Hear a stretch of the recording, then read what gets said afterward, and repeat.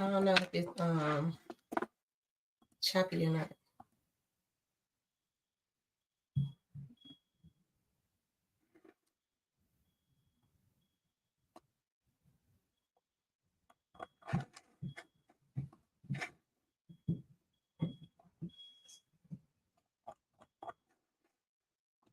What's up, y'all? Today is Today is LSAT release day. Today is LSAT store release day. So I'm actually live. Hey, Robin. So I'm actually live on YouTube and on TikTok. Dang, I need my other phone. I really need my other phone. Good morning. Good morning. Oh my God, y'all. I'm so nervous. Like, oh, this has been an emotional roller coaster, okay? Because these scores, I mean, studying for the LSAT is probably one of the hardest things that I've ever done, like academically, because I've never been like great at standardized tests. So having to learn how to study for this test was already a challenge, right? And so the first time I studied while we were watching I started studying in like February or March of last year. So it's been like a year. And then I had a June test. That was the last test with the logic reasoning games. Terrible. Then I studied again and I took it in November. But I'll say when I studied the second time, like I basically like took a break. And then I started studying again. And then at the same time I started studying again, I got sucked into the YSL trial. And so it was super difficult trying to study, do YSL because it was so consuming. It was so consuming trying to cover the trial, create content. Marley was still little. She wasn't even walking during that time. So, trying to keep Marley together and then study for the test. So it was a lot kind of going on during that time. But I will say that was the birth of our 1 minute recaps. That is how we came to get 1 minute recaps, because I was studying for the LSAT and I decided like something has to give, something has to go. So I stopped creating content throughout the day for trials and I just started doing 1 minute recaps. So if there was a silver lining out of that first experience, I blessed the world with 1 minute recaps. And those 1 minute recaps, honestly, y'all, they put me on TMZ. So it was an interesting experience the first time around. This second time around, I was late to the game. I decided like, okay, I'm going to. I want to share this to Twitter, but I don't have my other phone with me. The second time around, I was like, all right, I'm gonna use my score that I got. I got a pretty good score. I'm gonna start applying to these schools. And so as I started applying to law schools, the weight was killing me. I had a lot of anxiety around it. I was accepted into a school. And then I was like getting a lot of rejections. I got waitlisted into a couple of schools, but my number one school didn't make a decision. And I felt like that was a good thing for me, because I felt like it was giving, it helped me make the decision to take the test a second time. I felt like they had my application, they seen my application, I did a school tour.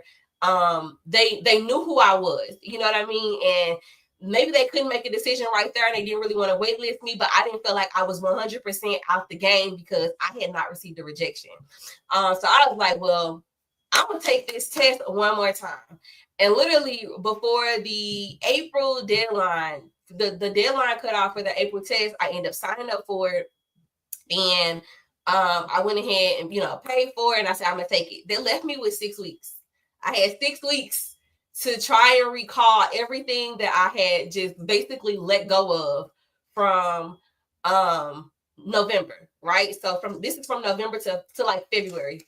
I basically just stopped. And it was like when I got back into the groove of trying to do LSAT scores, LSAT tests, I was going crazy. Like I was like, oh my God, I was not doing good. I was like, I'm literally scoring lower than the score that I got on my real test, my practice test. They just weren't coming out good. And I was like, well, hell, what am I gonna do? Shout out to my cousin Brittany, because my cousin Brittany was like my support system during the second time around, because she is also studying for the LSAT. And so she would check in on me. I would check in on her. We would talk about the question types that we had. We would talk about what we were struggling with, what our plans were for the week.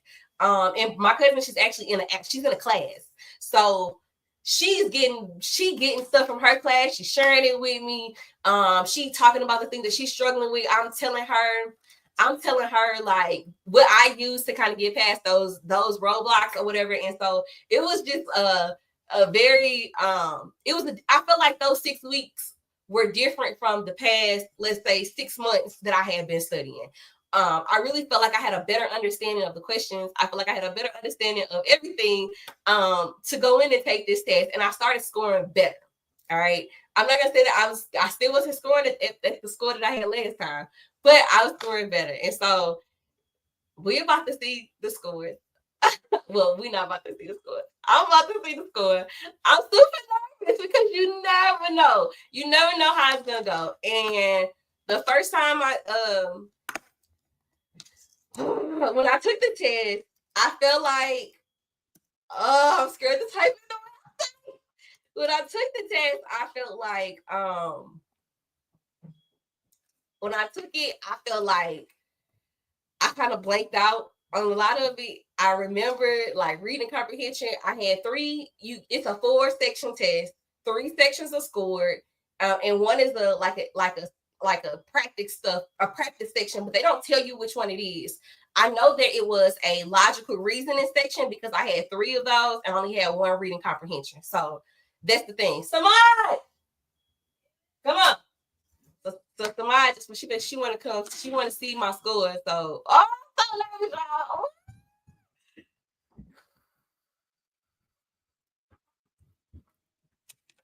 All right. Are you coming to club? Am I? Okay, yeah. I'm scared to log in though.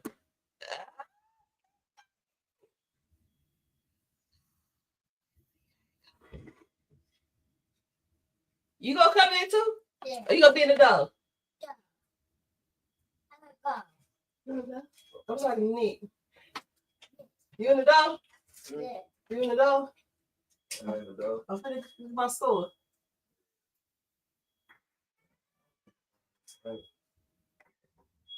You're such a stupid. Okay. All right. Here we go. I just gotta click the thing.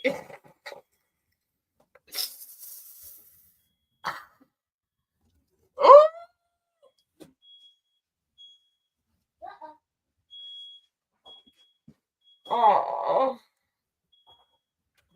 Well, I didn't get the squad bump. I didn't. But you got close to it. I did. I did get close to it, but I didn't get the squad bump.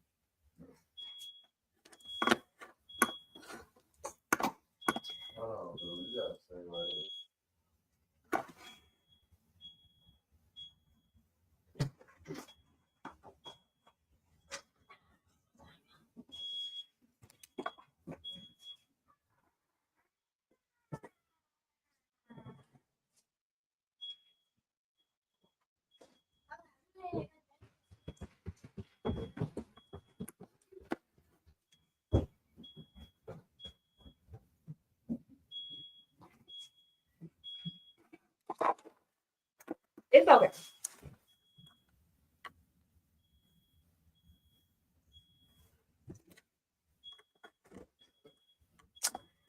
Well, I'll just keep my last score and we'll just go from there.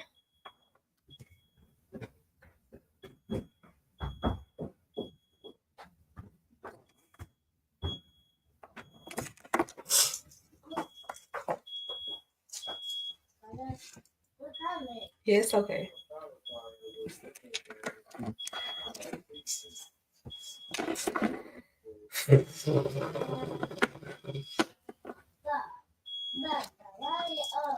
It's cool. All right, y'all. Well, I'm about to get us queued up for our huh? Yeah. I'm about to get us queued up for our trial watch and I'll be back. So I'll be in the comments with y'all. I think Jim McCabe is getting ready to continue her testimony. So we will continue to watch that, and then if she ends, we'll jump back over to Tyree's child. So I'll see y'all later.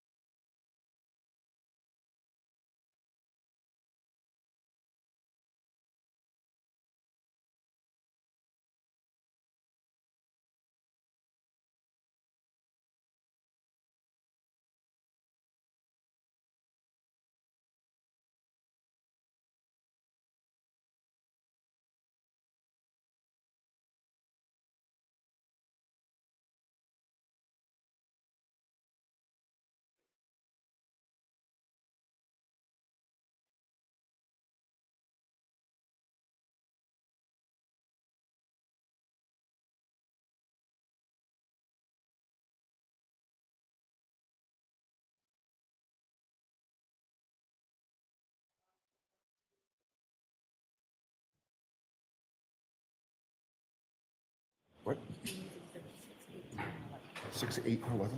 6-8-10. It's now open and seated. Commonwealth versus Reed. Counsel had asked to see you before the jury came over, Your Honor. All right. Good morning. Good morning, Your Honor. So what is it you wanted to see me about, Mr. Brennan? I was handed clips 12A and 16. I think it's 12 and 12A that you should have. Oh, okay. You have 12 from yesterday. You have 12 from yesterday, 12As in addition. This is regarding the evidentiary issue of Jen McCabe's phone call to John O'Keefe when she was giving directions and she identified the location by pointing out Bella's mom's house. Okay. I believe that those two clips will have statements of the defendant, which will establish the predicate for allowing in that statement by Ms. McCabe. And then I expect to play those clips after Ms. McCabe's testimony concludes. All right. What do you say, Mr. Jackson? That does not cure the hearsay aspect. I understand Mr. Brennan's argument about the relevance to this case of what Ms. Reed said and her statements. That's obviously admissible as a admission of the party opponent and its statement. That does not do anything to cure the hearsay that was being asked or requested by this witness to address the statements that was sought yesterday. Hearsay is hearsay. If you want to get the clips in, do so. I would hope the objection to that as long as they were in context and if they pass the relevancy test, but it doesn't cure the hearsay issue. So Ms. McCabe testified, my notes for whatever it's worth said at the end of the day, one of the things she testified to was the defendant on the morning when they were driving over to Fairview saying, could John be cheating on her? Could he be with Bella's mom? Yes. So that's in evidence. You want more than that? What do you expect the testimony to be? I expect if allowed to testify, Mrs. McCabe would testify that she had a phone call with John O'Keefe before John O'Keefe and the defendant arrived at Fairview. And John O'Keefe and the defendant were lost. And in giving directions, she offered to John O'Keefe, which was heard by the defendant, the house is near Bella's mom's house. That is evidence of motive. All right, just that she said, yeah, I'm going to allow that. I don't have a problem with that. Yesterday, I'm sorry, I misunderstood. I thought Mr. Brennan was trying to get in the nature of the relationship between Bella and John, which would be hearsay. I have no problem with this offer of proof. Yeah, it's a little bit different than yesterday. Okay. All right. And I understand the loop you'll make eventually, but Right. this is all you intend to get through Ms. McCabe now, right? Yes. Okay. Yes, because I don't think from what I heard, she knows of that relationship at that time. Okay. So I don't think I should ask that. Okay. Just that she was giving directions and. the Yep, positive. that's fine. That's fine. And then those clips can come in. Great, fantastic, thank you. All right. So we'll bring the jurors over. The only thing I would ask is let's not be played with Ms. McCabe on the stand. Agreed. Okay. All right. Let's bring the jurors over. Do you need me to take a recess? Okay. Line up, bring one. Why don't, yes, yes. You are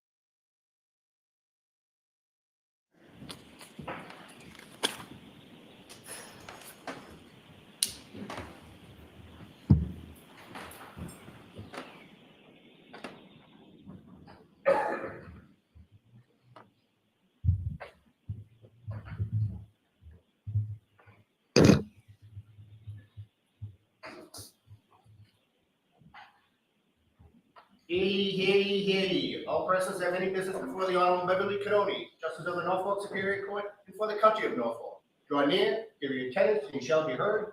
God save the Commonwealth of Massachusetts. This court is now open. You may be seated.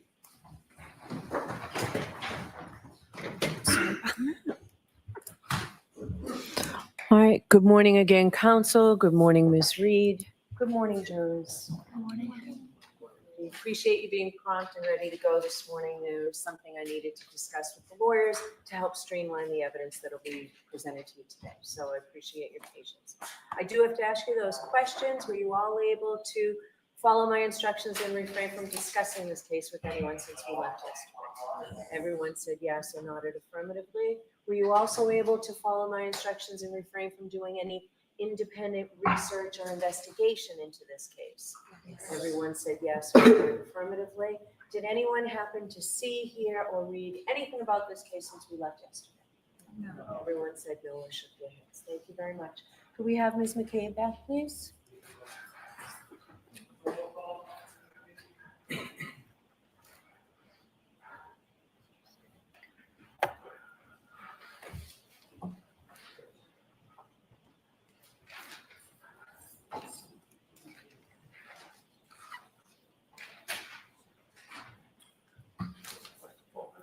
Good morning, follow me, please.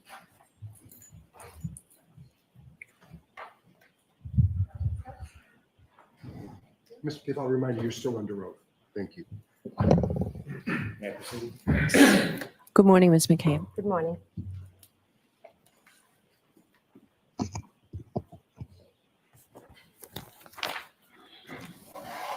Good morning. Good morning. Before you take us back to Fairview Road, I want to ask you a couple of questions about John's house at Meadows. Are you familiar with his house? Yes, Have you seen the front of his house before? yes, I have. Are you familiar with his driveway? Yes, Are you familiar with whether there's any surveillance system at Mr. O'Keefe's house? yes, May I approach, Your Honor? Yes.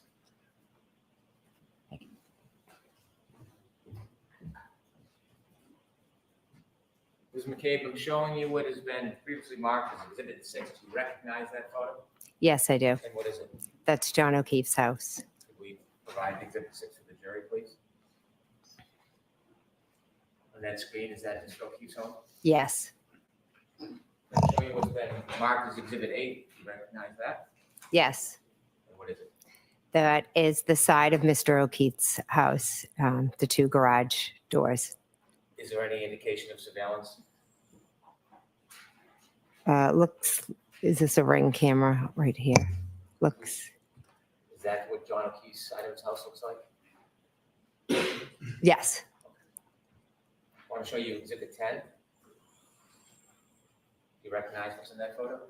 yes. What is it? It is the driveway at John O'Keefe's. See a car to the left? Yes, Do you know whose car that is? yes, that's Miss Reed's. Is that where you left it the night before? Those early morning hours when you drove to Mr. O'Keefe's house? Yes, I want to show you what's been marked as Exhibit 11. Do you recognize what's in that photo? yes, Miss Reed's vehicle. Is that the vehicle that Ms. Reed showed you with the broken missing taillight that morning? Yes, it is.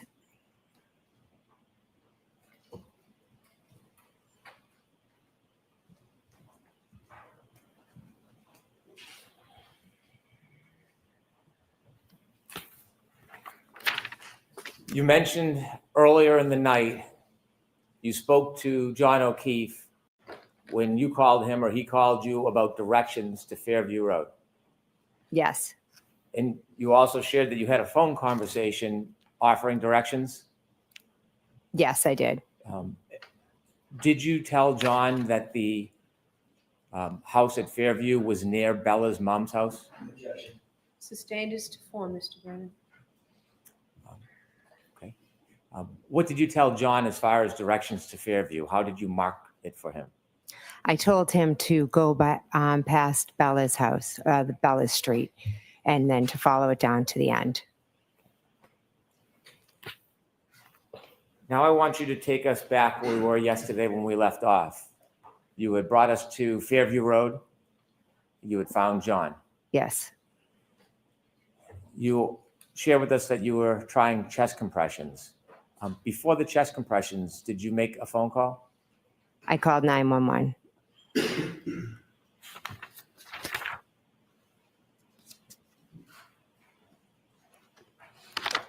Your Honor, I'd like to move to introduce a copy of that 911 call. Okay. Do you have something physically to, thank you, Ms. McLaughlin does. thank you, With, thank you. with the court's permission, I'd like to play Exhibit 45. Yes. No, this is for level, emergency. Yes, I need someone to come to 34 Fairview Road, in Mass, there's a man passed out in the snow. You can't, hold on, but you can't do it, so you can't get to know, okay? Yeah, no, I did that. It's at the house, that's the line. I could keep going, like, he's in that area, so he's okay. I'm going to tell her, because it's him. Okay. I know. Where's the budget? I don't think like it's her. 911, what's your emergency? I need someone to come immediately to 34 Fairview Road, Camden, Mass. What's going on? There's a guy unresponsive in the snow. Is it self 34? Yes, 34, the Alpha resident, yes, I just pulled up and found it. Okay, 34 Fairview? 34 Fairview, Camden, Mass, yes. 911, that's not your bullet, where's your emergency? Hello? Yes, I'm sorry, can you come to 34 Fairview Road in Houston? 34 Fairview? Yes, there's a man unresponsive in the snow. Okay, and What else? He's gonna get here, okay? okay, what's going on? Is he face down? We just flipped him over. Okay. And who's that in the background? Is that someone related? That's his girlfriend, his name is John Keith. Okay, how old is he? John is 46 years old.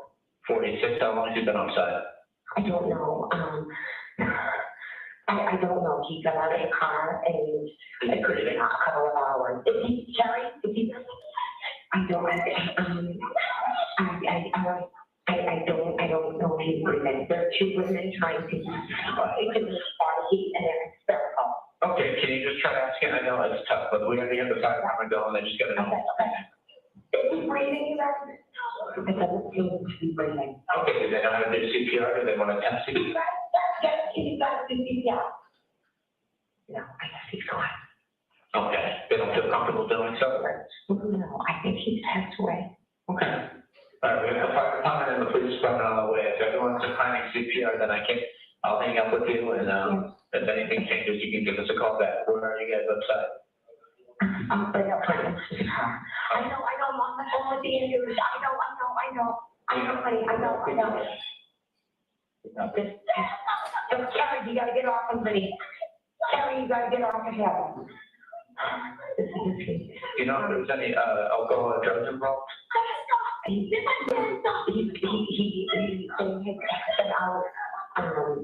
been out, They've been out drinking. Yes, I'm talking hours ago, maybe, and I don't know how long he's been in the snow. Okay, is there any bleeding or anything? Maybe in his head out? Is his head out? Yes, absolutely, I think he's bleeding in the face. Okay, bleeding from the face? All right. Yeah. And how big's the pool of blood, if there is any? Something's coming out of the nose, and one of the women is doing CPR. Okay, one of them is doing CPR? Yes, they're both working on him. All right, if you want CPR, and just let me, just give us a call back if he becomes responsive, right, but we're on the way. Okay, thank you.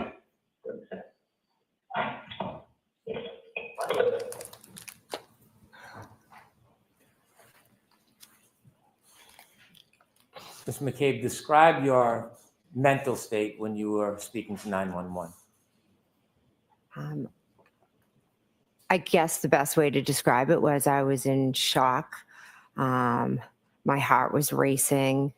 I was trying to be as helpful as I could and get the information to the most important information out as quick as I could to the 911 operators. But also the scene there with Karen and Kerry was a bit chaotic between the two of them.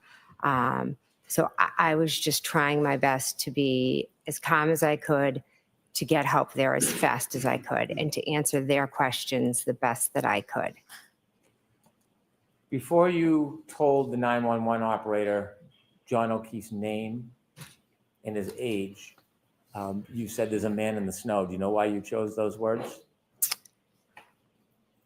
I think I just wanted to get out the most specific details. So a man in the snow versus, John O'Keefe and into a story. I think I just was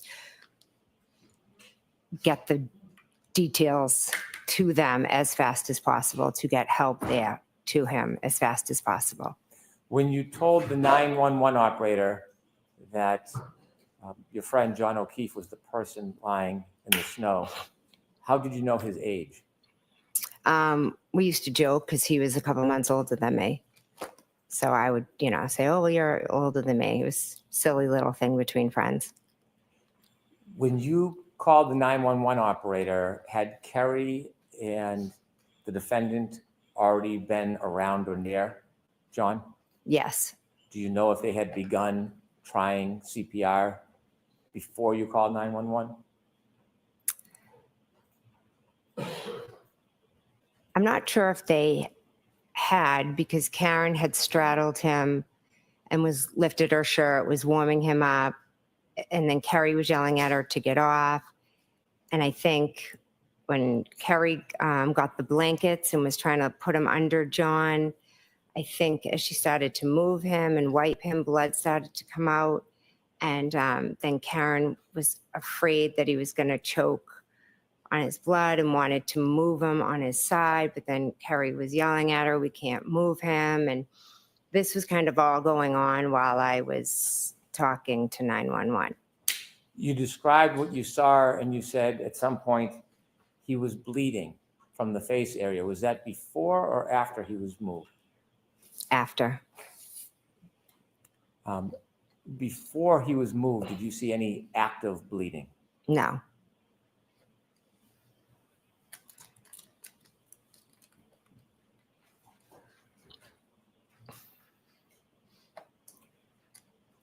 After you called 911, what do you do next?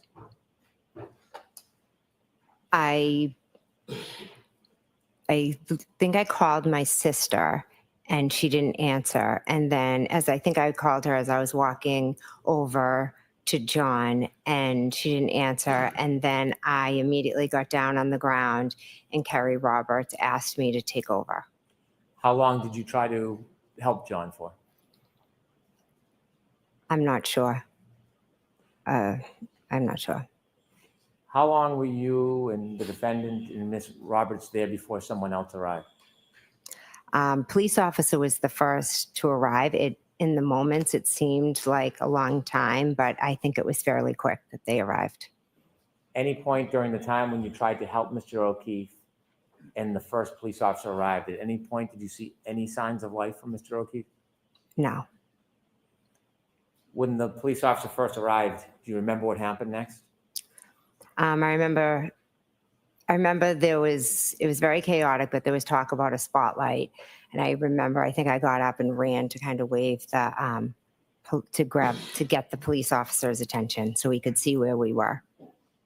And then what happens?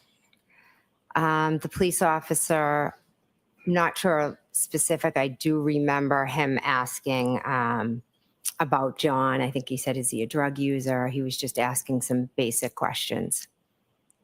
And what's the environment? What's going on around you? Karen's just running around crazy, like just yelling, screaming, kind of like a ping pong. What are you trying to do? I was just trying to talk to the officer. I guess I just went into this like type of mode of, all right, I have to just talk to him, get the information out, figure out like how we can best help John and like what happened to him and try to save him ultimately. And what happens next?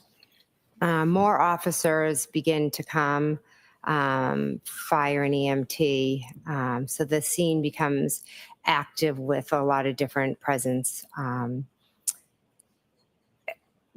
John, I think they lift John onto a board at one point. The officers are asking us questions. Karen's kind of coming over, talking to the questions, and then kind of just running away. And then she just runs back over. She's doing a lot of screaming, a lot of repetitive, is he dead? Is he dead? Is he dead? Could I have hit him? Did I hit him? Kerry, I think, Kerry's off kind of making phone calls, I believe, to John's family. Do you know what time the first responders lifted John from the ground and put him on that bed? I don't know a time, but it was Okay, that's the only question. okay.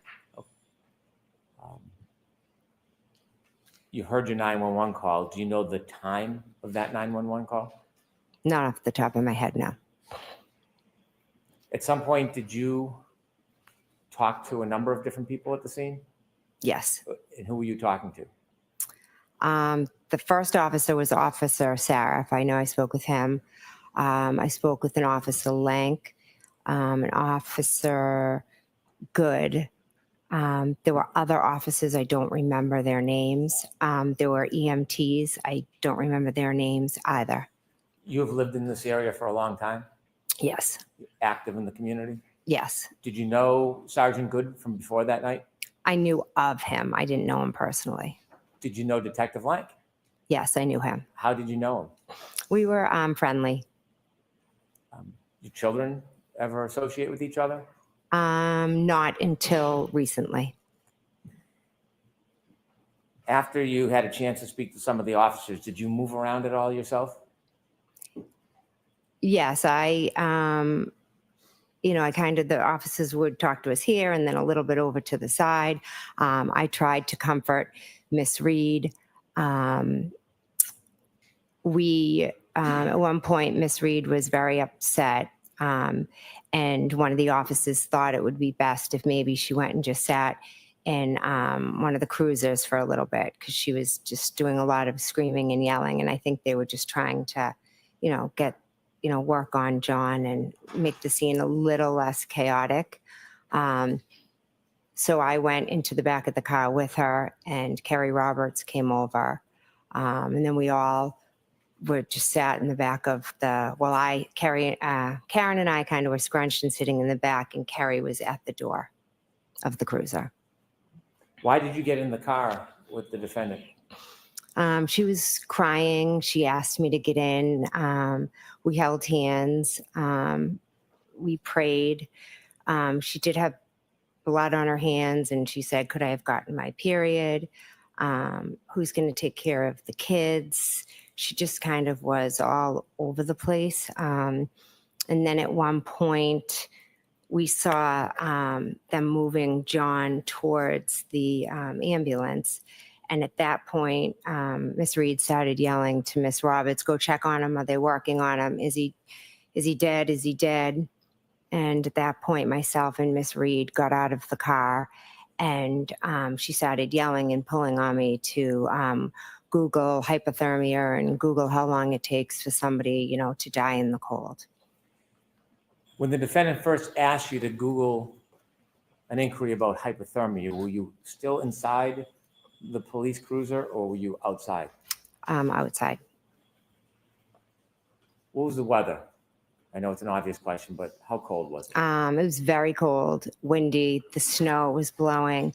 As I stated, I have multiple sclerosis. So when I'm out in either extremely hot or cold temperatures, I lose the feeling and sensation in my fingers, which obviously made the Googling very hard for me to do because of my, motor skills. So when you were outside of the car with the defendant and she had asked you to do a search regarding hypothermia, did you try to do that? Yes, I did.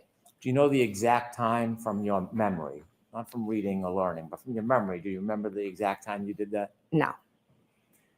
Was it after the police came that morning? Yes. Had you ever attempted to search about hypothermia any time before that moment, that morning? No.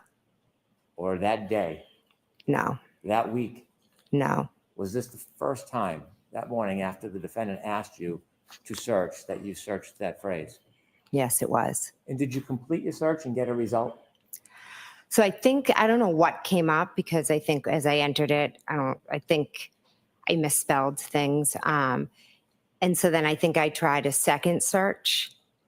And again, I don't think I even paid attention to what came up because we were already on to the next thing. Karen was already moving and screaming about, the next thing to Kerry. Are they working on him? Is he dead? Did the defendant move somewhere from the point when she first asked you to try to Google about hypothermia to something else? She was next to me and then I think she took off. Like she kept kind of running off. And what did you do? I believe as they were I think I stood there, I believe as they were putting John into the ambulance, I went back kind of to the original spot where we had been talking to the police. And at that point, a new officer might have come because I remember talking to multiple officers there. At some point, did you go back towards the area of Miss Roberts' car? Yes, that's where I'm referring to. Sorry.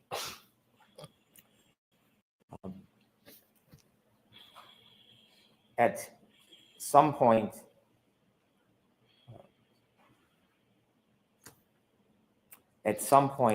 were you with the defendant when she spoke to an officer and a first responder? Yes.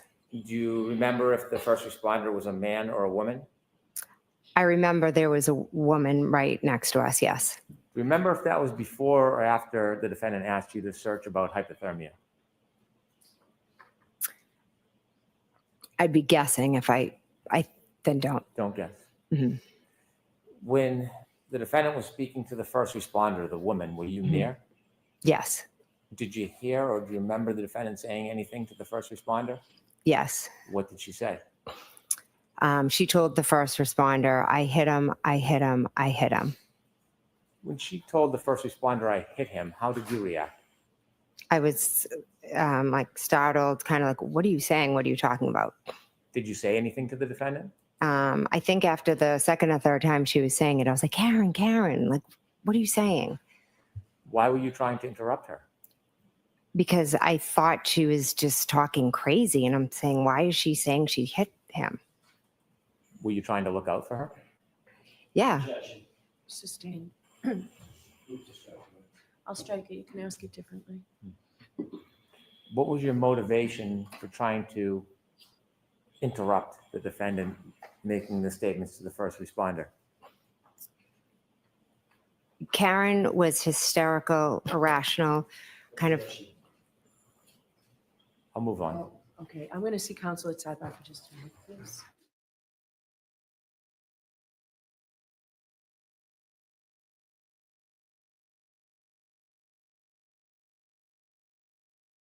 Jen must have been watching our TikToks and everything on yesterday. Yep, D. Nicole. So Tyree's trial is gonna start at 9 Central. Shout out to CB for dropping that time in there. But you could watch it on Fox 13.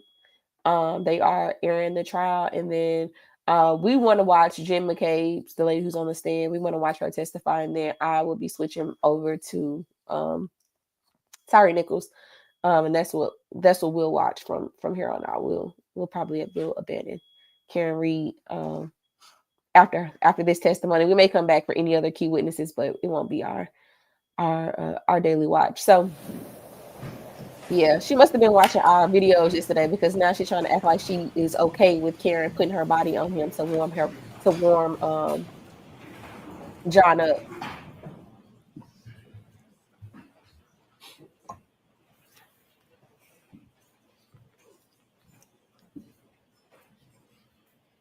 Yeah. After you made the search at the defendant's request for an inquiry regarding hypothermia, did you have a chance to speak to the officers further? Yes. Did they ask you to do anything or go anywhere? Yes. Officer Lank asked me to go into my sister's house and to wake them up. And your sister's name again? My sister, Nicole. And that is the house you were in the night before. Yes. And after you spoke to the officer, they requested you go in to speak to your sister, did you? Yes. Was there any directive on what you should speak to your sister about? No. After the officers asked you to go into the house, did you? Yes, I did. Do you remember what door you went through? Yes, I went through the front door. Was the door locked? Yes. How did you get in? Oh, I'm sorry. I thought you said, was it unlocked? No, I asked if it was locked. Oh, sorry. It was unlocked. As you're approaching the house, were there any lights on? No. Was it dark? Yes. Any sign of any movement inside the house before you went in? No. Take us through walking through the front door. What happens? So I went in the front door. I opened the door. I walked up the stairs into their hallway, and then I think I knocked on their door. Bedroom door? Their bedroom door. And then I opened the door. I went in and I walked over to the bed and I was like, Brian, Nicole, because I was in a position where I felt like the world was going on around me. So much was happening, but I also was aware that I was just about to wake up two people that are sound asleep, and they're going to see me standing over their bed and be startled, wondering, what am I doing here? So what happens? So it took a minute or two, and then Brian woke up and he immediately was like startled and was like, Jennifer, what's going on? What are you doing? And then I believe I tried the best I could to say what was going on. I think I said, we found John. You don't need to describe Okay. again, but I want to know their reaction and your interaction with your sister and Brian Albert. They woke up startled and confused. Did you have a conversation with them? Yes. How long was that conversation? Brief. They got up, got dressed. I spoke to them. And where did you go and where did they go? Then all three of us went down the stairs.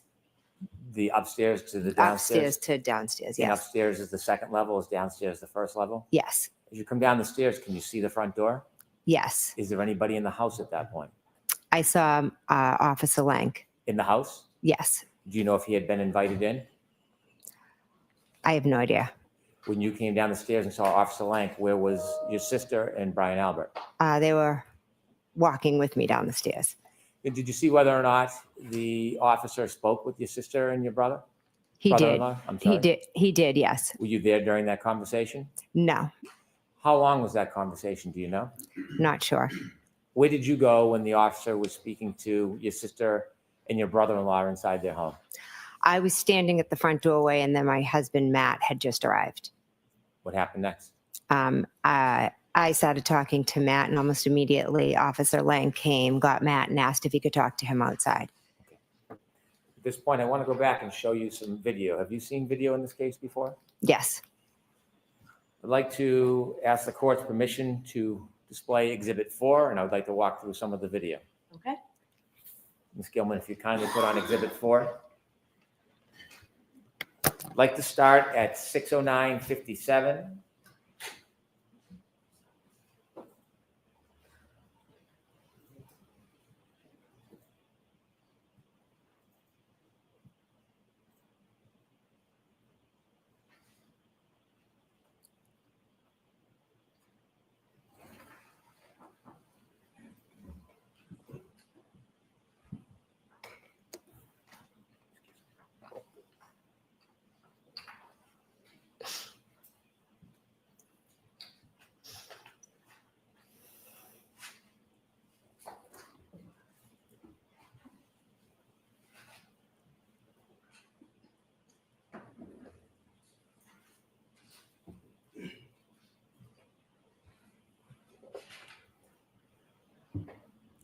Ms. Gilman, if you can take us to the arrival at Fairview.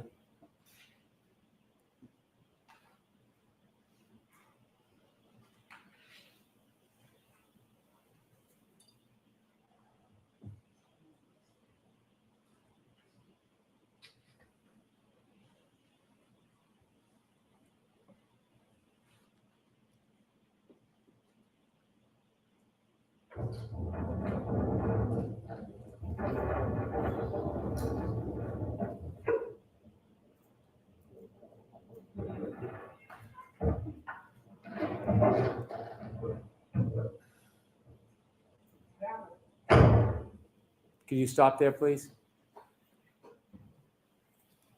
Ms. McCabe, do you recognize this scene? Yes, Is that morning? yes. The car directly in front of this dash cam, do you know whose vehicle that is? Kerry Roberts. On the left, we see somebody with a blue parka or jacket. Do you know who that is? I believe that's me. Can you continue to play, please?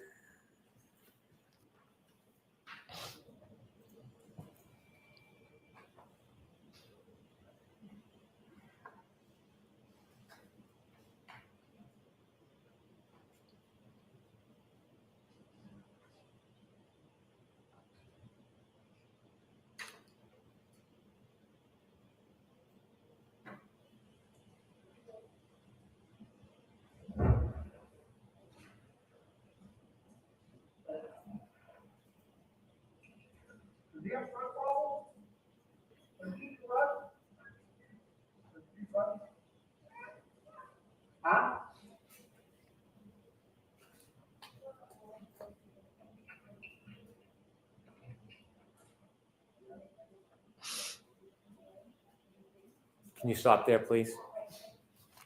Does that fairly depict your first interaction with law enforcement? Yes, Do you see the flagpole in that video? yes, And is that the area where you found John? yes. I'd like to move forward in the video if we can move forward to 6:14:45, please.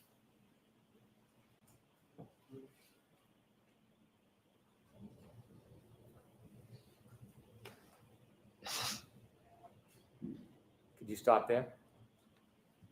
Can you identify people on that video from right to left, if you can? I don't know the officer. That's myself. I believe behind me, that's Miss Reed. And this is about, well, let me get the time correctly. 6:14:47. And do you know where John is at this point?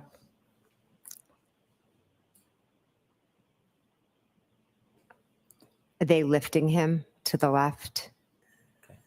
Could you continue, please, Ms. Gilman?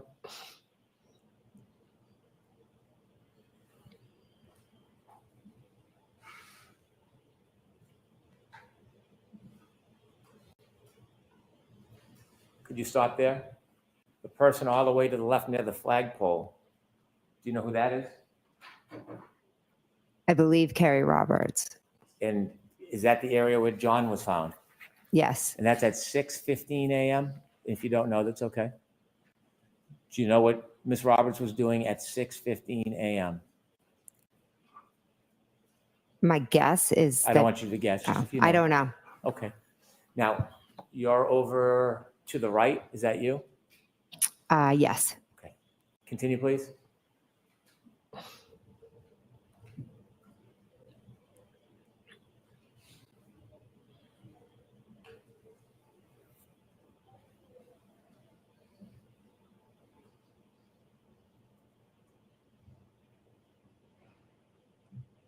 Is that Kerry on the left? yes. Stop, please. On the right, do you see yourself? Yes. And which person are you? I'm the one next to the one with the fluorescent yellow. Is your back to us? Yes, To the right in yellow. Do you know who that is? I don't. Continue, please.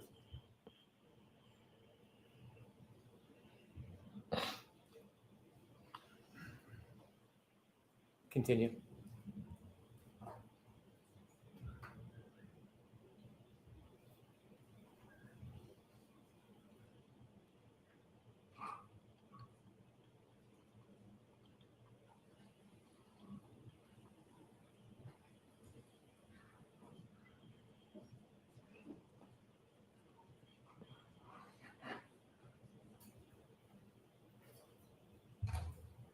Stop, please. Do you see the defendant move from the right to the left? Yes, Do you see the yellow jacket? yes. Do you know whether or not that's the woman first responder? I believe so, yes. Do you know why the officer moved the defendant over to from right to left? I don't. Okay, continue, please.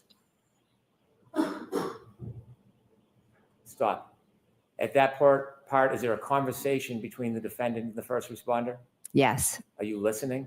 Yes. Continue. Stop. Do you see the officer that was with you in the group? Yes, Do you see him now turned away from the group speaking to somebody else? I do. Continue, please.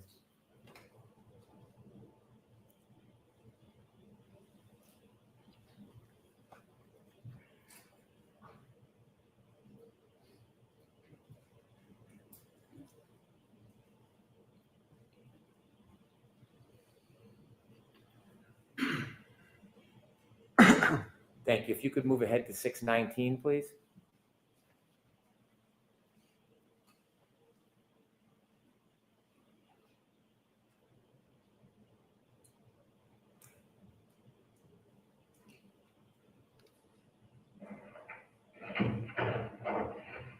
Is that you, Ms. McCabe and Ms. Roberts? Yes.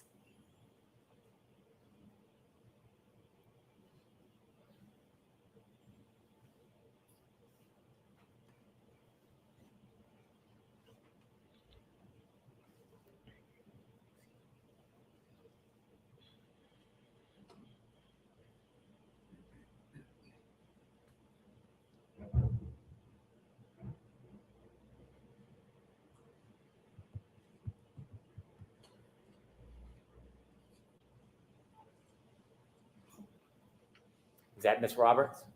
Yes. Stop for a moment. Do you know at which point you went to the officer's car and sat in the back with Ms. Reed? I believe it's right after this. Can you continue, please?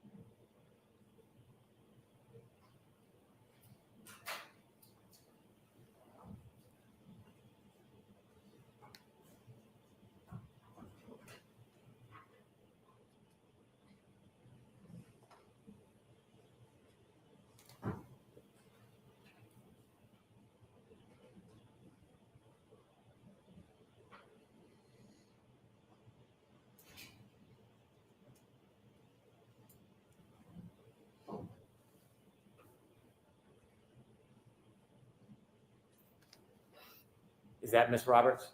Yes. Stop, please. Was it before or after that moment that you sat with the defendant and Ms. Roberts stood outside the car and you prayed?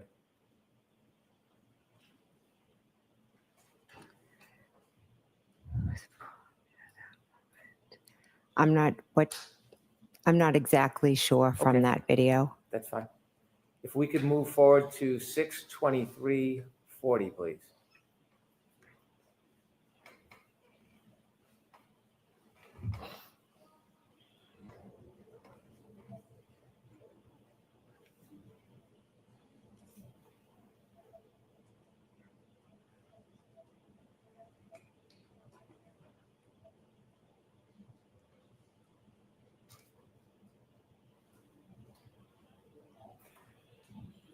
At this time, are you still with the defendant behind this car in some spot? Yes, I am.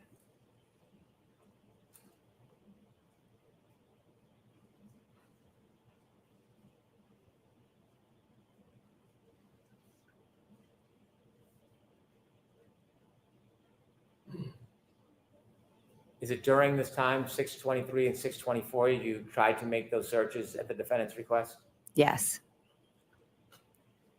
Ms. Gilman, if you can move forward to 6:20, 6:15.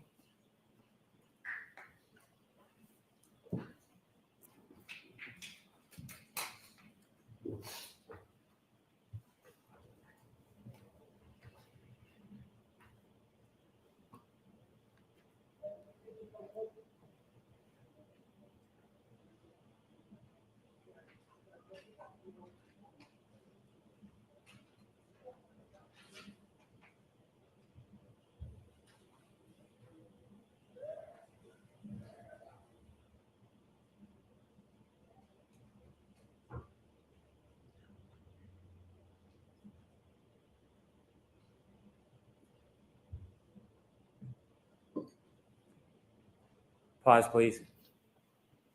Ms. McCabe, did you see anybody returning to Ms. Roberts' car in that area? Yes, And who did you see? I saw myself and I'm standing outside of the car speaking to Officer Lank. I saw Kerry go up and near her car. I'm not sure if she went into it. And I saw someone walk Miss Reed into the car. Is it around this time you have a conversation with Mr. Lank? Yes. And what does he tell you again around this time? He's at this point, I think, asking me questions about what had happened. And then soon after, he asks me to go into my sister's house. Ms. Gilman, if you can fast forward to 6:34:15, please.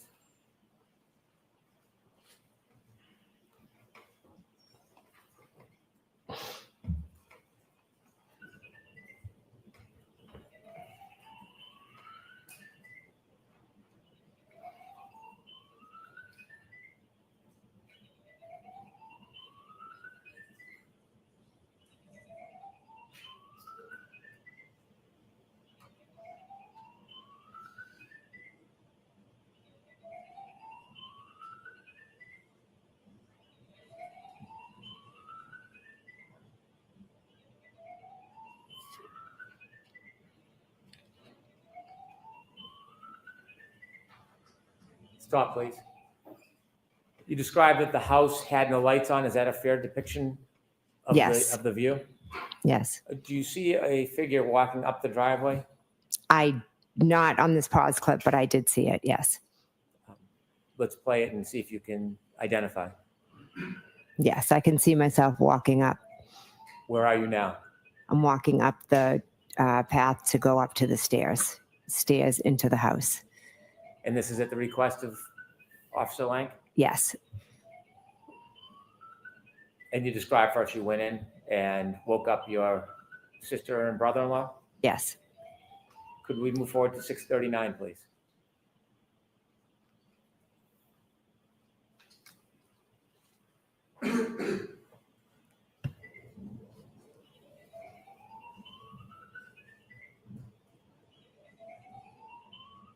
Stop. And do you see something happen with the house at that point? Yes. And what happens? Light went on. I'll note it 6:39:08. Thank you, Ms. Gilman.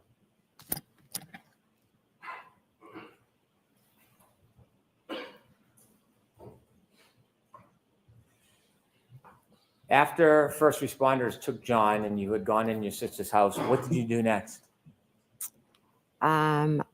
Next, after Officer Lank spoke to my husband, Kerry Roberts, her and I had a conversation. She was going to go pick up John's parents in Braintree. At first, I had told her I would go with her.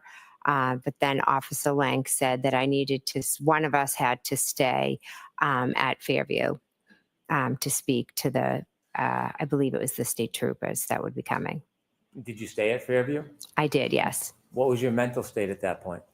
Again, I was in shock. The best way I can describe it is the feeling of I'm present and everything's going on around me, and I'm just trying to process and make sense of everything. Did you speak to your sister about what happened? Yes. Did you speak to your brother-in-law about what happened? Yes. And were they giving you any comfort or support? Yes, they were being very comforting and supportive. As you were waiting at Fairview, did anybody else come to the house? Well, my husband, Matt, had arrived. A little while later, Julie Albert had arrived. She was dropping something off, and then Brian Sr. called her in. Is Julie Albert the wife of Chris Albert? Yes, she is. And Brian Albert and Chris Albert are brothers? Correct. When she arrived, did you talk to her? Yes. Were you in a group? Were you talking to people privately? No, we were all sitting around the kitchen table. And why were you talking to everybody? We were trying to figure out what had happened. They were trying to be supportive, trying to help me. What was your mood? I was extremely concerned. I was calling Kerry, trying to get updates about John. I was worried about John, his family, about Kaylee. At that point, did you know whether John was going to live? I had a very strong, I think deep down I knew that John was gone. But you know, there's until you hear it, I think there was that little bit of hope maybe.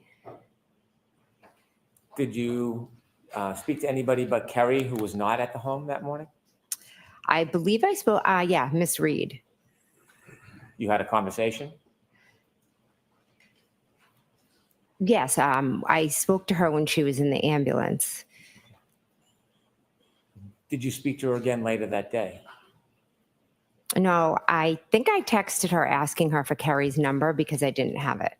Did you hear back? No, Did you ever speak to Miss Reed again? no, I've never spoken to her again. When you were trying to get information from Kerry and you were in Fairview, did anybody else other than the people you've described arrive at Fairview? Chris Albert, Brian Higgins showed up and Chris Albert. Did you know Brian Higgins? I knew him as a friend of Brian's. Did you see him at the waterfall that night before? Yes, I did. And after you arrived at Fairview that night, after leaving the waterfall, was Brian Higgins one of the people there? Yes. And did you talk about what had happened in front of Brian Higgins as well? Yes. Was there a group discussion? I wouldn't say discussion. I would just say, like, for instance, someone would ask me a question because everybody this didn't make sense to anybody. No one knew what had happened. Agreed. So just move on. And so was there a lot of questions about what you saw and heard? Yes. You mentioned earlier that you felt like you were in a state of shock. Did you feel like you were still in that state, or were things changing mentally? Little by little, as I sat there, I started things started coming back to me that had been said to me earlier. Did something significant come back to you about what happened earlier, or what you heard? Yes. And what is that? When Miss Reed stated to myself and the female, I hit him, I hit him, I hit him. And did anything else over the course of that morning come back to you about that moment? Throughout when I was still at Fairview or throughout the day? Still at Fairview. I believe that was maybe the main thing. I can't be sure what time, what memories came back. When you remembered the defendant's statements to the first responder, did you decide to do something with that information? Yes, Officer Lang had said if I, remembered anything or needed anything before the state, the state police came to give him a call. Did you? I did, yes. And you knew Officer Lang? I did, yes. Were you comfortable calling him? Yes, I was. Did you tell him the information that you had remembered? I just asked him to come back to Fairview. Did he? He did, yes. When he came back, did you speak to him? Yes, I did. Were you with the group or were you alone? No, I was with the group. And did you tell him what you had remembered? I did, yes. How long did you stay at Fairview for? I believe somewhere between 11:30. I'm being approximate with my times. Officer Proctor called me from the state police. Do you know how he got your number? No. Did you have a discussion with him? He said he would like to come by and question me. And I'm not sure if he said at your house or if I said I need to go home because I had 4 kids at home that was still sleeping. And, I knew that I had to go home to them and eventually break this, news to them and comfort them. And I knew that was going to be a whole nother situation to deal with. Did you speak to him on the phone before you went home or A after? quick phone call. I'll see you at my house. At that point, did you share any information with him? No, not on the phone. Did you return home? I did, yes. Do you remember about what time that was? I'm going to say 11:30 or after, that a- approximate. General? General, yeah. When you got back home, did you have a meeting or speak with Mr. Proctor? I did, yes. Was it a phone call or an in-person conversation? He came into my house with Officer Buchanan. Okay, him and Trooper Buchanan came in? Yes. Was there anybody else at your home? My husband was home and my brother-in-law, Brian Albert, came over. Did you speak to them? Yes. Did you tell them any additional information at that point? The troopers or, The troopers. yes, I know I had said what Karen had said to me, and then she had said, I hit him. Could I have hit him? I told them how she showed up at my house. I just basically gave them the events of that morning. At that point, did you mention anything about the defendant's broken taillight? At that conversation, no. Did they leave? They did leave, yes. At some point, did they reach out to you again, or did you reach out to them? At some point, I had another conversation with them a few hours later. I'm not sure if they called me or if I called them. Do you know what generally the content of that conversation was? Yes, I had remembered that Karen had told me about her taillight. As you're processing that morning, are you trying to think and recreate the event, or are you trying to put it out of your mind? I couldn't get it out of my mind.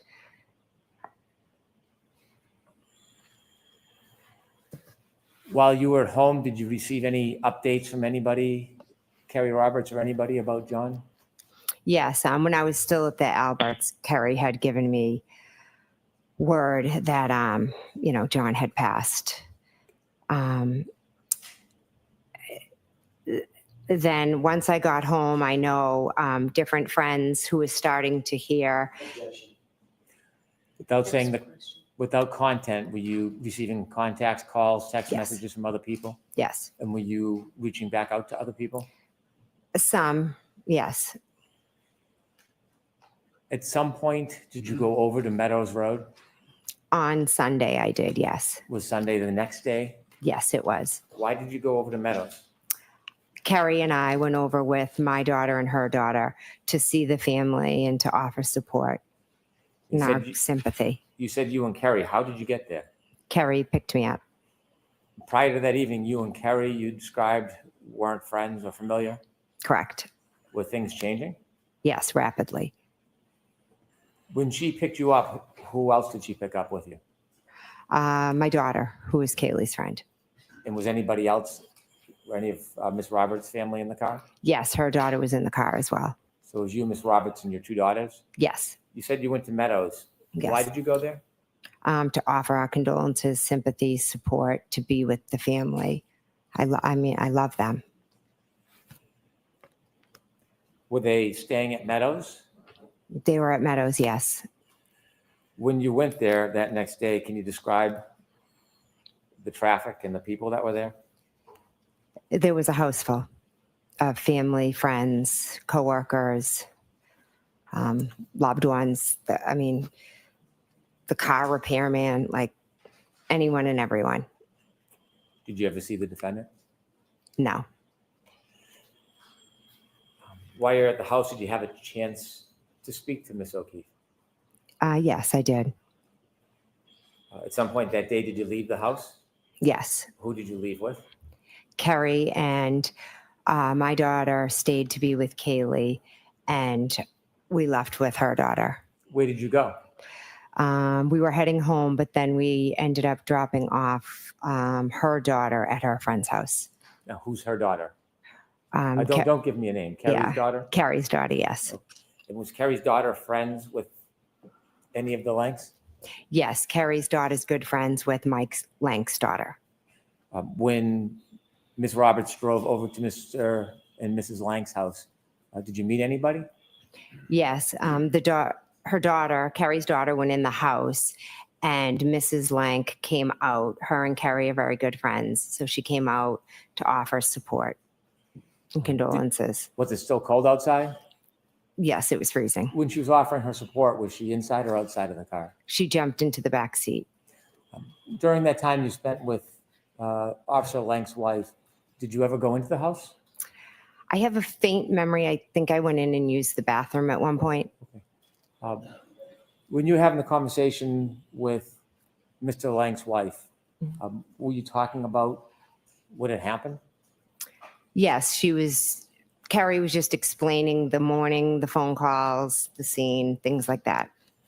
Were you trying to get any type of inside information or push the investigation in any particular direction? No, I didn't speak much. It was mostly Carrie and Trish was just being a supportive friend to Carrie. At some point, did you get together with Ms. Roberts and try to memorialize what you had saw or thought that morning? Yes. Why did you do that? Peg had asked Kerry to do a timeline. So Kerry came over and we were sitting down talking about it. And so my sister was there and she said that she would jot it down for us. And so when you got together, it was at the request of Mrs. O'Keefe? Yes. When she made that request, did you ask you to do that? Did you question why? No, she wanted us to do it, so I did it. Why? She wanted us to remember and try to jot down everything we remembered so we wouldn't forget. So I'm going to sustain discretion. Sure, it's disregard. Did you speak to officers further in the future? Yes. Can you count how many times you spoke with police or the interviews you had? There were a lot, or a good amount, I should say. At some point, did any of the police officers ask if they could take your phone and copy everything on it? Yes. Did you have any hesitation about that? Objection. Ask it differently. Were you cooperative? Yes. Why? I wanted to help in any way I could. May I approach? Yes.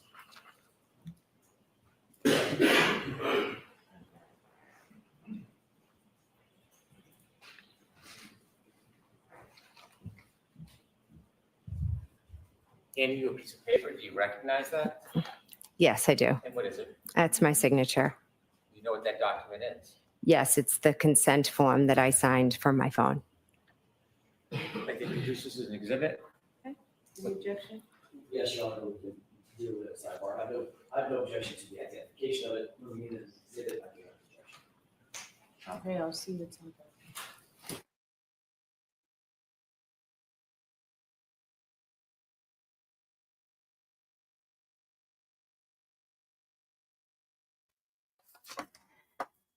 Karen must be the only woman in the world who cannot feel her.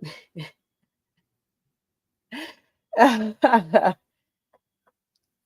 was very interesting. Starfish and coffee. At the beginning of I didn't know there was immediate. Oh Lord. I think there's a lot going on. I definitely can't wait for Cross.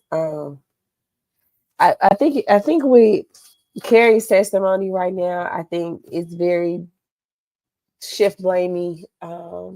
She's definitely trying to put a lot off on. This is not Carrie's testimony. This is Jen's testimony. Jen is trying to put a lot off on Karen.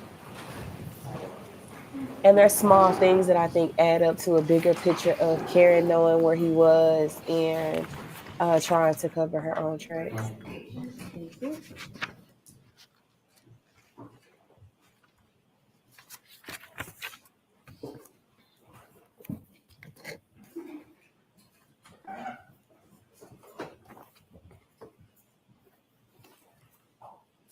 After that day when you met with Miss Roberts and you try to memorialize your memory about what had happened, after that date, have you discussed what happened that morning with other people?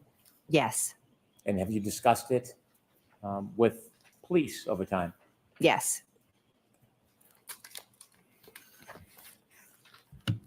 I have no further questions at this time. Finally, we get to Cross. Let's go. They were already friends, Shane. I think they lied. And I think they both was friends with, or at least cordial with Karen.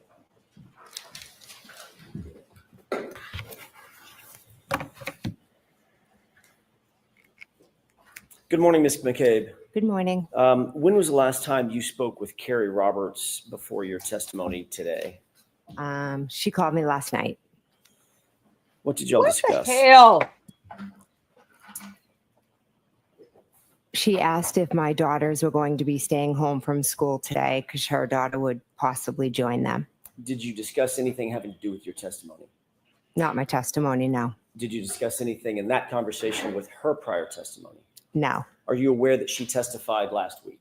Yes. Did you discuss anything after that, after she testified with her about her testimony? No, We know that through her testimony that you had a conversation with her the morning that she testified.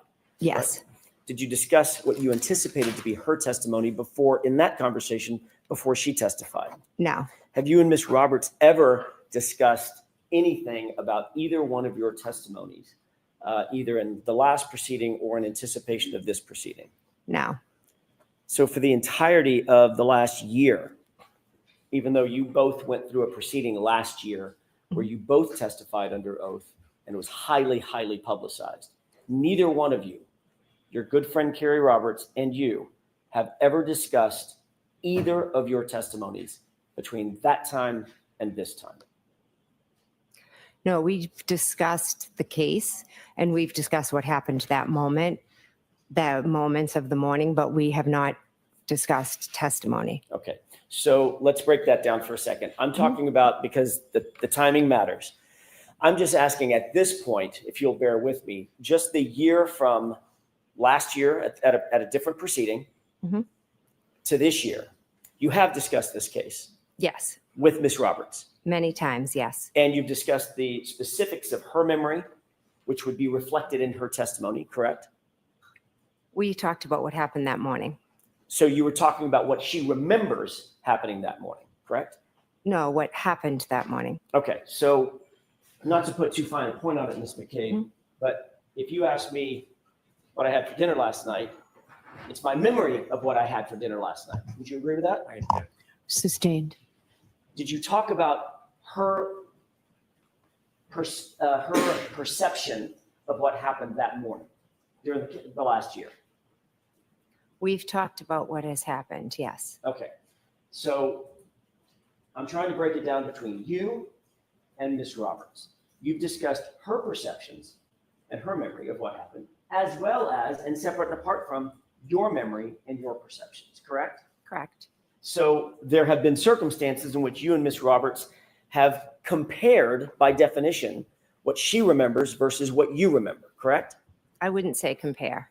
Now let's move to what would you say in terms of what you've discussed and why?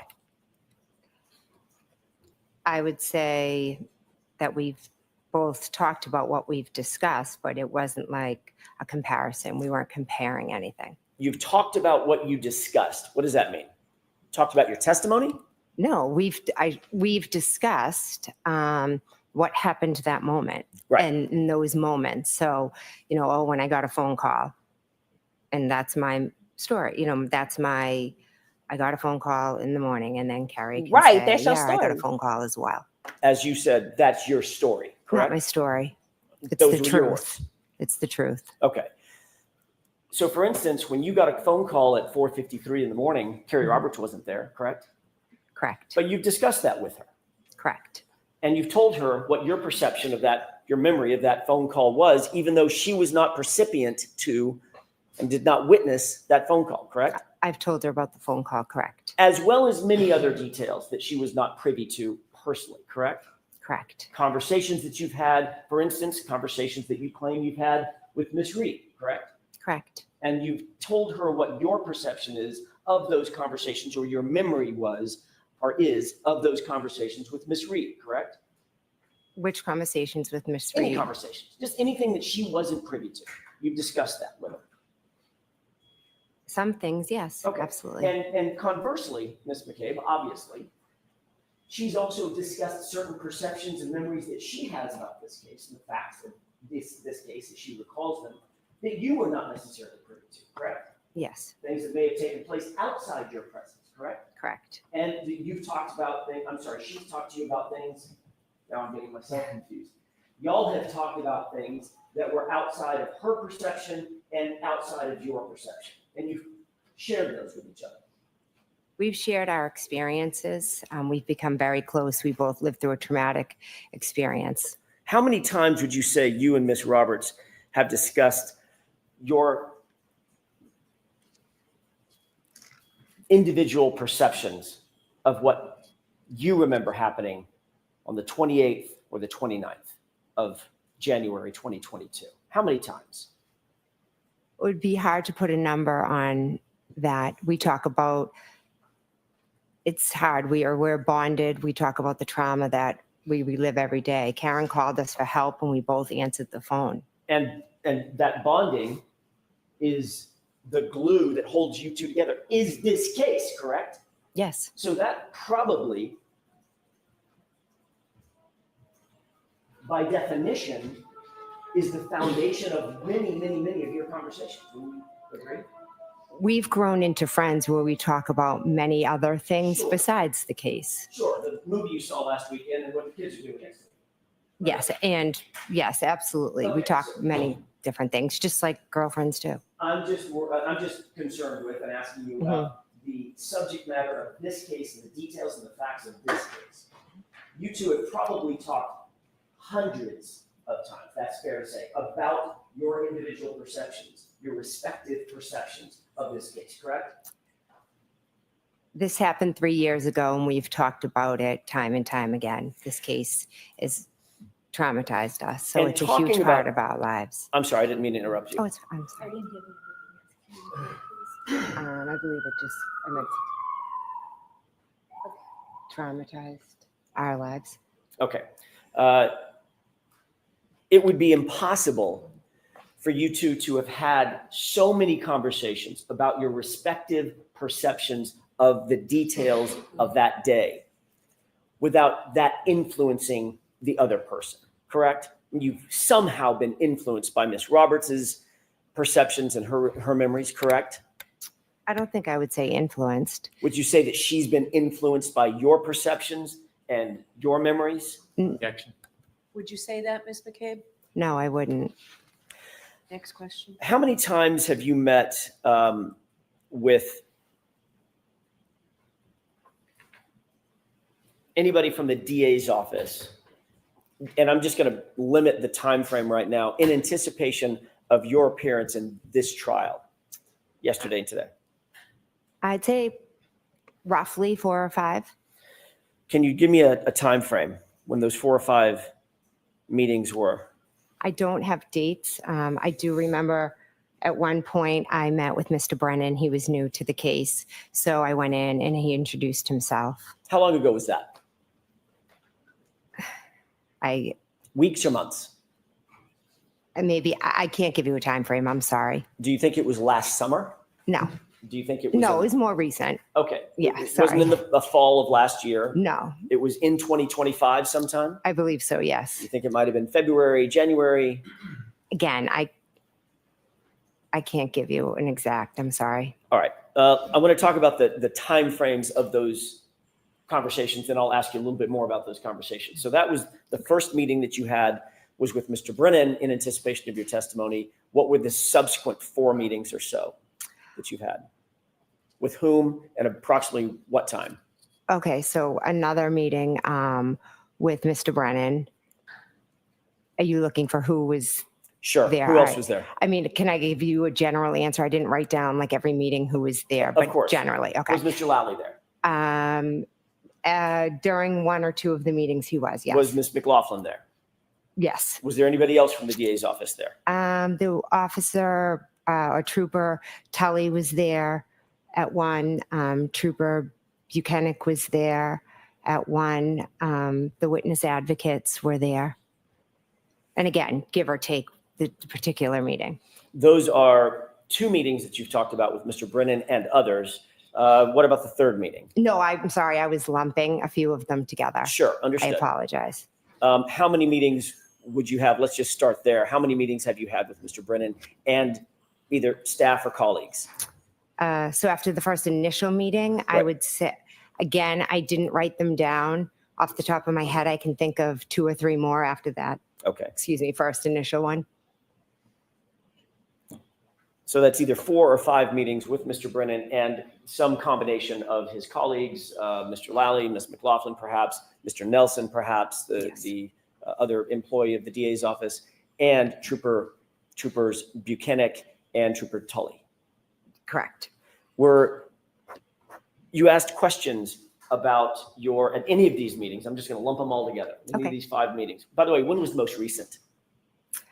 Last night, I had a Zoom call in regards, I think the court asked them to Yes, I'm going to stop you right there. Oh, okay. I'm going to ask a different question, and if you don't Okay. mind, I'm just going to lead you through this question. Okay. You had a conversation last night. I'm not interested in that particular conversation. That Okay. was for a very specific purpose. I'm asking you about everything leading up to, but not including last night's conversation, okay? Okay. So let's just leave that one out. You've had, I think you mentioned either 4 or 5 other meetings with Mr. Brennan and some combination of his colleagues and or law enforcement. Yeah, and I might have in the 5 included that one from last night. Okay, fair enough. Were you asked questions in those, we're just going to call them 4 meetings. Were you asked questions during those 4 meetings about your testimony at the first proceeding last year? I reviewed I did review some of my testimony, yes. In what format? I A watched. paper transcript or do No, we just watched a little bit of it. you watch your direct examination? A little bit, yes. Did you watch your cross-examination? A little, yes. Who cross-examined you? You did, That was me. yes. And did you watch the redirect or any part of it? No, Did you watch any part of any subsequent version of recross or additional questions that you were asked? I don't believe so, no. Was there a specific area that Mr. Brennan asked you to look at and review in terms of your direct or your cross-examination?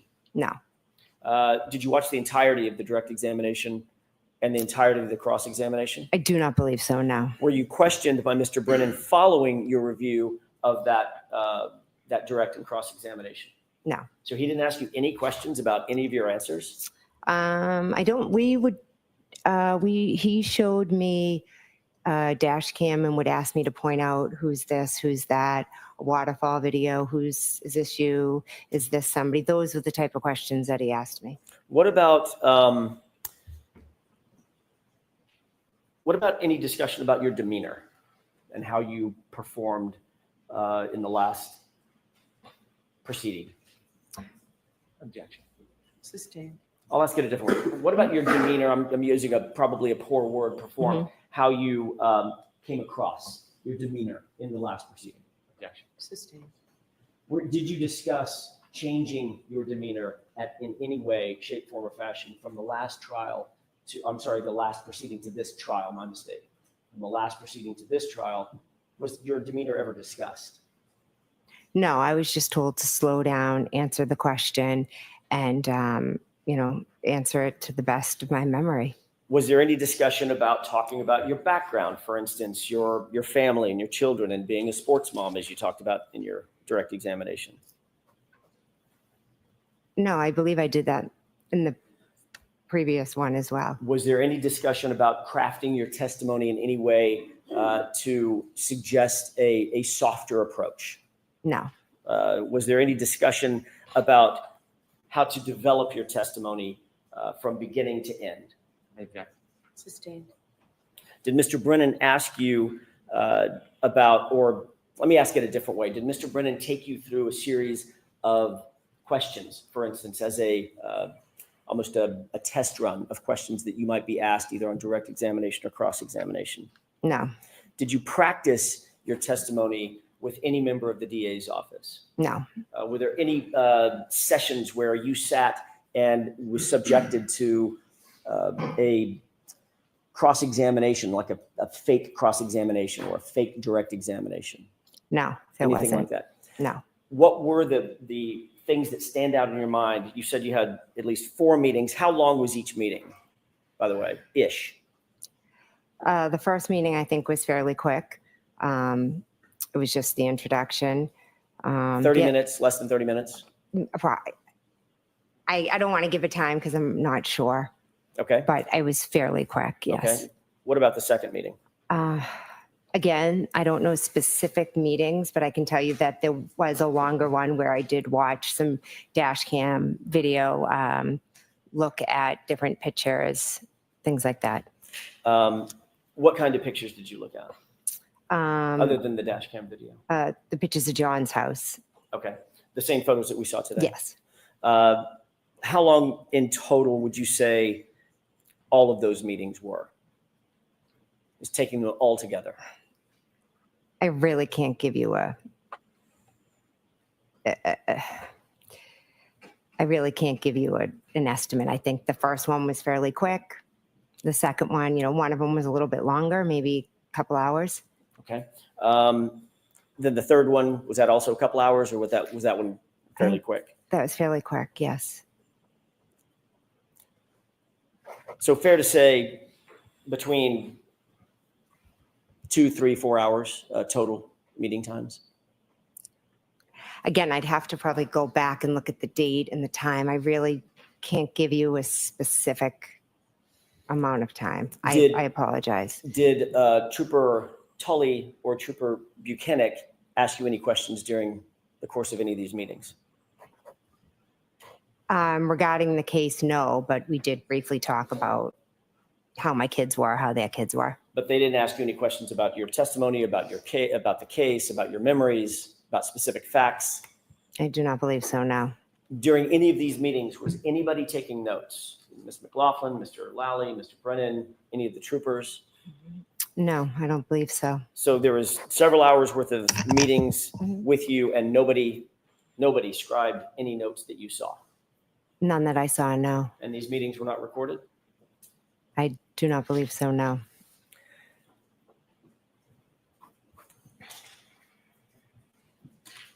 Ms. McCabe, I'm going to ask you a series of questions about your family because I just want to make sure it's crystal clear who's who.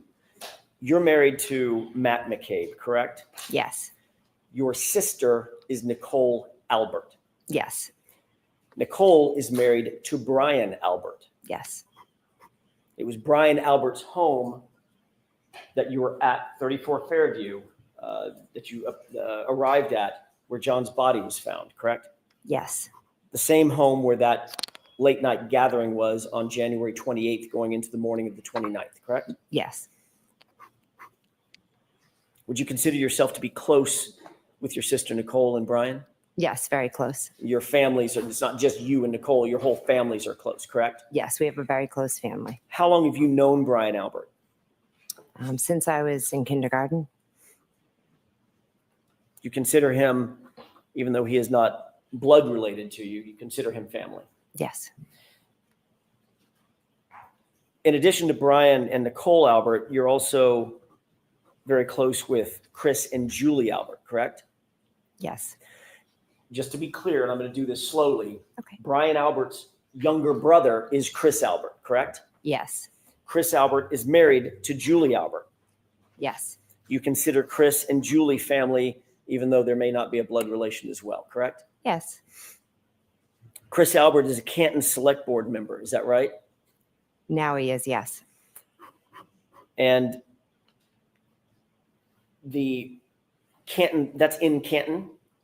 I said Select Board member, did I mention Canton Select Board member? it is in Okay. Canton, yes, All right, obviously it's in Canton. The Canton Police Department reports to the Select Board, correct? I'm not aware, You're not aware of that echelon? no, Okay. You're aware that Brian Albert, your friend of, I'm not going to say how many years, but since kindergarten, was a Boston police officer. yes, He had been a lifetime law enforcement officer for some 30 years before he retired recently, correct? yes, He's a trained first responder, obviously. yes, Brian Albert and Chris Albert have another brother named Kevin Albert, correct? yes, Kevin Albert is a detective with a police department, correct? yes, I believe that's his title. I'm not Which- 100%. Which police department is Kevin Albert associated with?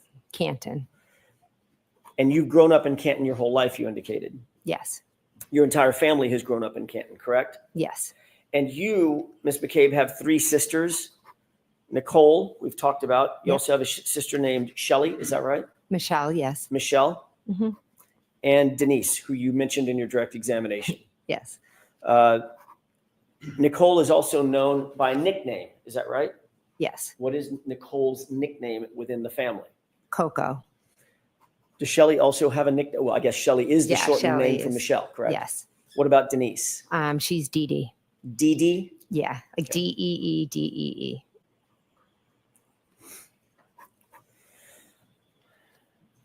Your father lives close by in a neighboring town, correct? Yes, Don't tell me the town, but it's relatively close to Canton.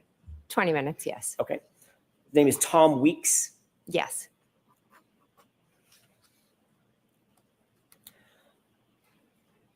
There are, I'm not going to go through all of them right now because the family tree is getting large, but there are children, cousins, second cousins, nephews, aunts, uncles. There's a combination of familial relations within that set of folks that I just talked about, Chris and Brian and Nicole and you and Matt and the folks that we've just talked about. Yes. That family, that large family, celebrates holidays together, I'm guessing. We don't typically, celebrate with Kevin and Chris, but my family does. Yes. Along with Brian, Albert, and Nicole. Yes, of course. Birthdays are celebrated within that family. Yes. Go on vacations together, I'm guessing. Yes. Gatherings like the one on the 28th. Yes. Special events. Yes. Spend weekends together. Yes. You mentioned a lot of sporting events. There's a lot of sporting events that y'all go to together. Yes. So it is very, very easy to see that it's an extremely close-knit family. Yes. And naturally, you're very protective of your family, as anybody would be. Yes, I love my family. You also said that you knew, and your words, liked Karen Reed, my client, on the 28th of January, 2022, correct? Yes. But she very much is not family, correct? Correct. She certainly was not as important to you as your actual family, the Alberts, the McCabe's, the folks associated with them. Is that right? Yes.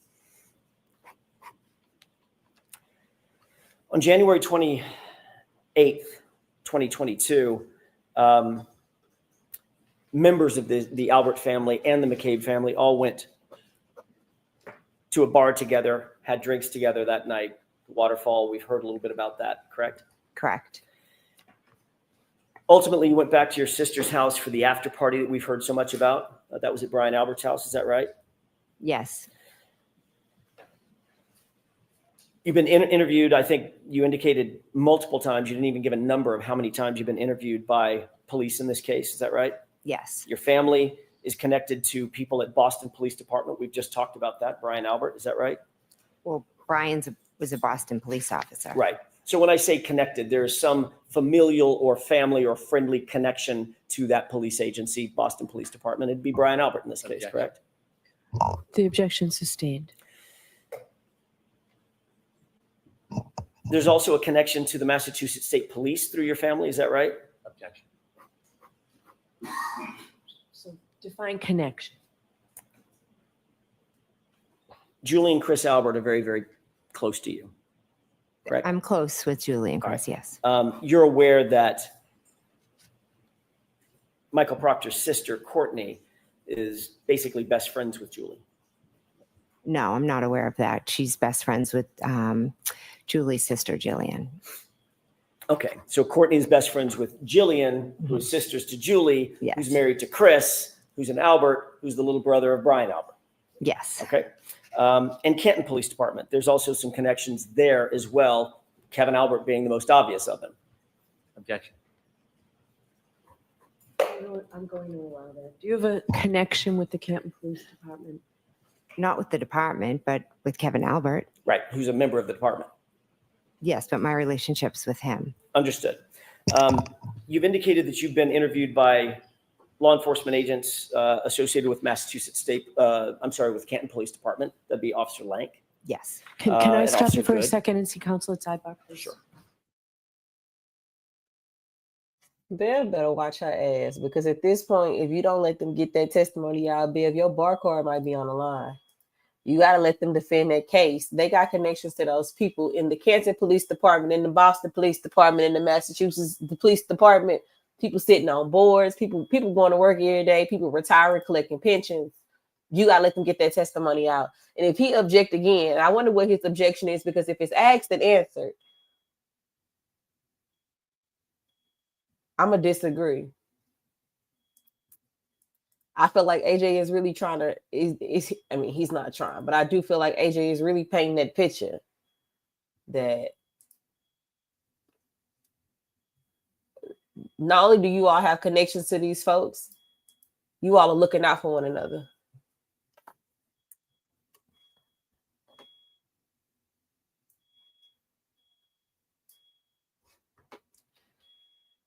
Oh yeah, he definitely cooking. Different color.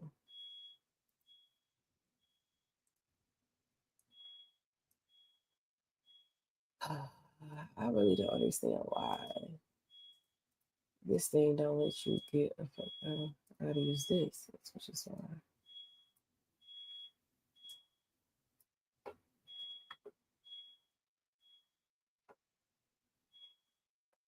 But yeah, I think that they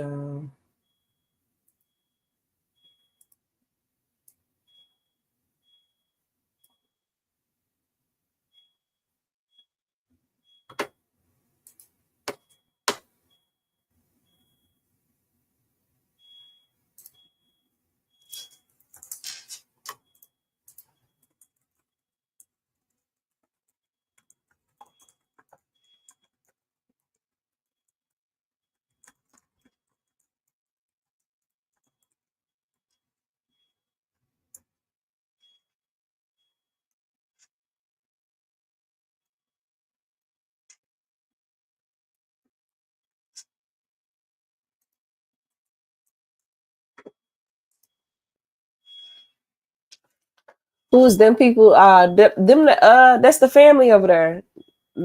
There go Peggy with her blue jacket on, manless at 70.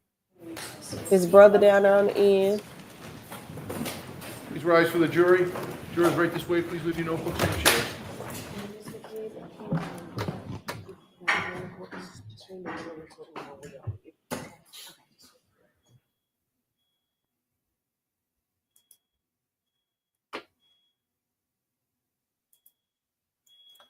The O'Keefes.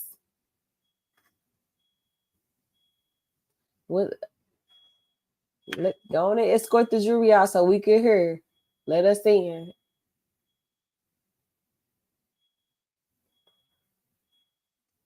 I didn't see any of them with a laptop. Are you talking about the people at the table?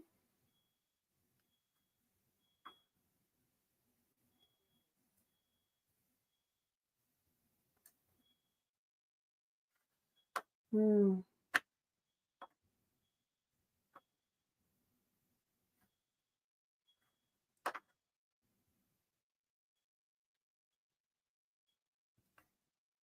Uh, uh.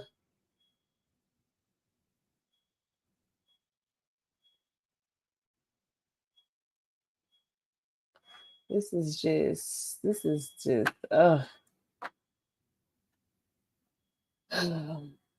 it just don't feel good. They're worried that her name gonna be brought up and that she tied into that family as well. Hey, you might be on to something there. You might be on to something there.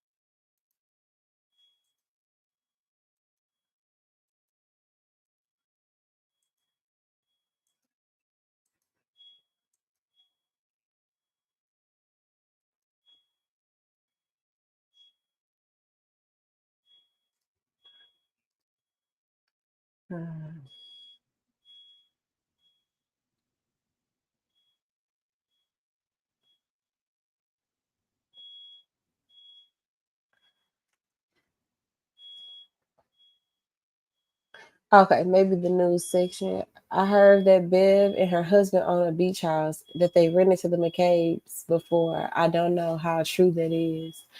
Yeah, but if it's like an Airbnb though, I don't know how you know what I mean? I don't know if you can call it a true connection because most of the times now you don't even have to. Oh, okay. Most of the time now you don't even have to talk to the folks that you rent to.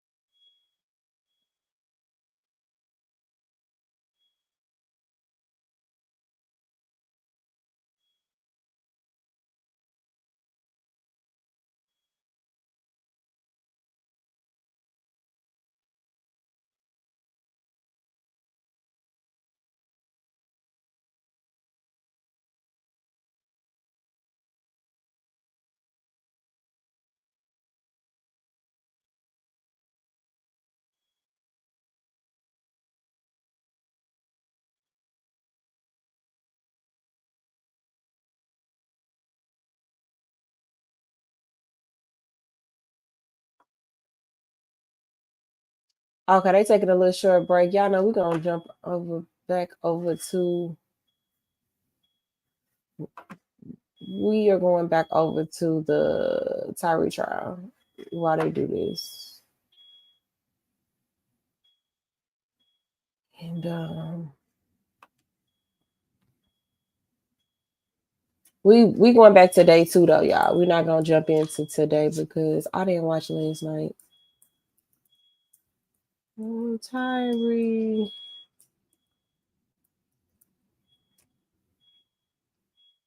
And I think this is, yeah, I'm pretty sure.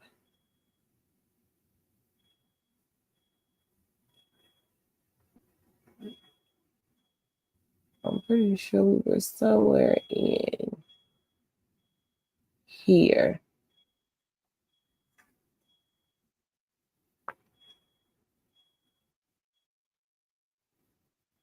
Oh, we had made it to lunch. And so we will pick up after they went to lunch.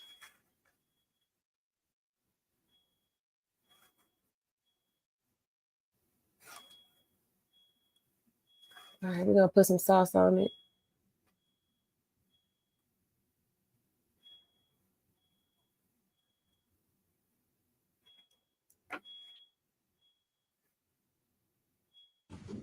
You always drive as a two-man team? Sometimes. And that wasn't anything that was out of the norm, in other words, that evening, right? No. Right. And that night, you all had started out like the other night on Flicker Street. Is that where y'all coming from? Yes. Right. And do you remember what time you met for a roll call that evening? I don't remember the time it should start. Okay. If I said 6 o'clock, would that be out of the norm? No. Okay. And do you remember what you did after you left roll call? No. Do you remember talking with Emmett Martin regarding any sort of plans to detain anybody that evening? No. Did you have any discussions with any members of your team regarding any sort of plans to do anything to punish anybody during that evening? No. Were there any conversations regarding the fact that you wanted to take somebody hostage or take somebody else privileged to be free away from them that evening? No. So you drove in the car that evening with Mr. Bean. While you all were driving from Flicker to the Kirby Meadows area is where I think you all stopped the car eventually. Yes. All right, but prior to then, do you remember if y'all got coffee, anything like that? I can't remember. All right. And it's been 2 years ago, so, or more than 2 years ago now, right? Close to 2 years ago, at least 2 years ago. And you don't remember some of the details, but do you remember whether or not when you had the other person in custody, there was any sort of incident similar to what would go on during the 8:30 hour that evening? Were you having an incident with somebody that wouldn't put their hands behind their back? I think I know, I don't remember. Was there any, did you deploy your aspartame that evening prior to coming into contact with the suspect that you would eventually come to know as Tyre Nichols? No, Did you have any plans to necessarily deploy your aspartame and hit anybody prior to 8:30 when you were in contact with Mr. Tyre Nichols? no, But you had your aspartame with you, right? yes, Was that a part of your normal equipment that you would have with you when you were out in the field? yes, And I think pursuant to MPD policy, you have to have specific written permission to use an aspartame, right? no, Not immediately prior to, but I think you have to have, and we'll go through some of the policy on that. But if you don't remember, that's fine. You were certified to carry your aspartame though, right? yes, Were you post-certified as an officer that evening? yes, And to your knowledge, was Mr. Bean a proper officer to be in your vehicle during that evening? yes, And prior to that evening, you said that you, and this was not the first time you'd been on a two-man team with Mr. Bean. no, it's not the first. And I think previously when we had a conversation at the trial, you indicated that you never had any issues with Mr. Bean riding in your vehicle, right? Correct, And you said Mr. Bean you knew to be just a proper officer, right? yes, Never had any concerns in your different statements, ISB, with your statements with what we call 302s, your statements with the FBI, statements with the Department of Justice. Never had an issue with Jadarius Bean, right? right, Right. Now, you, on that particular evening, it wasn't a day like today. In other words, was it a little bit colder or a little bit warmer? And we're not talking about in this room. I know I'm a little bit warmer in this room, but was it a little bit colder January 7th, 2023? yes. Well, if I say it was about 45 degrees at 6:30, is that about right? I don't know the weather. Had it been raining any, to your knowledge, during that evening? I can't recall. Do you recall any conditions at all during that evening that you can tell us about? Cold, It was cold. A little bit different than it was during April of 2025, right? Right. Right.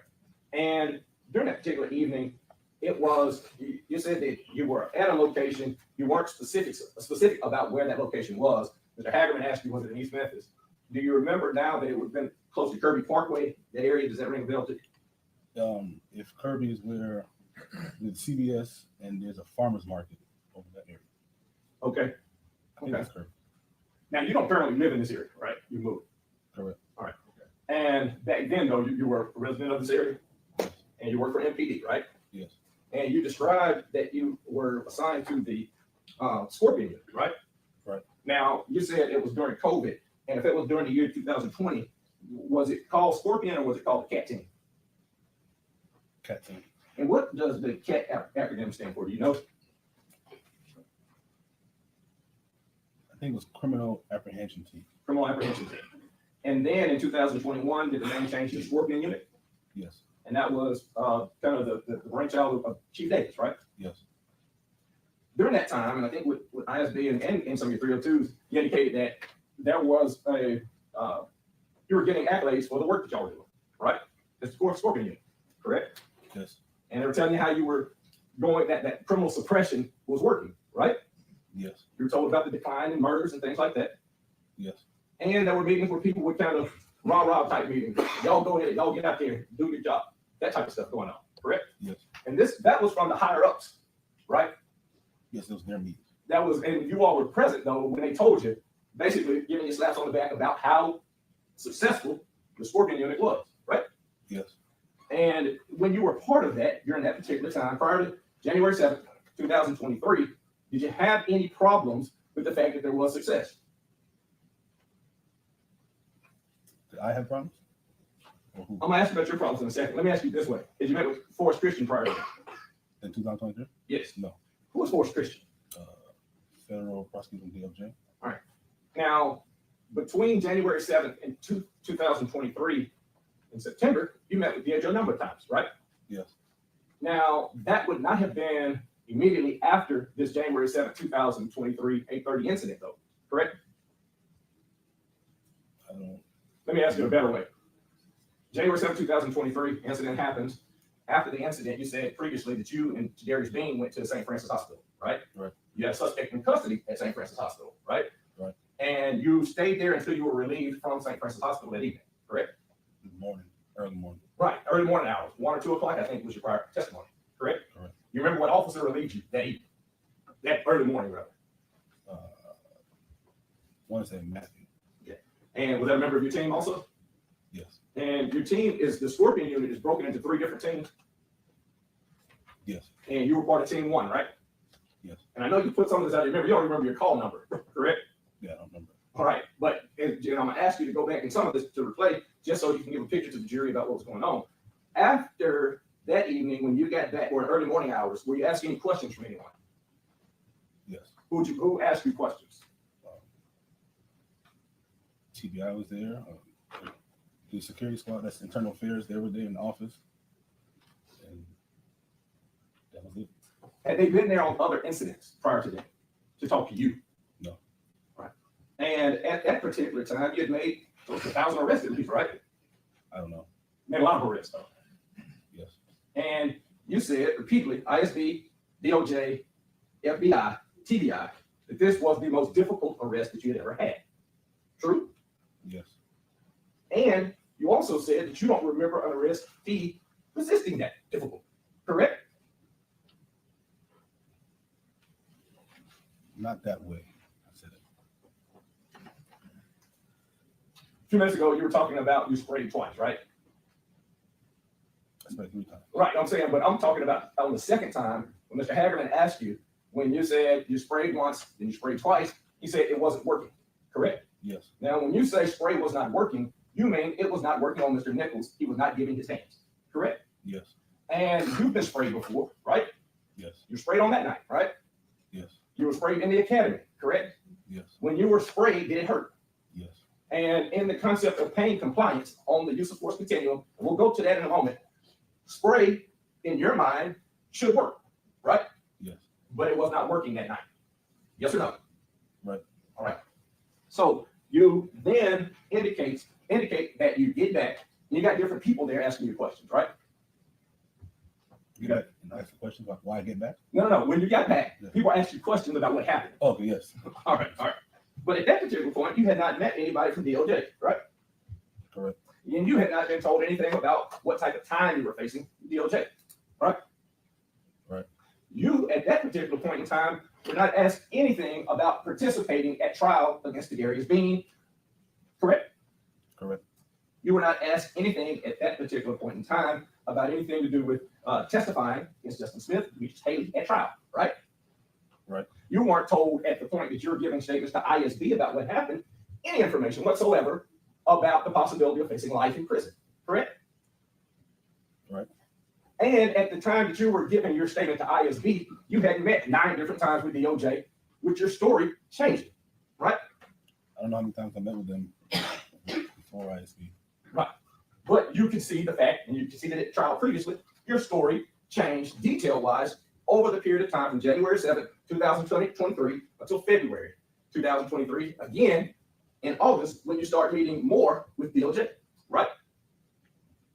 No. You're saying that it didn't change. Saying, Now you got to talk up. I asked you a question. repeat the question. Your story progressively changed. When you met with ISB, you had 0 complaints against Darius Bean about whatever he did that evening, correct? Correct. And you had no complaints about the fact that he stayed in the fight with Tyree Nichols that night when you were talking with ISB, did you? Correct. And in fact, during that evening, when you were talking with ISB, you had seen your body worn camera, had you not? No. Now, earlier, Mr. Hagerman asked you about whether or not you saw the poll cam. Your answer was you didn't know it until you got back, right? To the office. Right. Now, you can't speak for Darius Bean whether or not he noticed the poll cam, correct? Correct. In fact, when you got out of the vehicle, you had to go back because, as you stated, you failed to lock it, right? Yes. And Darius Bean had already got to and apprehended Tyree Nichols that evening, right? By the time you got there. Right. He had a head start, right? Yes. You're in the vehicle, you had to put it in park, correct? Yes. And he gets there to Mr. Nichols prior to you getting there, Am I right? Correct. And at the time that he got there, you can't testify as to what he saw or noticed in that area. Am I clear? Correct. And that's true, right? Right. And you wouldn't have any information regarding whether or not there's being indicated. I know that there's a light in here, right? Right. Okay. Now, at some point, you went from ISB to talking with the U.S. Attorney's Office, and you had made a decision that you were going to cooperate and change your plea, right? Right. You remember the date on it, Mr. Perry? So you're using some acronyms. I just want to make sure that what is the ISB and. I apologize. Do you know what ISB? I'll ask you another question again. You know what ISB is? Internal affairs. And technically, it's Inspectional Services Bureau, but it's what? Internal affairs. Okay. And so you talk with Internal Affairs a day or two later as far as the formal recorded statement, right? Yes, sir. I remember when, but I did talk on that. But that was after you had already talked with TBI and ISB the early morning hours of January 8th, 2023, correct? Yes. And at that point, there were no charges filed against you, right? Right. And you were not given an option of saying that you're going to continue in your story with ISB versus changing the plea of guilty away from the life possibilities that you were facing, right? Right. All right. And so you were handed a copy of a memorandum of understanding. Remember that earlier today? Yes. Can I approach you on it? You can just reference what exhibit is. And that's Exhibit 4.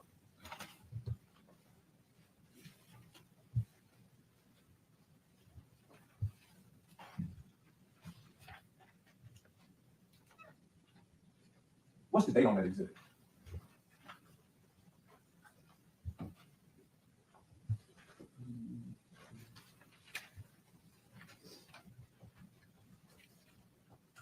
I don't see a date. And that exhibit is written by, or at least signed by yourself, right? Right. Your lawyer, correct? Correct. And by Mr. Hagley, right? No, it says Marlon. Mulroy. So you know who Mr. Mulroy is? Yes. Who is he? District attorney. The district attorney, right? Yes. Big guy. And it's signed, right? Yes. 2 lawyers and yourself signed it, but it's undated, right? Right. Okay. Can you tell this jury when you decided to sign that? No date. I can't tell. Okay. But at that point, you were cooperating with the Department of Justice, correct? Correct. And basically, that agreement says whatever happens with the Department of Justice over here is going to run with that, right? Yes. So in other words, if the Department of Justice says, Your Honor, we feel like the time should be, it's up to 15 years that you're facing right now, right? Right.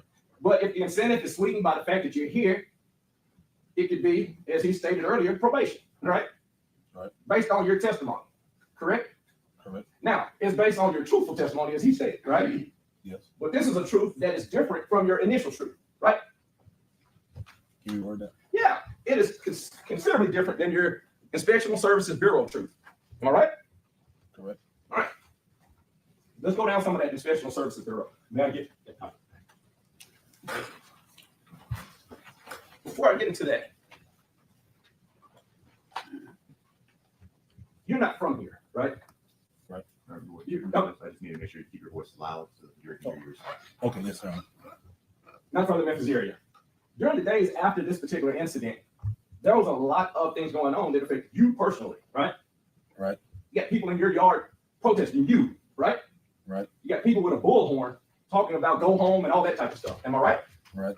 And that is after you gave this ISB statement, correct? I believe so. Right. That is after your story changed, in other words. I don't think that happened when the charges came. I mean, Correct. And I might have asked you in a bad way. Your ISB statement is the night of, right? no, Okay. I thought you talked to them verbally when you got back from the hospital. I did, but there was no statement taken. Right. I'm not trying to, there's no trap. That night would have been January 7th, is the night of the incident. January 8th, because time changes over to the next day, midnight, you get back to Flickr around 2 or 3 in the morning, right? Right. And you said earlier, TBI, ISB, and other people are there, correct? Correct. Who is TBI? Just for the sake of the record, you know? Tennessee Bureau of Investigation. All right. And they took over the investigation, correct? Yes, Because it involved MPD, Memphis Police Department, right? because Ms. Nichols was critical to go. I got you. But that would be what you would expect. If it was a shooting and he's critical, would TBI be involved to your expectation and based off of your training? Yes, I believe so. Right. So they're there, and because of the incident that took place, that's not something out of the ordinary, in other words. Right? Right. All right. So we're January 8th. Now I have this document is dated. It has January 11th, 2023. Does that sound fair? 2 or 3 days later? Yes. That you're talking with ISB, right? Yes. And at the time that you talk to ISB, you're the same Desmond Mill that's out there putting his life on the line every night, right? All right. And other than maybe I think your job status had been relieved at that time with temporary relief, I believe. Am I correct? I think it's just relief of duty. You relieve the duty because of the same incident, though. Yes. Not because of anything outside of that, right? Right. And you went to give a statement to ISP, right? Yes. And so if it's an internal Inspectional Services Bureau statement, even though you're relieved of duty, you're still an employee, am I right? Yes. All right. And so you give this statement at that particular point in time. Let me be clear. The protesting in your yard and all that stuff wouldn't be for another week or so, or 2 weeks, right? But it happened. I don't know when it happened, but it happened. It happened after this, though, right? Yes. Okay.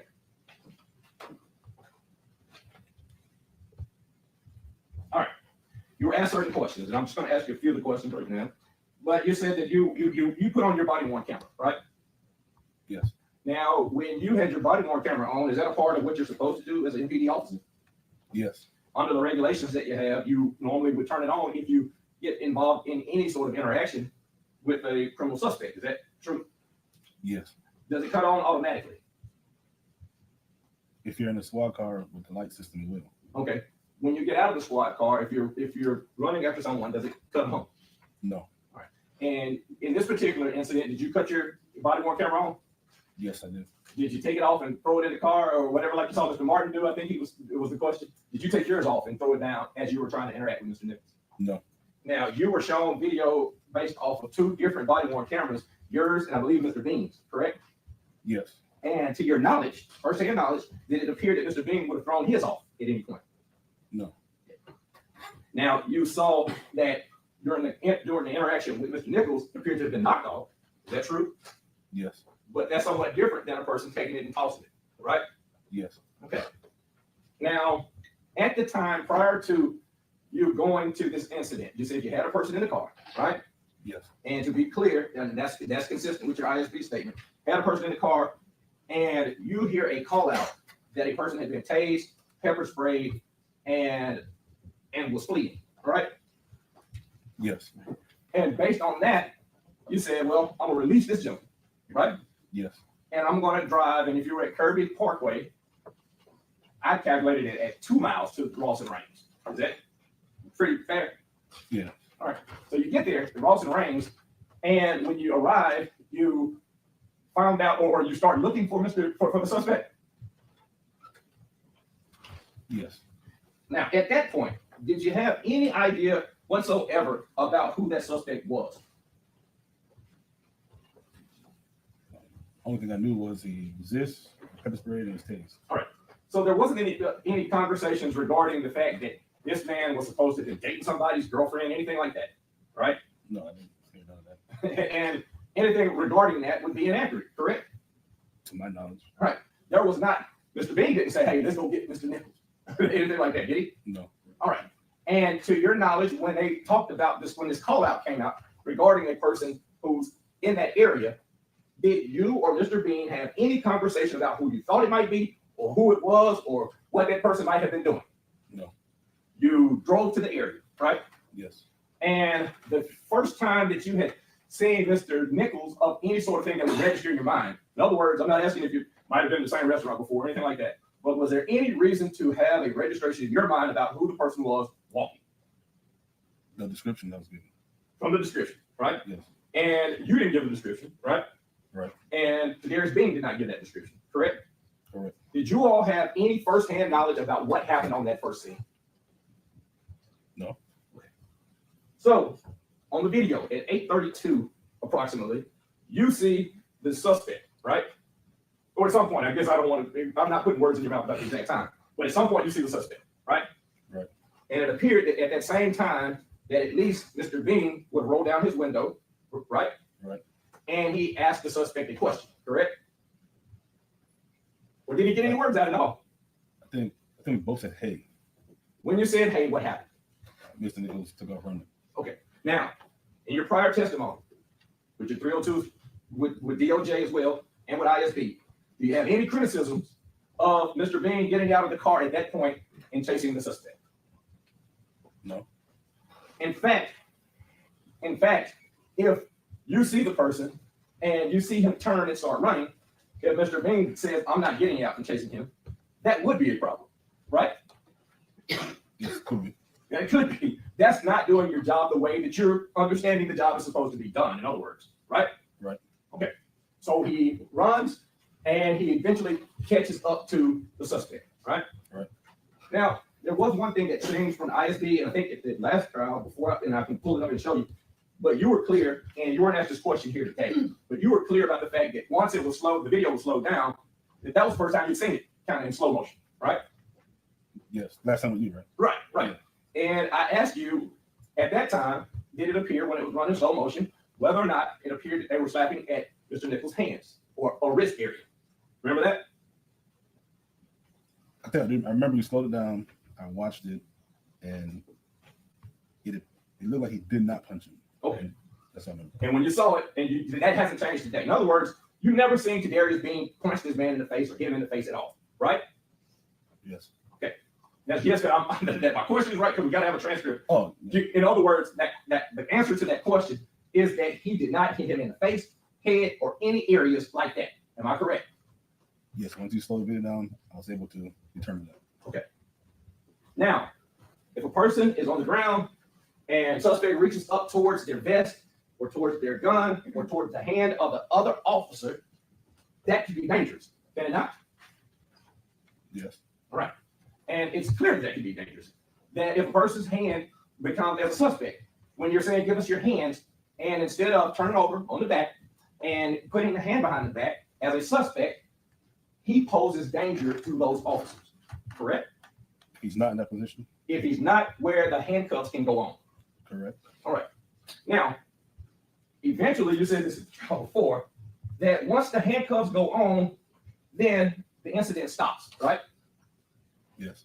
And in this particular, the videos that you saw earlier, and they were kind of fast, but it appeared that once the handcuffs click on Mr. Nichols, all contact with Mr. Nichols seemed to stop, other than to pick him up. Now, Mr. Hagerman says drag him to the vehicle, right? I know he said drag, but okay. But he placed him on the vehicle, right? Yes. And it appeared that it was Mr. Bean and Mr. Smith that placed him up against the vehicle, right? I believe so. Right. But they never did punch, kick, hit, or anything like that, right? While on the vehicle? While he's on the vehicle, while his hands are not cuffed. Or while his hands are cuffed, rather. You never saw him get struck when the hands were cuffed at all. Correct. All right.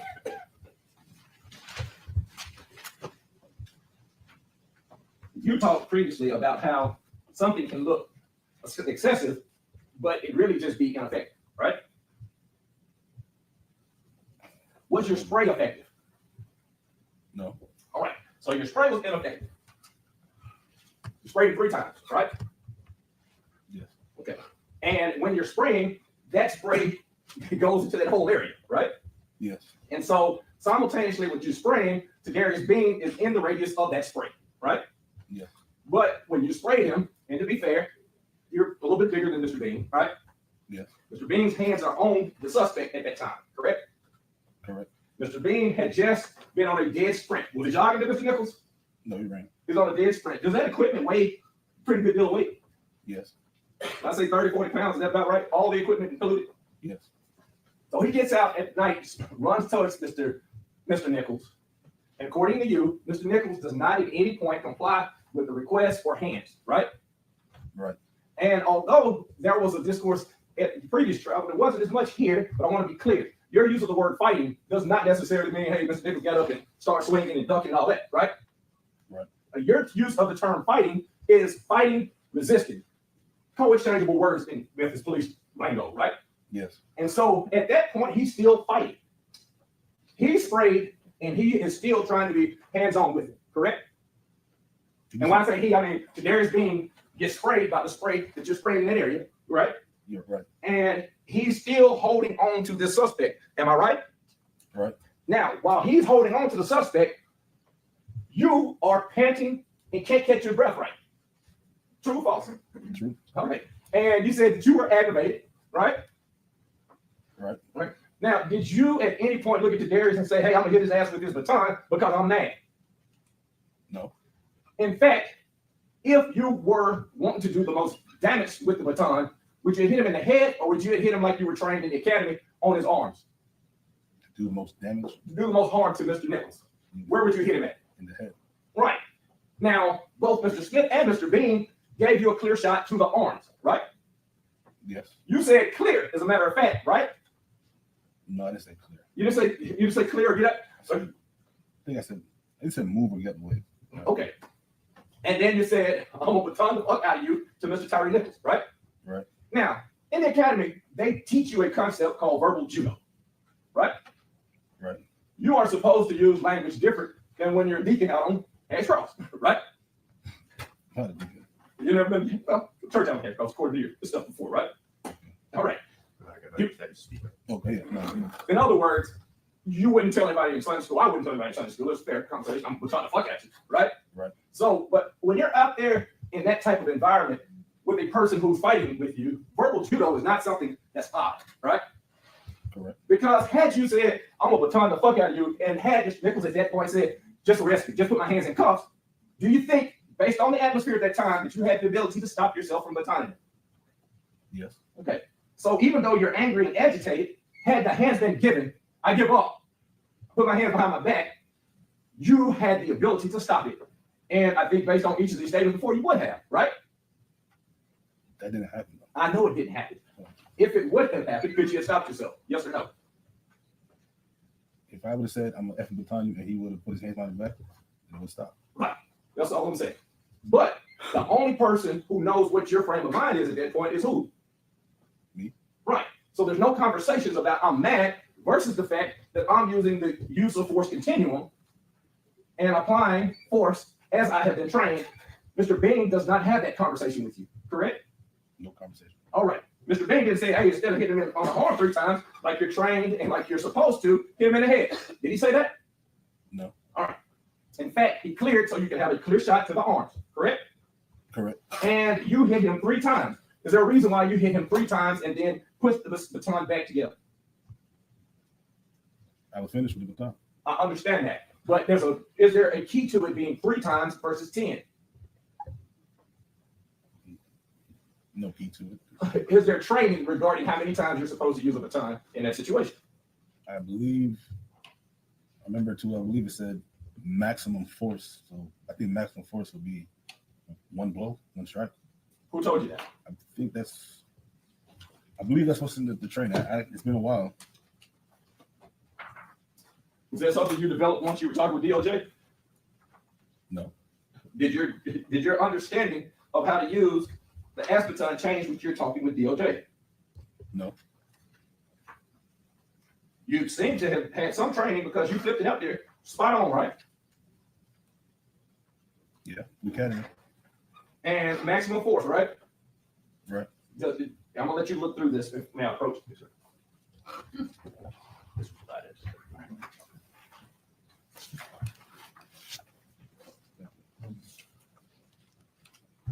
You know what that is? What you just handed? It's the MPD ass baton policy. Had you ever seen that before? Yes. And in order to use the baton, are you supposed to be familiar with that policy? Yes. Want to look through that policy? Just look through it for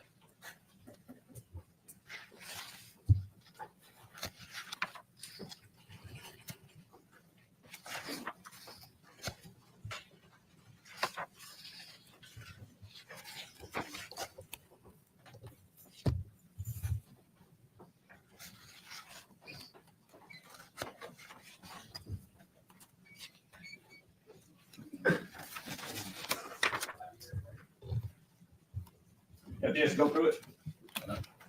The whole thing, with the whole thing? I mean, just looking through it. I don't want to, in other words, ambush you some questions that you haven't had a chance to look at. And it's only a 20-page policy. Now, is that the policy that they show you all, like in that 8-hour class you have to take for the use of aspartame? Yes. And is it like on a projector and they talk to you about the policy? Yes. Okay. And is it the suggestion or recommendation that you use it more than 3 times on the suspect? Doesn't give a, it was never said. No set time, right? Correct. So you administered 3 strikes, right? Yeah. And you administered 3 strikes under your understanding of that policy. Is there anything that I have changed about what I just handed you the booklet? That's the reason I wanted to look at it as well. See if there's anything that's in there that, hey, this is John Perry handiwork or something. I wouldn't know without original copy, so. Okay, that's fair. Is that, I'll tell you, I'll get back. Are you familiar with the policy? This was handed to us through the discovery process. Does it look like anything different than what you've seen in the past? No. And it seems to be consistent, right? Right. Does it suggest that you hit him upside the head with the aspartame? No. Why does it not say you should hit this person upside the head with an aspartame? Just saw it said that'll be deadly force. It talks about the fact that it's not intended to cause, to inflict intense temporary, it is intended rather to inflict intense temporary disabling pain, right? Okay. No, it's not okay. I'm saying, is that your understanding of what it's meant to do? Yes. And it's to do that, is that a part of what you understand as pain compliance? Yes. And by pain compliance, are you just picking people off the street and saying, hey, I'm gonna use my aspartame on you? No. This is after you have created a precedent, right? Yes. On that particular evening, it was after you saw verbal commands, correct? Correct. It was after you had deployed a chemical agent, correct? Correct. Now, these steps are going relatively fast, right? Yes. Based on your understanding of situations that can go on, life or death on the streets that you're doing as a member of CAT team, or at this time, Scorpion unit can change from dangerous to deadly in a split second, right? Yes. You've been shot at, right? Yes. You've been in shootouts, right? No. You haven't been in a shootout, but you've been shot at. Yes. Okay. And that, I would guess, is a dangerous situation, right? Yes. This particular situation, you didn't pull your firearm, did you? No. You did not at any point in time order anybody else to pull a firearm, did you? No. In fact, no firearms were pulled at all, correct? Not to my knowledge.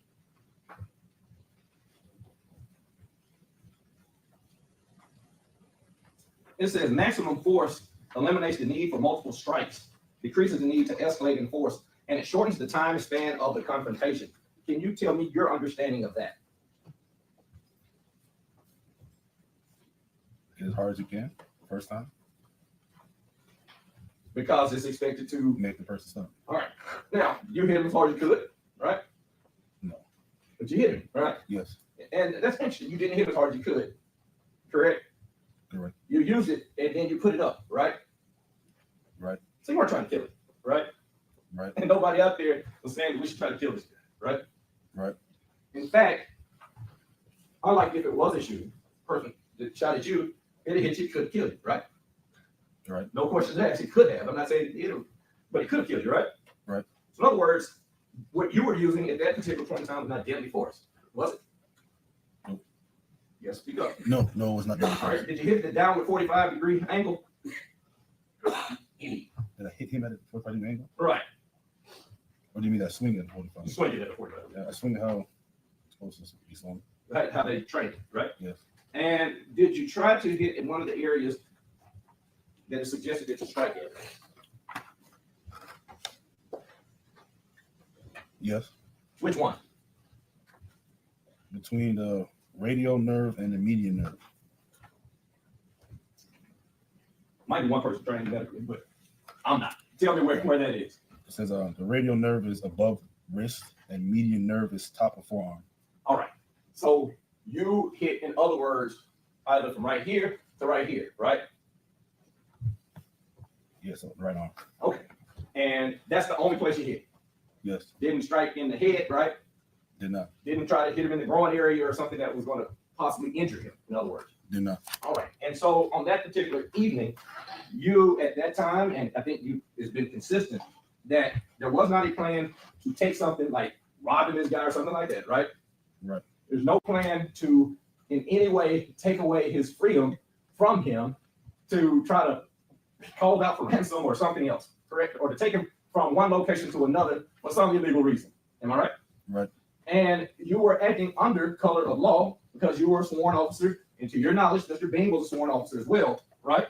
Right. And to your understanding, the call out that the person had been tased, pepper sprayed is indicative that they have committed some sort of felonious act, right?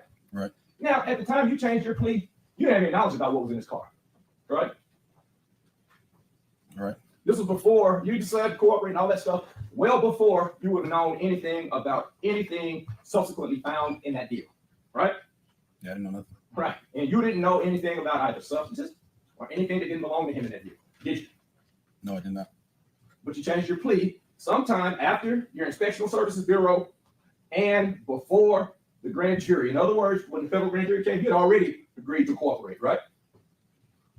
I don't remember when because that change happened. Okay. But you did meeting and giving 302s along the way. 302s being when you meet with somebody from the Department of Justice or FBI, et cetera, right? Right. Okay. Mr. Hagerman asked you yesterday about how long you met with him, and he said, I think about 2 hours total, right? Yes, sir. Man, it's hot in here. I'm getting older. and so forgive me. He asked you this morning, how long did you meet with him? And he said about 2 hours, right? No. How long? I said maybe an hour. Maybe an hour total, right? Yes. In preparation for this. Correct. Now that's in stark contrast with how long and how many times you met with DOJ, right? You gotta speak up. I guess so. No, you can't guess it. Well, yes. All right. You met with DOJ so many times in the trial in the fall, you didn't even remember how many times you met with him. Remember that? I don't know, but a lot. That was your answer. You Yes. remember that? Yes. And you met with them, and your truth kept changing somewhat. The details kept changing. When you met with ISB, when you talked with ISB, you were asked about how many times you struck. Well, this is back in January 11. Remember being asked, and how do you know it was ineffective? And I imagine talking about the spray. I'll go back to question. So did you notice if the chemical agent took any effect on Mr. Nichols? You remember what your answer was? No, I don't have it in front of me. Okay. If I say it was ineffective, is that what you told ISB back then? Okay. Page 5 out of 21.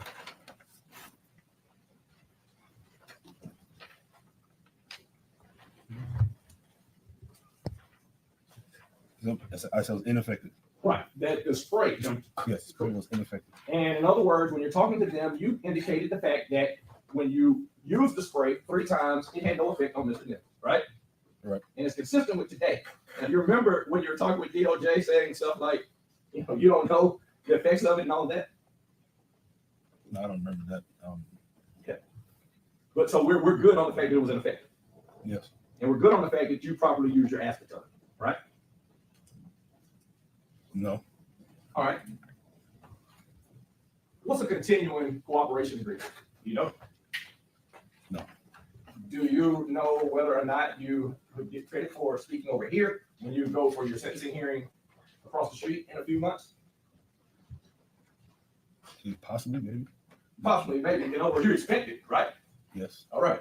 So back to the question, when you say, I today think that I didn't properly use my aspartame, it changed somewhat from when you were talking to ISB back on January 11th, 2023.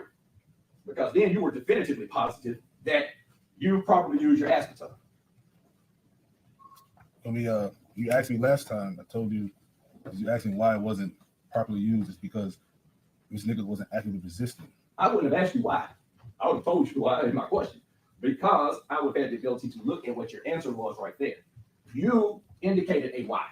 You said because what you just said then. Say it again. Because he wasn't actively resisting. Right. And in your statement, you actually used the term prior to anybody defining it for you as active resistance. When you were talking with ISD, you said he was actively resisting, right? That's right. And I told you that the statement was invalid. No, I don't understand that. At that point, when you're giving that statement, you weren't sitting up in a room full of 3 FBI agents, Forrest Christian at the end of the table telling you how stupid you were if you were going to not change that story. You didn't have people from the TBI at this end reporting actually what was said. And you didn't have 3 other attorneys from the local AUSA office saying what would happen to you if you didn't cooperate as a witness against Darius Bean. You didn't have that at that time, right? When you're at ISB, you had a few people asking you questions about what happened. Asked a question, Mr. Bean actually started to answer, and then just went into another question loudly, not even giving Mr. Bean a chance. We can go ahead and allow it to answer the question. I would, Mr. Mills, I'm sorry, Mr. Bean. Mr. Mills, you changed your answer about active resistance after you initially said what active resistance was in your statement, right? Yeah. Okay. Now, active resistance does not have to be punching, does it?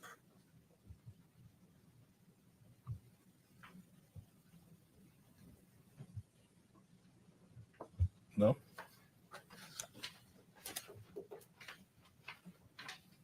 Does active resistance have to be kicking a person?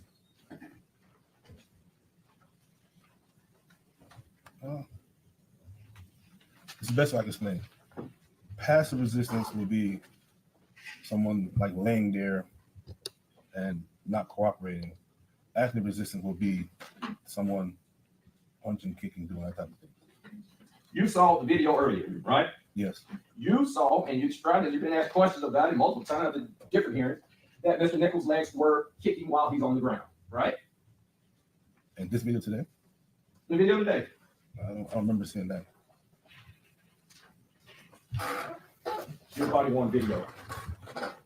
We're gonna watch it. But instead of watching it at full speed, we're gonna watch it at half speed. We can have audio. Well, I'll tell you what, the audio is gonna be. You can turn it off.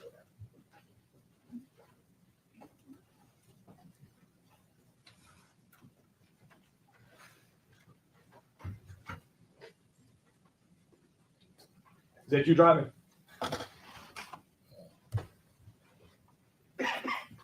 Looks like it. And for the sake of the record, this is being played right now at half speed.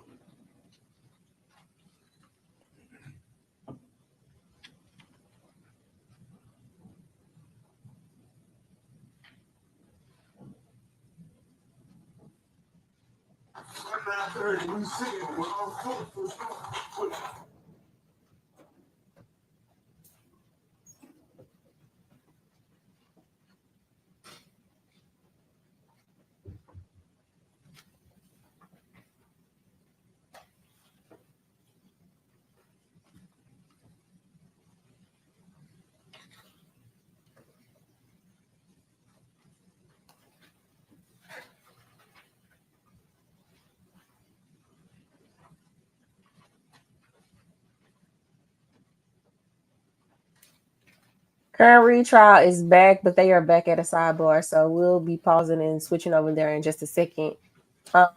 I can also give a recap on the key points from this day in trial for Tyre Nichols. I just got it all compiled so that we could jump over to the current day trial. So the next time we get a break on current read, I'll do that. That way we can try to be as current as possible.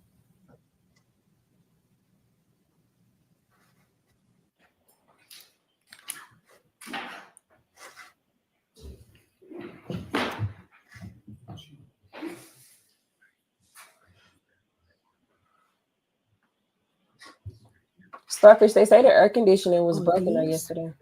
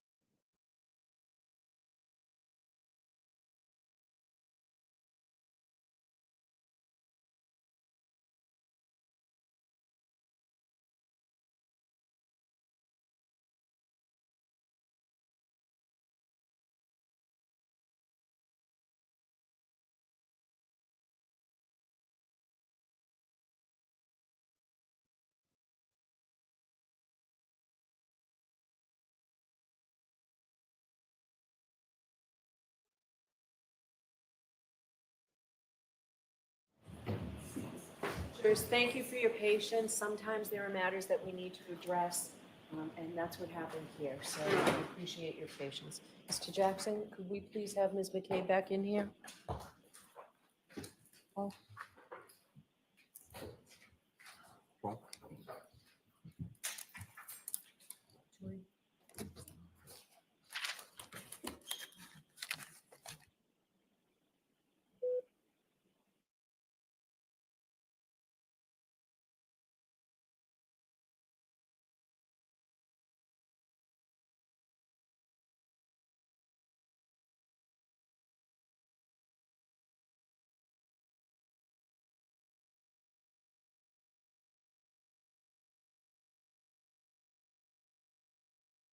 All right, Mr. Jackson, go right ahead. Thank you, Your Honor.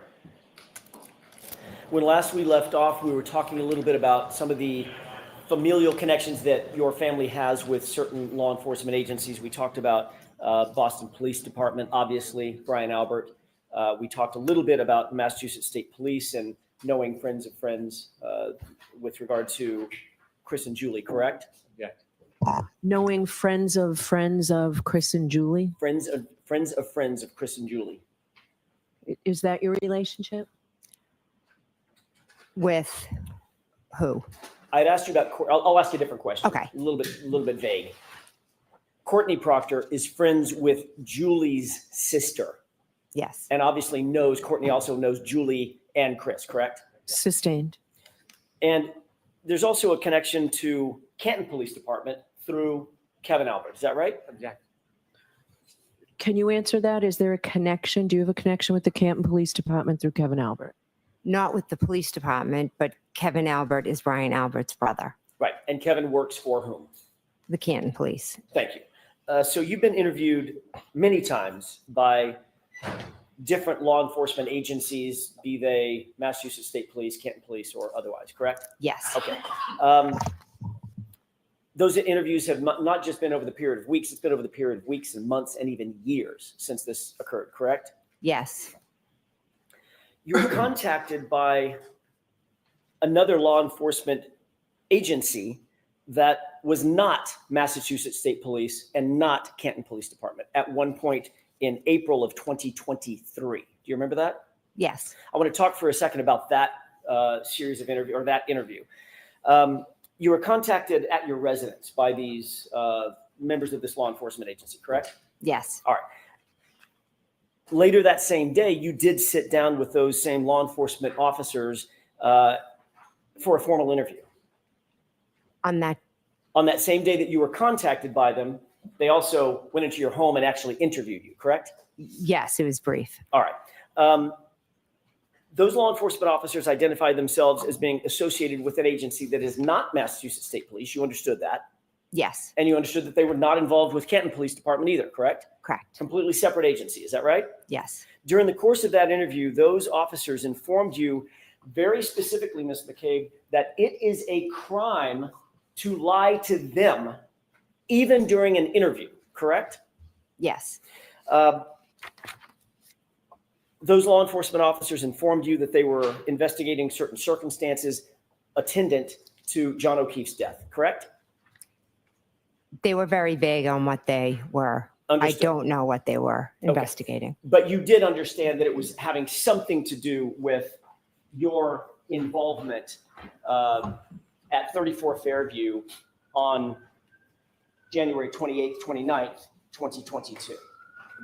As a witness or otherwise? Objection.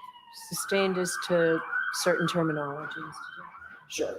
Let me see if I can rephrase that, Ms. McCabe. You were aware of the subject matter of their interview, right? They weren't interviewing about a car you bought last year, correct? Correct. They were interviewing you about, basically, about what you're testifying to here, correct?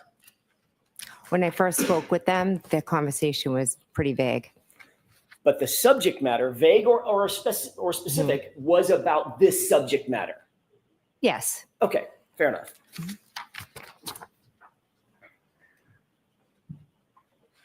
They first contacted you telephonically, called you on the phone. Is that right? Actually, they walked up to my car.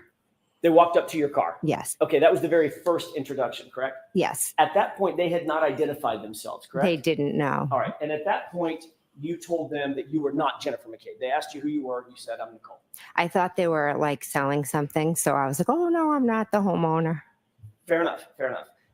However, after you said, I'm not Jennifer McCabe, Mhm. you walked into the house. They then called you on the phone. Yes. They were Correct. still sitting outside your house. I don't know where they were, but they did call me. They were close by. I'm not aware. Well, the call came almost immediately after you walked back in the house, correct? I'm not sure how much time had passed. Give me an idea. It wasn't an hour. It was No, it was 5 or 10 soon minutes. after. I'm just not sure. I can't tell you where they were located. I'm sorry. okay. They told you that they would, at that point, they identified themselves as being law enforcement agents, correct? When they called me, yes. And they told you at that time that they were not with Canton, you knew at least they were not with Canton Police Department. They were not troopers with Massachusetts State Police, correct? Yes. Okay. And they told you that they would like to have an interview with you. They'd like to have a sit down talk with you, correct? Yes. You told them that you would be willing to submit to an interview, but you needed about 10 minutes to get ready, correct? Yes. You ultimately did allow them into your home and you did sit down for a formal interview with them, correct? Yes. Brief, but And- yes. And it was during that formal interview inside the home that it was explained to you that it would be a crime for you to lie to them on any material issue, correct? Yes.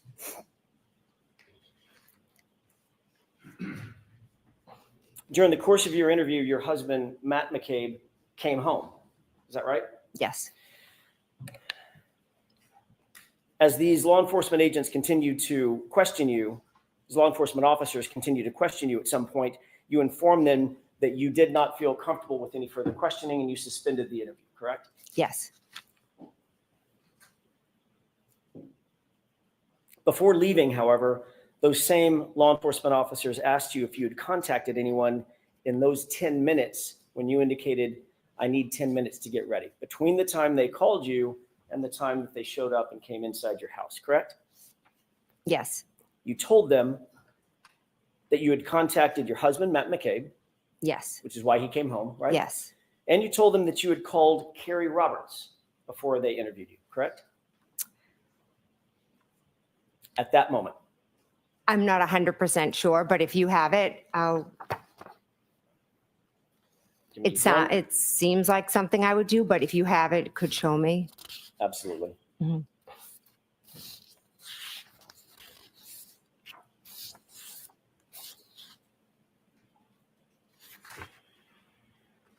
If I may have just a moment, Your Honor. Okay.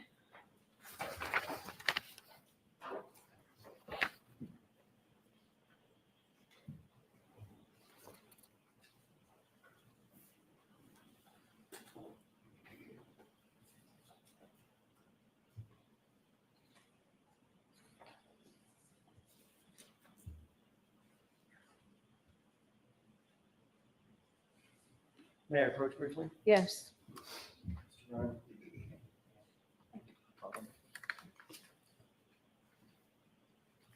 First, I'm going to ask you, Mhm. Ms. McCabe, if you recognized that as being a report of that interview, just generally. Yes or no? It appears to be, yes. May I approach the witness stand and stand by the witness stand for a couple of questions? Yes. If I can have that. Sure. I want to direct your attention, if I may, for court and counsel, page 3 of 4, starting with the second to the last full paragraph, going into page 5, top full, page 4, top full paragraph. Okay. You could review those 2 paragraphs, read them to yourself, and then look up and let me know when you're finished.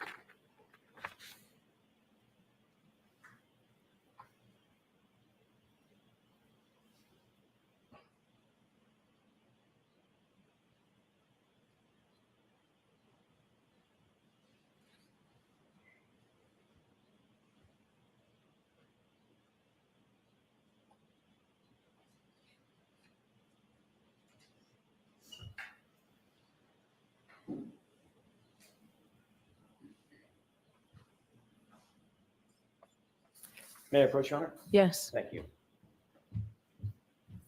Thank you, Ms. McCabe. Yes.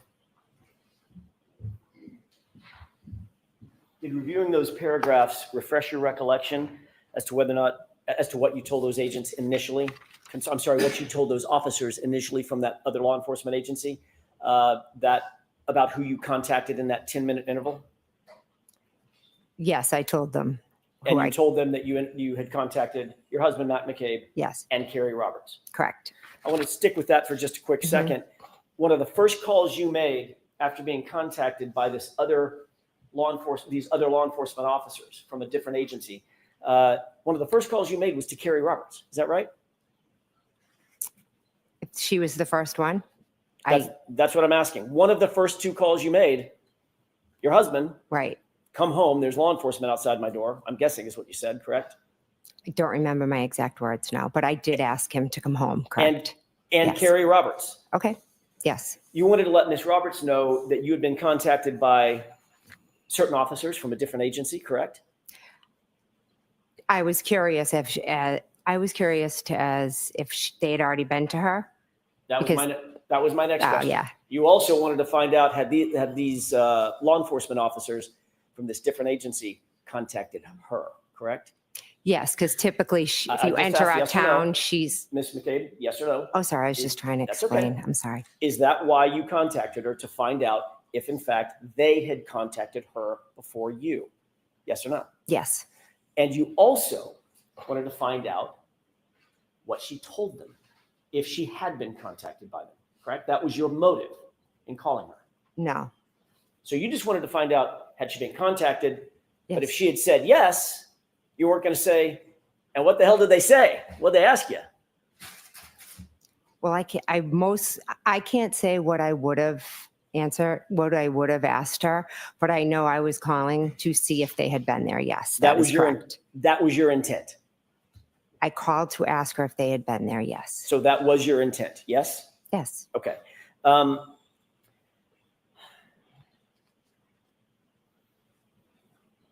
Your motive in calling Carrie Roberts at that moment before your interview was to ensure that your story would line up with her story, Ms. McCabe. Isn't that right? No, that is not. You wanted to find out if she had talked to these particular law enforcement officers and what she had told them, so that your story could somehow align, or it could inform how you responded to questions that they asked you. Isn't that true? That's not true. We both know what happened. We don't have to have a story. There is no story. There's what happened, and that's So- it. So if that's true, Ms. McCabe, Mhm. you have no reason to call Carrie and ask her if she had been contacted by these law enforcement agents, because it's just the truth, correct? We're going through this whole experience together. We call each other about everything. There would That's be no nothing reason more to than that. So I'm let her sorry. Let her finish her answer. Go ahead, Ms. McCabe, you can finish that. There's nothing more than me calling and saying, hey, did they come to your house? That's what we did when the media showed up, when Miss Reed's private investigator showed up. We just give each other the heads up, hey, somebody's coming, because we're just like normal moms. We're not used to this. And that's helpful in making sure that the stories she tells are consistent with the stories you tell to different law enforcement agencies, correct? No, we are not telling stories. So let her finish. You said no what? I said, no, we're not telling stories. We don't have to compare. And if in fact what we were telling you is just the truth, there would be no reason for you to inquire about who's contacted her when. There'd be no reason. There's no inquiring. It's like when when the ice cream truck was at the street next door and I'm saying, did the ice cream truck come? It's really that simple. So you asked a question, That was on ice cream truck. an argumentative question, and she responded in kind. Next question. Mr. Thank you. Jackson.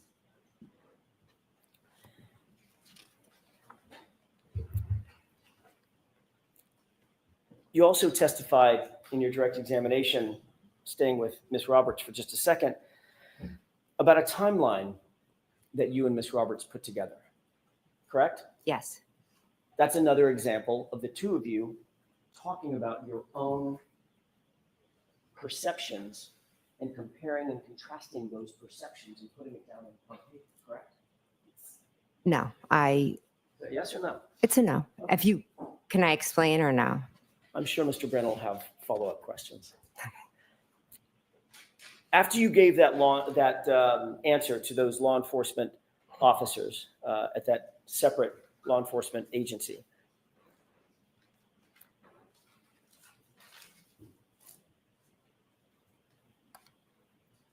they asked you, was there anyone else that you contacted in that 10-minute period before we got a chance to talk to you? And your answer was no, correct? Correct. And that was a lie, correct? It wasn't a lie. No. Was it true? Was it the truth or a lie? It wasn't a lie. Okay, so it was the truth. You had not spoken to any other person between the time they contacted you telephonically and you said, I need 10 minutes, and then they came in the door. During that arc of time, you didn't talk to anybody else or contact anybody else other than Matt McCabe, Kerry Roberts. Now you're testifying that was a true statement. Yes or no, ma'am? I can't answer that yes or no. It's pretty binary. Had you talked, well, let me ask you this. In point of fact, you did talk to other people. You contacted others in addition to Matt McCabe and Kerry Roberts, correct? Yes or no? Yes, I did. Okay, so when you said no to the answer, did you contact anyone other than Matt and Kerry? That would be, by definition, Ms. McCabe, a lie, correct? No. It's not a lie? Is there some shade of lie What? that I'm not aware of? It's the way you're asking the question. If Okay, I let could me ask it a different explain, way. if I could explain, Let me ask it it a will different make way. more sense to you. The agents asked you, I'm going to go over this one more time, then I'm going to move on. The agents Okay. asked you, in fact, did you contact anyone between the time we called you and set up the interview and the 10 minutes before we walked in the door? They asked you that question, correct? The objection sustained. Watch the choice of language. I'm sorry. I meant the law enforcement agency. That law enforcement agency, the members of that law enforcement agency contacted you. Mhm. Sorry, they asked you who you had contacted between the time they first telephoned you and walked in the door 10 minutes later, correct? Correct. Okay. Data point number one. Data point number two, you told them Matt and Kerry, correct? Correct. You had actually contacted, they then asked you, did you contact anyone else other than Matt and Kerry, correct? Correct. And you said no. Is that correct? At that moment, I said no. Yes. Correct. At that, or any moment? No, at that moment, because they had just come in my house. I asked you, Only one person can talk at a time. you said the word no, She correct? was finishing her answer. Finish your answer. I had said no because I was in a situation where there are two officers from a different agent had come in, were asking me questions, or they had said, can I come in and ask you questions? At first, I thought they were selling something. Then they identified themselves. I just dropped my kids off at school. Going to be completely honest, I hadn't brushed my teeth. So I kind of made some phone Objection, Your Honor. calls. This is That's non-responsive. so. Next question. Mr. Thank you. Ms. McCabe, Mhm. after you said no, that you hadn't contacted anybody else, Mhm. those two law enforcement officers from that separate agency who had told you it was a crime to lie to them, they left, correct? Yes. Subsequent to that, Mr. McCabe, your husband, Objection. Sustained. they left you their card so you could call them if need be, correct? Yes, they did. And you in fact did call them back, correct? Yes, I did. Without telling me the content of the conversation you had, did you have a conversation with Mr. McCabe? Objection. Sustained. Did you call them back and say, I'm calling you back because my husband told me Objection. that I lied to you, and I better clear that lie up. So sustained.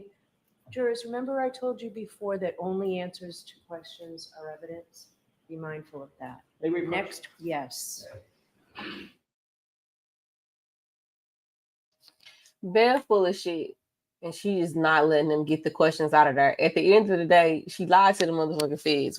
Why are you, if your friend has been killed, or he's dead, and this agency comes in, it ain't just this agency, it's just the FBI. You ain't got nothing to hide, and all you got is your memory of the truth. What the fuck is you scared of? Why are you scared? What are you afraid of? Clearly you were afraid because you knew your ass had lied. You knew you had lied because you got something to hide.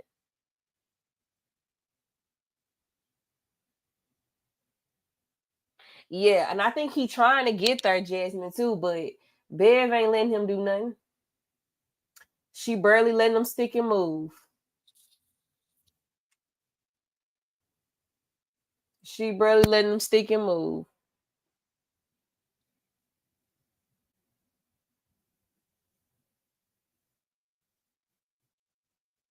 Yeah, but they are instructed basically like you can't, take the objections into consideration because it's only there for her to make a ruling on. But I just feel like Bev is walking a very tight line in this case.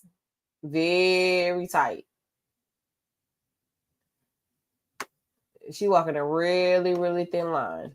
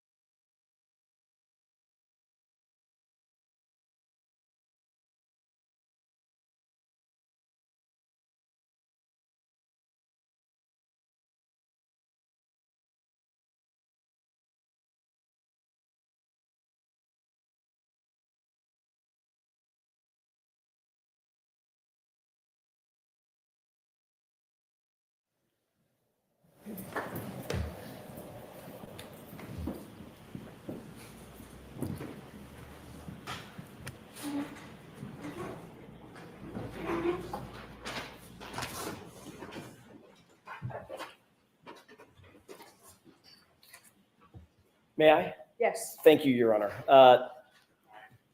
You ultimately called these officers back, correct? Yes.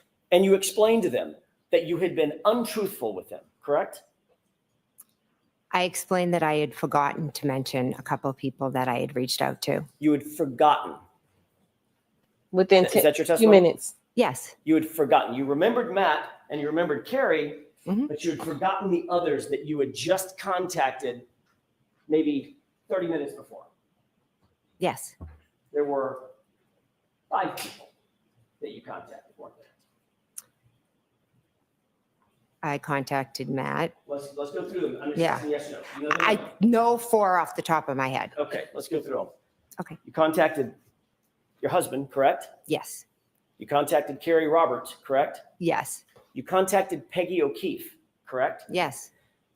Then, Ms. McCabe, you contacted the district attorney's office, correct? My witness advocate. The district attorney's office. My witness advocate who works for the district attorney's office. Thank you, Ms. McCabe. Yes. And you also left out that you contacted Brian Albert himself, correct? Yes, my brother-in-law. For some reason, your brother-in-law, who's the 30-year Boston police detective, correct? Yes. And on whose lawn John O'Keefe was found dead or dying, Objection. I'll allow that. correct? Yes. For some reason, you did not want these officers to know that you had communicated specifically with Brian Albert, the homeowner, just before you talked to them, correct? No, incorrect. There was some reason that was important enough for you to lie about that, even though you had been admonished that it's a crime to lie about that to those officers, correct? Incorrect. I didn't lie to them. I had forgotten who I had called. and all of a sudden you had an epiphany right after they walked out the door? Yes. Matt said, who have you spoken to? Objection. I'm going to allow it. It's out. You're not to go any further. Mr. Johnson. Ms. McCabe, I want to draw your attention to January 28th. You had gone out drinking with your family at the Waterfall Bar and Grill, correct? I went with my husband and met my sister, yes. And met the other family, correct? The other family members, meaning My niece. Matt McCabe, Nicole, Chris, Julie, Caitlin, correct? Yes, And I think you mentioned Tristan was there as well. yes, You were later joined by Nick and Karina Kolakithis, is that right? yes, Ultimately, Brian Higgins showed up yes, and Brian Albert showed up. yes. You previously indicated that Caitlin's boyfriend, Tristan, left early for whatever reason. He had errands to run or had to get to bed early for some reason. Is that right? He left before us, yes. So he didn't stay through the shank of the evening. Through the what? The shank of the evening, through the course of the evening. Oh, okay. Mhm. Is that right? Yes, Okay. And ultimately, at the waterfall, John O'Keefe and Miss Reed showed up as well. yes. You didn't see any tension at all between John O'Keefe and Karen that night, did you? No, I didn't. They appeared to be getting along, Yes, sort of a normal couple having a nice evening out together. yes. Neither John nor Karen Reed appeared drunk or inebriated, out of sorts. No, I wouldn't categorize them as drunk or inebriated. And not. But again, I don't know what the definition of drunk is. Well, that's a fair statement. I'm Yeah. not asking for their BAC, but they didn't appear to be stumbling around, What the falling all over hell? themselves and sloppy drunk, correct? No. Out of control, nothing like that. Nope. Okay. You did see Brian Higgins and Brian Albert at a high top table, sort of together through the course of that evening, correct? We were all kind of around like a long high top table. And John O'Keefe, and as you look at I'm going to use the perspective of the video that we've seen, that camera angle that we've seen.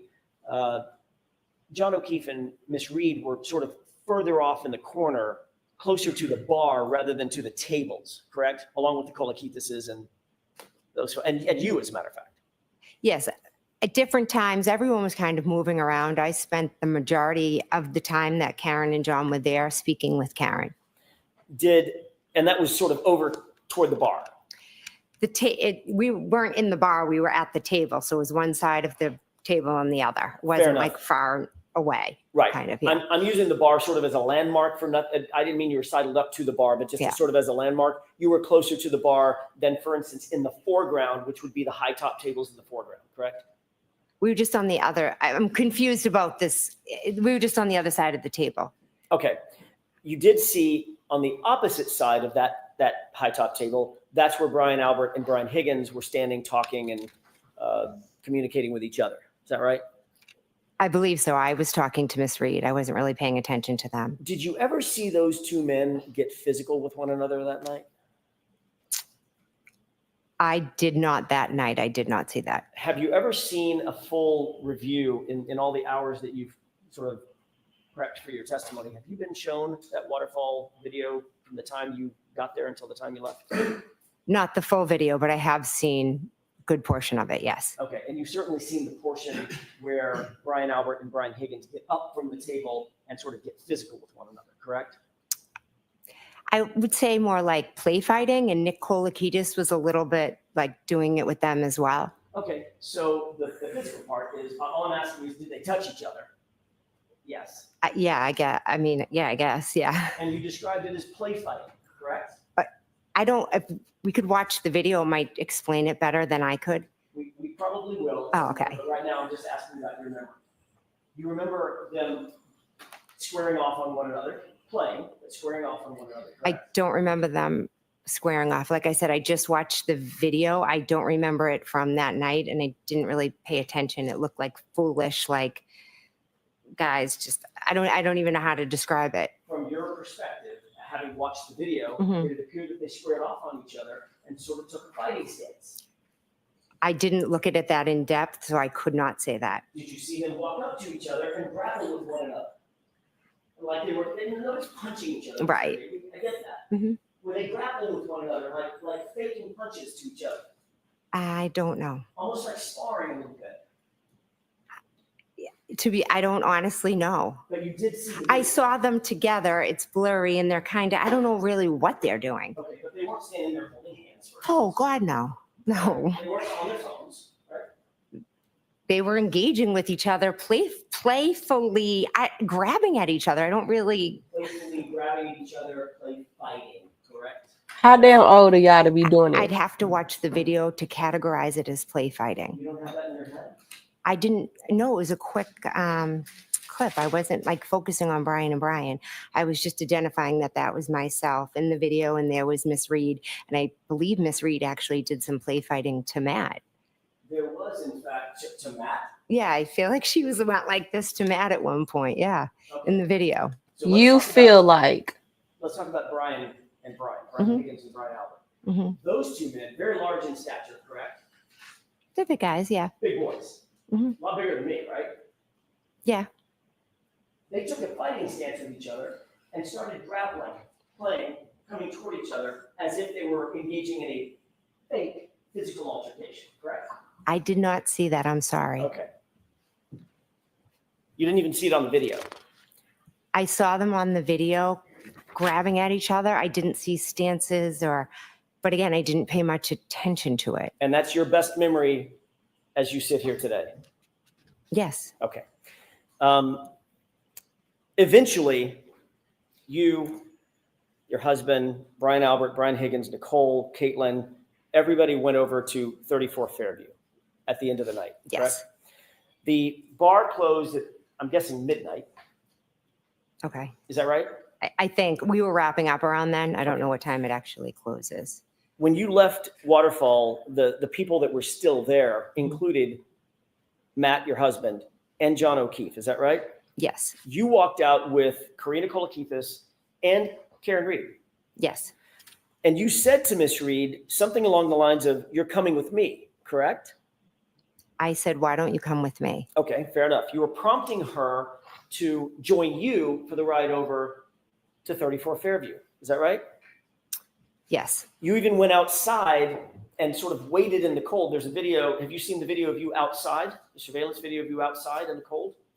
Yes. And you're sort of waiting there, moving from foot to foot like it's freezing out, which I'm sure it was, correct? Yes. In a big puffy coat of some kind, right? So the question was, I moving foot to foot in a coat? Yes. My question is more, did you see yourself waiting outside in the cold? I saw myself convert. I believe I was in a conversation at that point when I was standing out there with John and Karen. And that's when you were asking Karen to come with you. No, I had asked Karen previously when we were at the door to come with me because I didn't know how long Matt and John were going to be in the bar because they were in there still.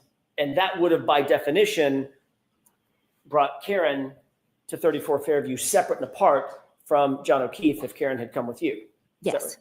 right? Mhm.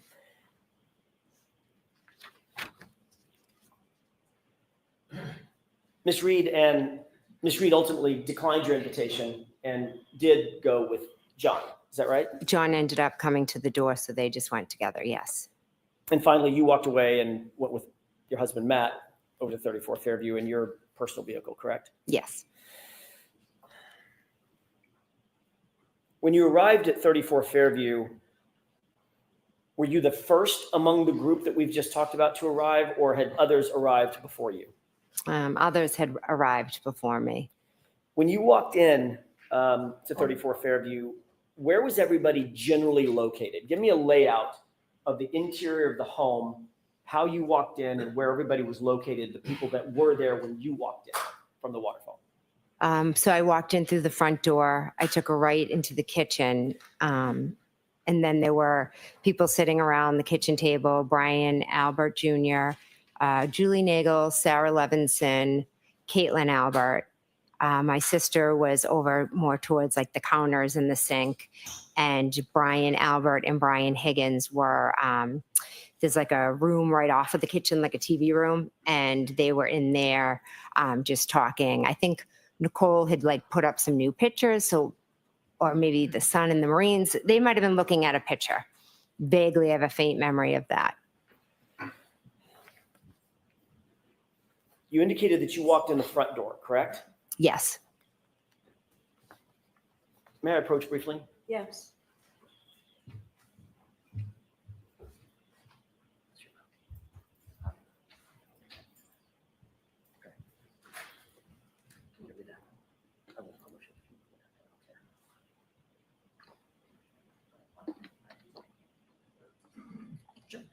Sure. Yeah, this is your, I'll take care of the rest. Can you just take a look at that photograph for just a quick second? Yes. Do you recognize that photograph? Yes. What do you recognize that photograph as being? It's my sister's house. 34 Fairview? Yes, sorry, 34 Fairview. Brian Albert's house as well. Yes. Your Honor, I'd like to mark this as marked for identification. There's a Identification's fine. thank you. If I may. What would be the next in order? Exhibit F for identification. Thank you.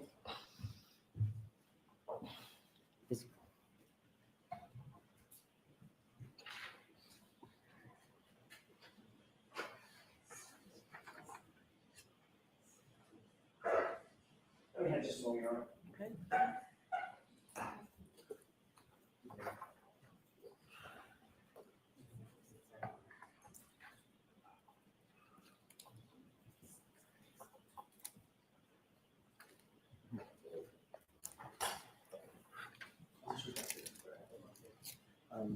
What exhibit number is that, Mr. Wolf?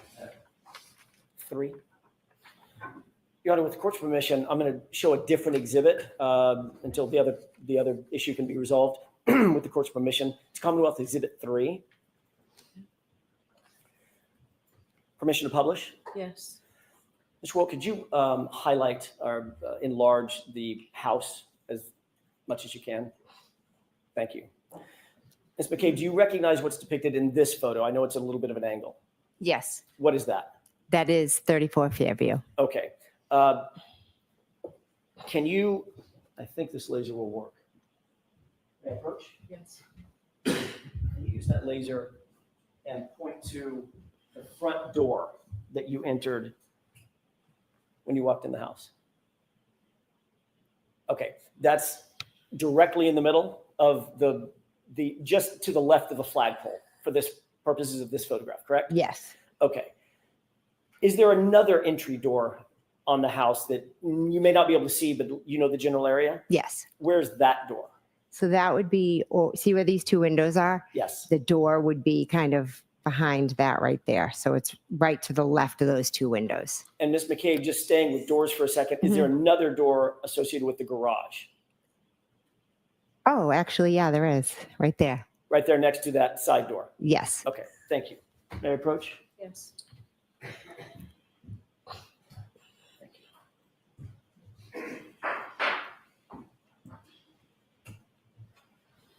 You didn't go in the side door, you went in the front door that night? Yes.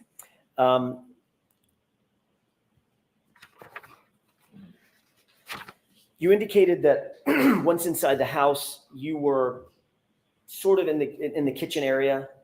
Is that right? I was in the kitchen, yes. You weren't paying special attention to Brian Albert or Brian Higgins, what they were doing. As a matter of fact, I think they went into a different room. Is that right? There's a room, kind of the kitchen opens up into the TV room. So they were in there. So the only two that you recognized at this point in the night, not being sort of with everybody else, were Brian Albert and Brian Higgins, separated out in the family room or whatever that room's called, living room. Yeah, if you like just right there, you know, right where they are, just kind of right in the next room. When you first pulled up, did you notice any vehicles in front of Brian Albert's house? Yes, I did. What vehicles did you notice? Vehicle or vehicles? Did you Just notice? one. What was that vehicle? It was a Jeep. Can you describe the Jeep for us, please? I really can't. All I can say is that when I pulled down, the Jeep was on the parked on the street in front of the mailbox, and I turned into the driveway. Okay. Did the Jeep have any special features on it that you remember, that you No. can describe? Not that I can recall. Big giant snowplow on the front? Again, it was dark. I didn't really pay much detail to it beyond, I just asked, whose Jeep is that? And did you learn whose Jeep that was? I did, yes. Whose Jeep was it? It was Brian Higgins' Jeep. And you said that it was parked in front of the mailbox. Is that right? Yes, So as you're looking at the house, the mailbox would be closest to the driveway. Is that right? yes, Rather than, for instance, the flagpole on the other side of the lawn. correct. So if the flagpole's here, there's the lawn, and then here's here's the mailbox, and then the driveway's over here. Okay. Does that make sense? It does to me. Okay. Thank you for that. You've previously indicated that the back edge of that vehicle, Brian Higgins' Jeep, was at the side, basically, of the driveway, which is what you've just described. It would be blocking the mailbox, the rear end associated with the driveway entrance, correct? Yes. Have you ever discussed having seen that Jeep in that spot with anybody else in this case? Is that including previous testimony or? It is. And at any time, before you testified at the previous hearing, had you discussed having seen that Jeep in that spot with anybody else? For instance, your husband?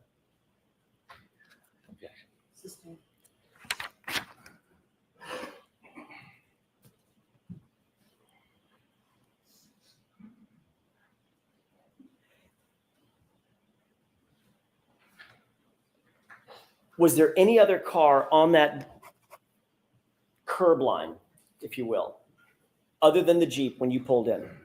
Not that I remember. And Brian Higgins, if it's his Jeep, he's in the house, that Jeep's not moving, correct? So it stayed where it was. Yes.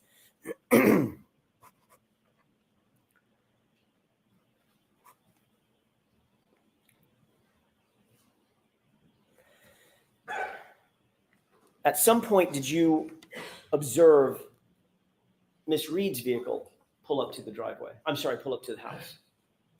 I was told there was a vehicle outside, so I went and looked. Where Yes. was that vehicle? When you looked that first time, where was Miss Reed's SUV? When I went to the front door and looked out, it was straight ahead. So that would be parallel, actually in line with the Jeep, correct? Yes. Directly in front of the Jeep. I don't know the distance, but yes, you're correct. It was in front of the Jeep. So if the Jeep was it's a full-size Jeep, correct? I don't know what size it is. Certainly the SUV is a full-size SUV. Yes. All right. So that would take up much of the room of the curb area in front of 34 Fairview, between the Jeep, assuming there's a snowplow, Right. and a full-size SUV, correct? I'm not really sure of the whole area, but there was the Jeep and then there was the car. I just don't know the distance between them. You gave a description of the vehicles that were out in front of 34 Fairview in your January 29, 2022 interview with Trooper Proctor, correct? He came to my house and asked me questions, correct? When you gave that interview to Trooper Proctor, you indicated to him that you first observed Miss Reed's vehicle parked on the street by the driveway, correct? I never said by the driveway, no. So if that's in a report, Trooper Proctor got that fact wrong, got that Gotcha. detail wrong. Sustained.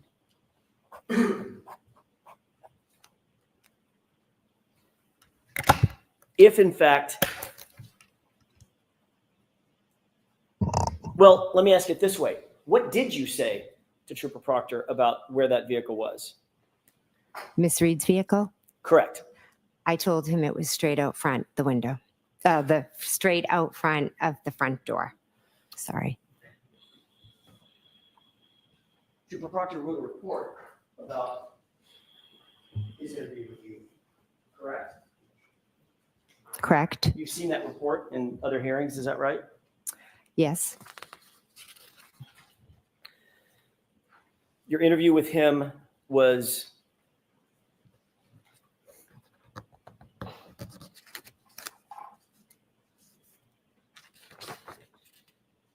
on January 29th. Do you remember the date? I'm sorry, I just said the date. Do you remember the time? My mistake. I don't remember the exact time. I'm assuming afternoon, like after 12, or I'm not 100%. Sorry. you had been contacted by Trooper Proctor while you were still at 34 Fairview. Is that right? Yes.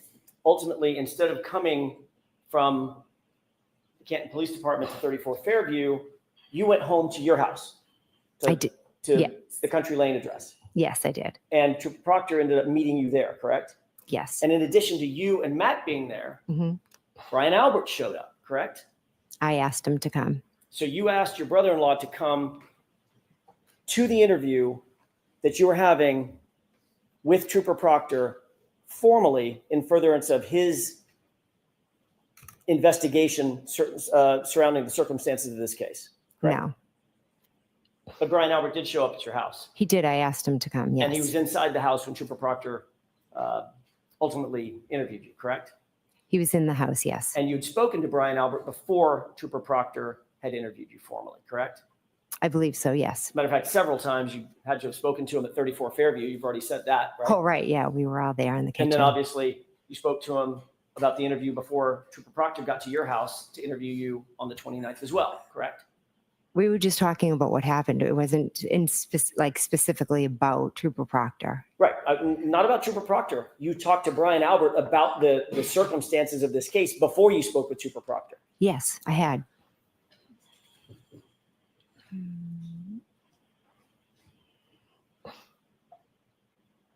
Do you remember exactly what you said to Trooper Proctor about the location of the SUV in front of the house? I know what I said. Yes. Okay, what exactly did you say to him? I said the car was straight out front of the front door. When I was looking out the front door, it was straight ahead. Isn't it true that what you actually said, Ms. McCabe, is that you first observed the vehicle parked on the street by the driveway facing in the direction toward Chapman? Objection. I'll allow it. Is that what you said? Those are not my words. No. Okay, next question.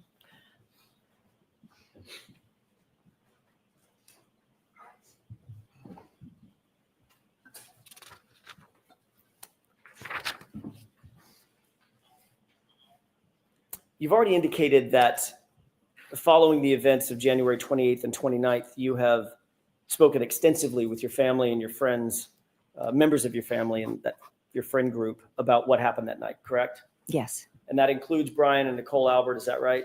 Yes. That includes Matt McCabe, your husband, correct? Yes. That includes Chris and Julie Albert. Yes. Includes other people that were there that night, including Brian Higgins. I haven't spoken to Brian Higgins since, I believe, John O'Keefe's wake.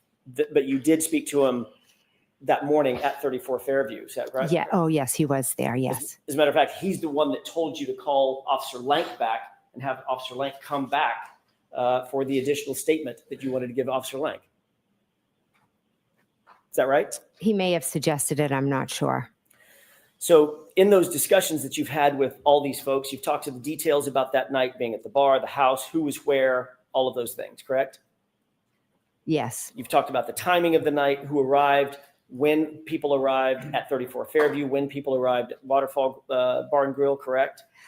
No, those really aren't details we discuss. I mean, everybody kind of knows when they came and when they left. We talk more about, living with everything that we've gone through.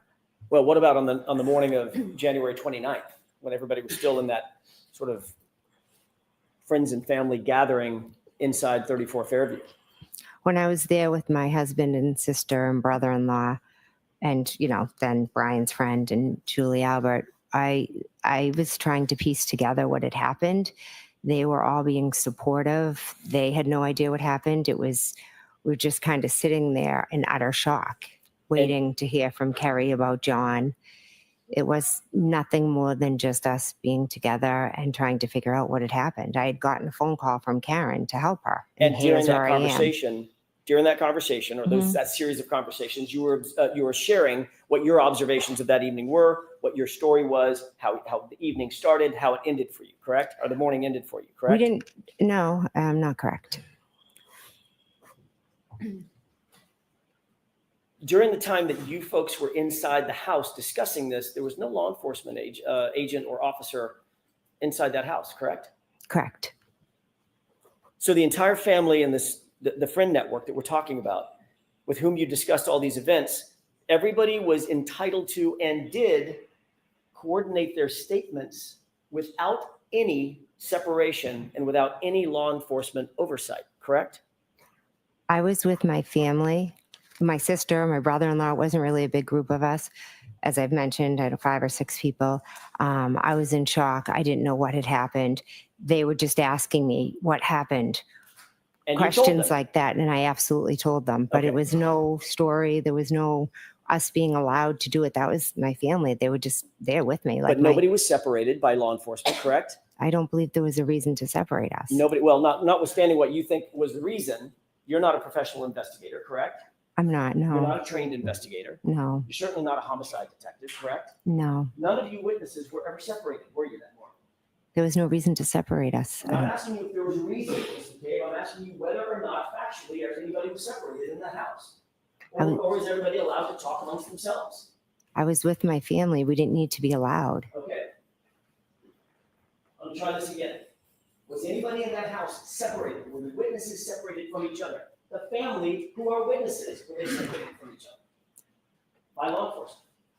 At that point, I don't think anyone but myself and Matt were maybe even witnesses. Okay. I'm not asking you what your determination of who the witnesses are. Mhm. I'm asking you whether the folks in that house were separated by law enforcement before you were able to have discussions about the events of January 28th and 29th. That's a yes or no question. Were you separated or not? At one point, when Mike Lank was in the house, he had separated and talked to Nicole, then Brian, then Matt. And then you Mhm. promptly left and left everybody in the house together, correct? He left us, yeah. Right. Nobody was taken down to the station, is that right? No, As a matter of fact, Trooper Proctor didn't even come over to 34 Fairview, the scene of the incident, to interview you, correct? I asked him to meet at my house because I had to go home to my children. And he accommodated you, didn't he? He did, yes. And he accommodated the fact that Brian Albert escorted you to the house for your interview, correct? Brian didn't escort me, no. Well, he went to your house at the same time that Trooper Proctor was there to interview you, correct? He came at some point, yes, by But himself. Before Trooper Proctor did the interview. I'm not sure if he was there, if he got there before or when. Well, He arrived. You've testified in the past that Yes. Brian Albert came to your house alone. I don't mean you came in the same car. Yes. But he followed you over to your house before Trooper Proctor ever got there. And he was in the house while Trooper Proctor conducted his interview, correct? Yes, Brian was All in right. the house for the interview. Thank you.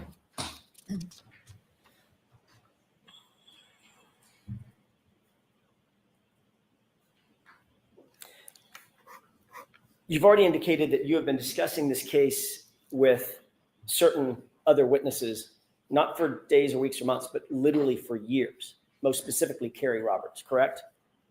The case in general, yes. Just before Carrie Roberts testified at a grand jury proceeding in this case, you were with her, weren't you? I don't recall what you're talking about. Do you remember being at the grand jury? Yes, Do you remember testifying at the grand jury? yes, the one back in April? April, I think, yes, yes, 2022? yes. That sounds Yeah, right? it sounds about right, yeah. You remember being there in an ante room with some other folks? What's an An anteroom? ante room, a waiting room? Oh, yeah, Waiting for your testimony? Yes, You remember Carrie Roberts being with you in that exact same ante room? yes, And that was right before her testimony, correct? I believe so, yes. So in answer to my question, Mhm. you two were together literally just before she testified at the grand jury, which was the first formal under oath testimony that she ever gave. Is that right? Yes,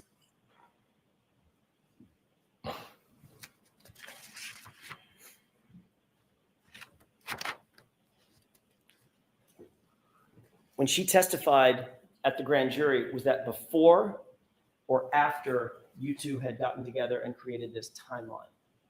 we did the timeline right after John had passed. So she testified, the answer is she testified after the timeline was created, correct? Yes,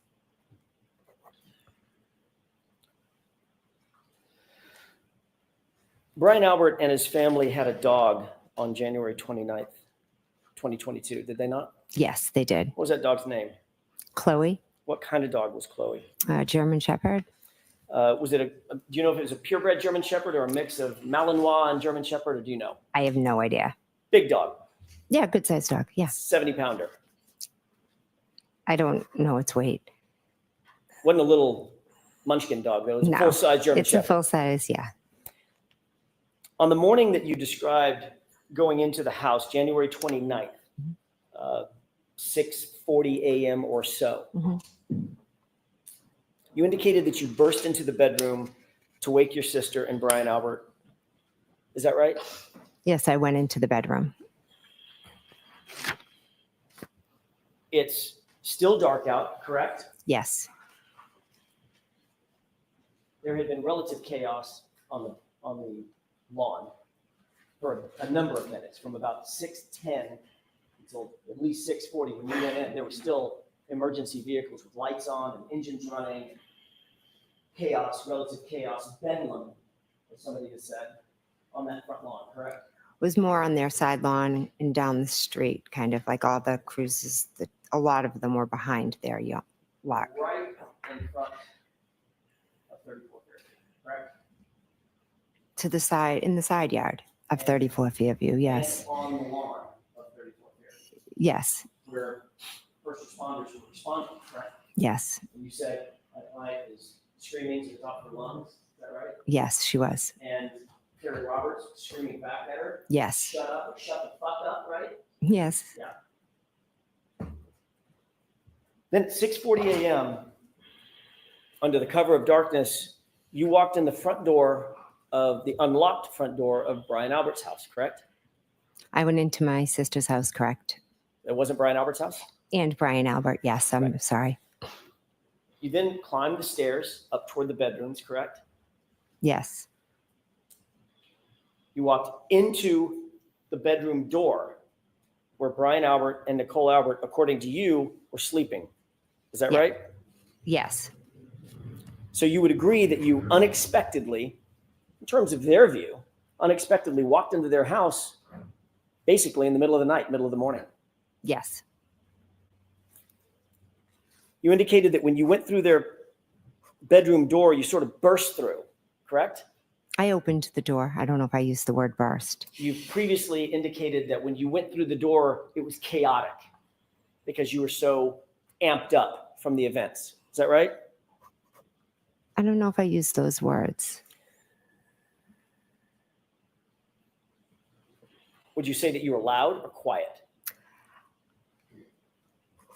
I think as I explained earlier, I was like where everything was going on around me. And I was kind of like in just a state of shock. And I remember thinking, I don't want to startle them, but I have to wake them up because obviously when I wake them up, they're going to be panicked and think something terrible happened. Well, why didn't you want to startle them? Something terrible had happened. I didn't want to give them a heart attack when I woke them up. But you didn't walk up and just nudge them and say, hey, Nicole, honey, can you wake up? There's something we can talk about. You didn't do that. No, I was like, Brian, Nicole, wake up, wake up. Okay, exactly. Yeah. But you weren't saying it in that voice either. You were saying, Brian, Nicole, get up. I'm not sure if it was that loud, but I definitely was. You definitely like trying to wake them up. Yes. What was the dog's reaction? I don't recall seeing the dog. So, according to you, to the dog at least, we can get in the mind of a dog, a relative stranger walks in the front door, climbs a set of stairs, the house is completely dark, walks into a bedroom door and starts barking. The person starts barking, get up, wake up, Brian, Nicole. And you don't remember seeing or hearing a dog at all. Objection. Sustained.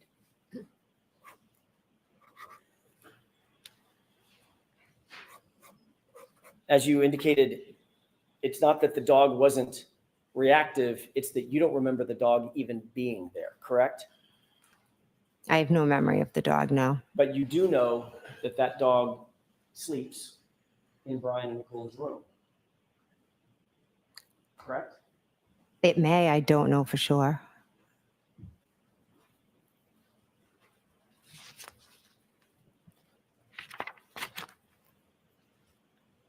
The reason you don't remember the dog being there is because the dog wasn't there, was it? I don't remember the dog. Right. So when you walked out of the room, when you walked in the house, didn't see the dog? No, When you walked up the stairs, no dog? no, Walked down the hallway, no dog? no, Walked into Brian and Nicole's bedroom door, no dog? I don't remember seeing the dog. I realize that. Mhm. Dog or no dog? No dog.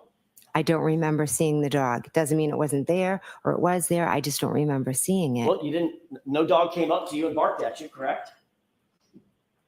No, You didn't see or hear a dog whining or howling, did you? no, You didn't hear or see a dog scratching at the door? no. There's no sign of a dog at all in Brian and Nicole Albert's house at 6:41 a.m. when you walked into that house, correct? Or 6:40? I don't remember seeing the dog. And this was a 70-pound German Shepherd, correct? I don't know the weight of the Have you ever dog. heard a description given about that dog by Brian Albert, anybody else? That dog was not good with strangers. Yeah. Did you know, as you said, you're very, very dear friends and obviously dear friends with Brian Albert, relations with Nicole Albert, your sister. Are you aware that that dog was not good with strangers? Object. Do you know that? I don't. It wasn't good with other dogs is what I knew, so I could never bring my dog over there. That's all I know about the dog. Right. Had some aggression, correct? At least with other dogs. Possibly. Possibly with other dogs. Yeah. That's our next question. Thank you, Your Honor. If you could remind the jurors, in your memory, who was the last person to leave the house, 34 Fairview, on the early morning hours of January 29th? I believe Caitlin left after us, my niece. Thank you.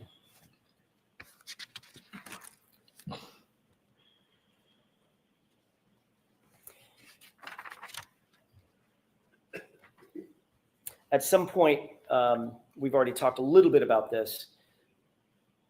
You said you looked out the front door glass. Was it a window or is the whole door glass? The whole door was glass, I believe. Is it like and pardon my ignorance, is there like a wooden door that is open and there's a storm door that's all glass that was closed? Is that what we're dealing with? I believe so, yes. Yeah, Okay. that sounds about right. Mhm. Can we take one more glance? I'm going to back up for a quick second. Okay. Can we take one more glance at that exhibit 3 with the court's permission? Okay. Thank you.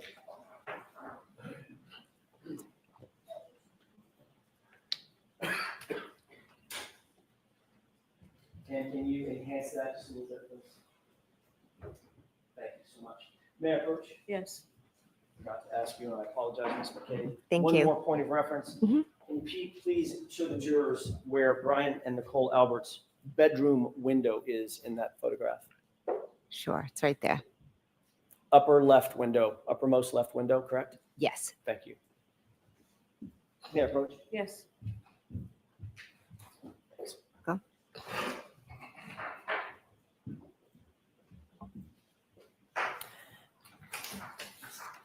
Let me get back on track. You indicated that you looked out that storm door and saw Miss Reed's vehicle, her SUV, directly in front of you, correct? Yes. That was the first time you noted or clocked that SUV being there? First time, I'm The sorry. first time you noted the SUV, in other words, that you visually saw it, it was directly in front of you. It was not back by the mailbox, correct? Correct. Did you still see the Jeep parked back by the mailbox? I looked out the window. I saw the car. I really didn't pay attention to details of other cars. I just looked and saw her car. When you first looked out that window and saw, or looked out the door Mhm. and saw the SUV, what time was that? I don't remember off the top of my head. I'm sorry. Does the time 2:23 a.m. sound familiar? 2:23? I'm sorry, 12:23. My mistake. I'm not sure. When you looked out the door, did you see any other vehicles at that time, other than the Jeep, other than Miss Reed's SUV? I believe I saw lights, lights like over here somewhere, if the Jeep's there and the car, is there. Okay, can you describe for the record what you did? The theirs don't come across on the record. Oh, So to sorry. your left Yes. is, Straight out would be Miss Reed's vehicle that I looked at. okay, I kind of looked at that. I remember my peripheral vision seeing lights over there to the left. Sorry. all right. So the way that you're describing this, and that's lights to a vehicle, correct? Yes, Matter of fact, you know what vehicle that is. I do. Yes. What vehicle is it? Describe it for the jurors, please. It's Ryan Nagels. Ryan Nagel's what? Car, The- truck? I believe he has a truck. Okay. So what you're describing is you looked out the window, you saw Miss Reed's SUV directly in front of you. Right behind that, in line, was Brian Higgins' Jeep, and behind that was Ryan Nagel's truck. Is that right? I'm not sure where his truck lines up. I just remember seeing lights. I just quickly saw Miss Reed's car and went back into the room. I wasn't, I apologize, paying attention for like specific details about cars. At some point, you did become interested in exactly what time Ryan Nagel's truck arrived, correct? This is after the fact, well after the fact, months after the fact. Yes, I did. As a matter of fact, you took it upon yourself to ask Julie Nagel, Ryan's sister, to send you something, correct?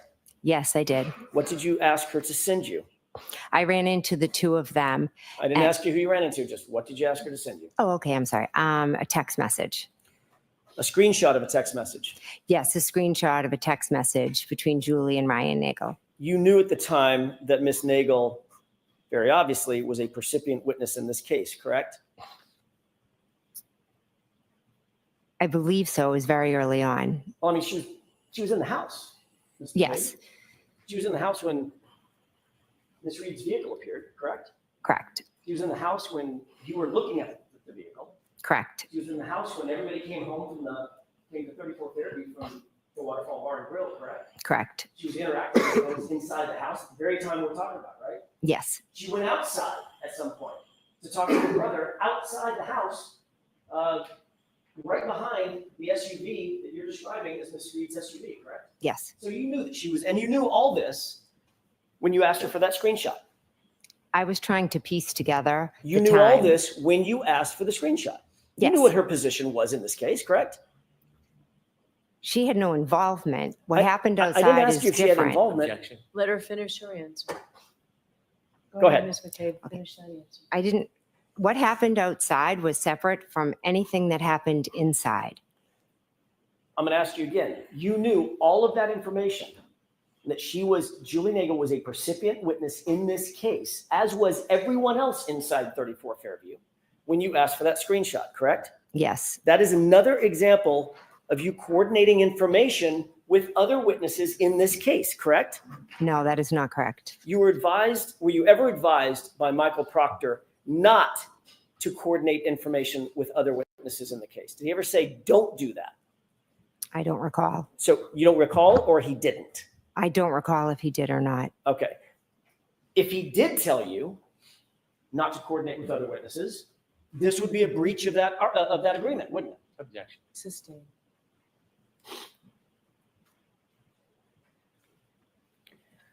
Indeed, once you got that screenshot, we'll talk about that in just a second. When you got the screenshot, did you ever share that with law enforcement? I'm not sure if I did or not. You never provided that to Michael Proctor or any other investigator, did you? I'm not sure if I did or not. As a matter of fact, Ms. McCabe, the only reason we know about that screenshot is because of the extraction on your phone. Isn't that right? If that's how you know about it, I'm not sure. You asked for that screenshot for your own personal use, for your own personal information, for your own personal coordination, correct, of what happened that night. That's, what are you asking? There's 3 questions there. Did you ask for that screenshot for your own personal use? Yes. And indeed, you do know what time it was that you looked out and saw Ryan Nagel's truck, because the screenshot told you that, correct? The screenshot told me when Ryan Nagel pulled up. It didn't tell when I saw. And what was the time when Ryan Nagel indicated that he pulled up? I'd have to look at the screenshot. 2:23 a.m., 12:23 a.m., sound right? If you have it and that's what it says, absolutely.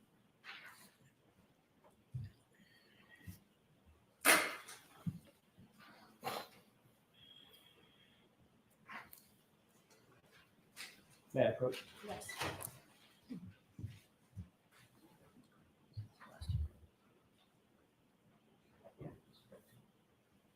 I'm sure I did. May I, Your Honor? Okay. Take a look at that transcript, that call. You can read that to yourself, the highlighted portion to I'd yourself. like to be heard. All right, why don't you come to council? Why don't you council come to start?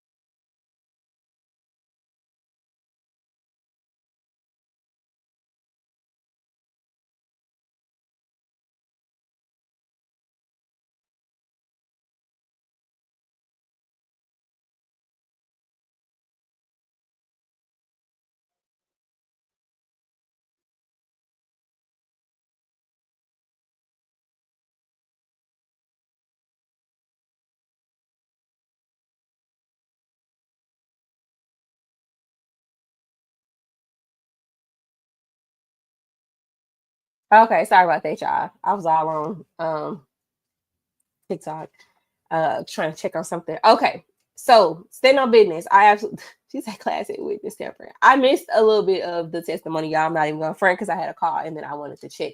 I had got a message on TikTok, so I wanted to check that. But what's happening, y'all, with Jen? What's she up there doing? She's still lying. I hate Felicia. I didn't even know you popped in here. I'm trying to check the comments. This is the Karen Reed trial, and this is Jen McCabe. Yes. That's when Felicia first came in. Classic witness tampering. You know, Jen been all of them been tampered with. You ask me because I don't understand why your brother rolling up to your house with Proctor. Oh, she don't know who the dog. She don't know who Chloe is. I'm sorry. I know I'm loud. Felicia, yes, I got. I'm gonna do a. They were dying to watch. I'm gonna say where they were. We were dying to watch Jim McCabe's testimony, but I do have some updates from the Nichols trial, so I can go over the testimony for day 1 and day 2 if y'all want to. And then I also got the updates on Christopher Sure. Now, I actually thought that this Christopher Sure's trial, I thought that one was in Tennessee too, but that one is actually in Michigan. That is a Detroit case, which is also an officer involved shooting. So just kind of running through what's happening with Tyree's trial. So So Officer Mills was on Desmond Mills was on the stand yesterday. You know, he's charged with 2nd-degree murder, aggravated kidnapping, aggravated assault, official misconduct, and official oppression in both the state and the federal court. He pled guilty to both courts as part of a cooperation agreement. In exchange for truthful testimony, the federal prosecutor will not request more than 15 years, but the federal judge can still sentence him anywhere from supervised release to life. So that's the black ball guy that was on the stand. So yesterday, he admitted that he and the other officers used excessive force on Tyre Nichols. He acknowledged the beating of Nichols. He also admitted that they lied to first responders and the Memphis Police Department supervisors to cover up their actions. Okay, I'll come back and go through the rest later.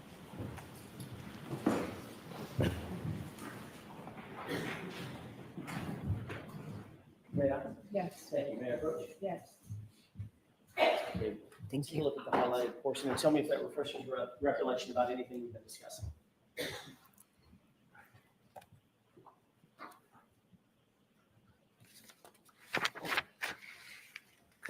Is the page available I'm before sorry, this? just a yes or no, does that refresh your recollection about anything that we've been discussing?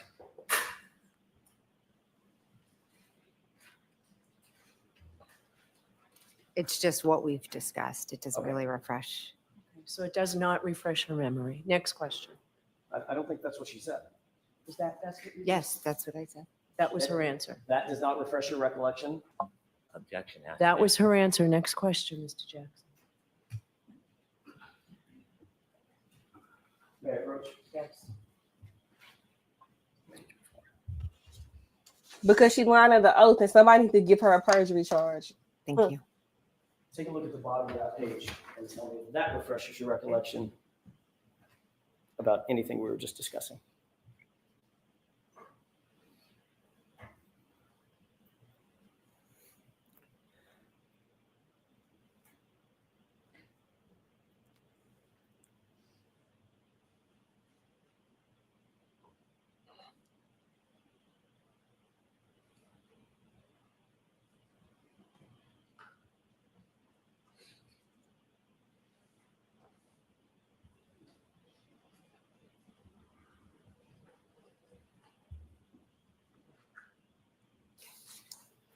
May I? Yes. Thank you. Ms. McCabe, having seen these, does this refresh your recollection about what we were just discussing concerning that conversation? Regarding me asking Julie Nagel for the time? Correct. Yes, it does. Okay. And what time did that was attendant to a screenshot that you asked for, correct? Yes. And that time was what? Objection. Do you remember the time? Can I look at the paper? I was reading everything. I didn't So look at the the exact question is time. whether you remember the. Oh, do I remember it? I don't remember the exact time, but I can read it off the paper. That's different than a memory. That's different. Next question. So this does not refresh your recollection. This is the time that was reflected on that screenshot. I can read the time, but That's in not my question. memory, That's not my question. I have to do it this way. Ms. okay, McCabe. So sorry. Does it refresh your recollection as you sit here, having read this, as to the time that was reflected on that screenshot? I don't, sitting here today, the only reason I know there's a time is because of what's on that paper. But you did ask for a screenshot from Ms. Nagel, correct? Yes, I And that- did. And that screenshot said something to the effect of outside. Is that right? Withdrawn. Just that question. The screenshot said something about outside. Is that right? I believe it said here, yes. Or maybe it's Yeah, here. so something And similar. it was a screenshot from Ryan Nagel to Julie Nagel indicating that he had arrived.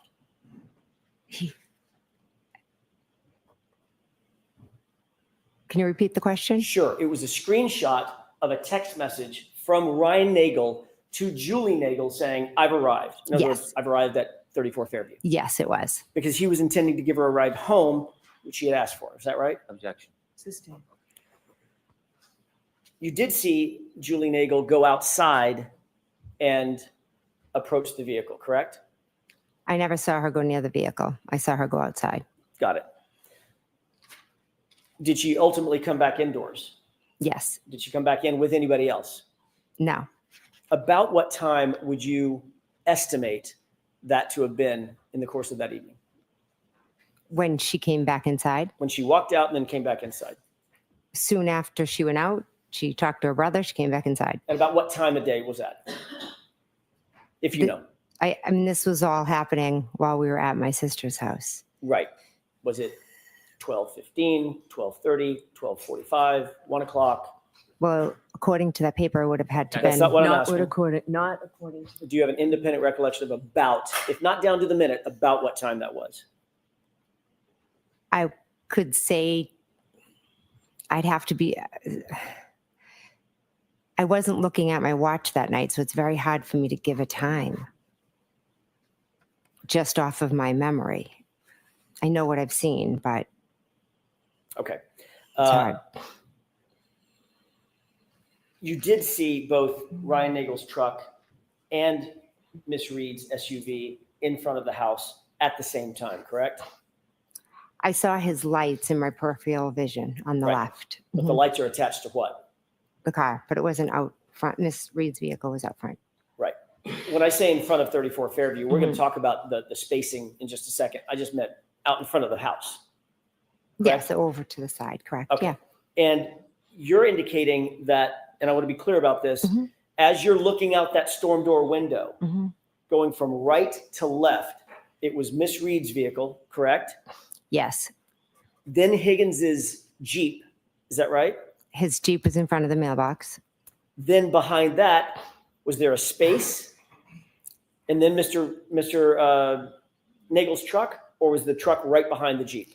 That's what I can't tell you. I just remember seeing lights. I didn't look over and pay much attention to it. I was just quickly looking at the Miss Reed's car, Do and you then I remember- went back and sat down. Do you recall testifying at a prior hearing that it was, your perception was Miss Reed's car, her SUV, the Jeep, hmm a space, and then Mr. Nagel's truck from right to left? I remember Mr. Nagel's truck over to the left in my peripheral vision.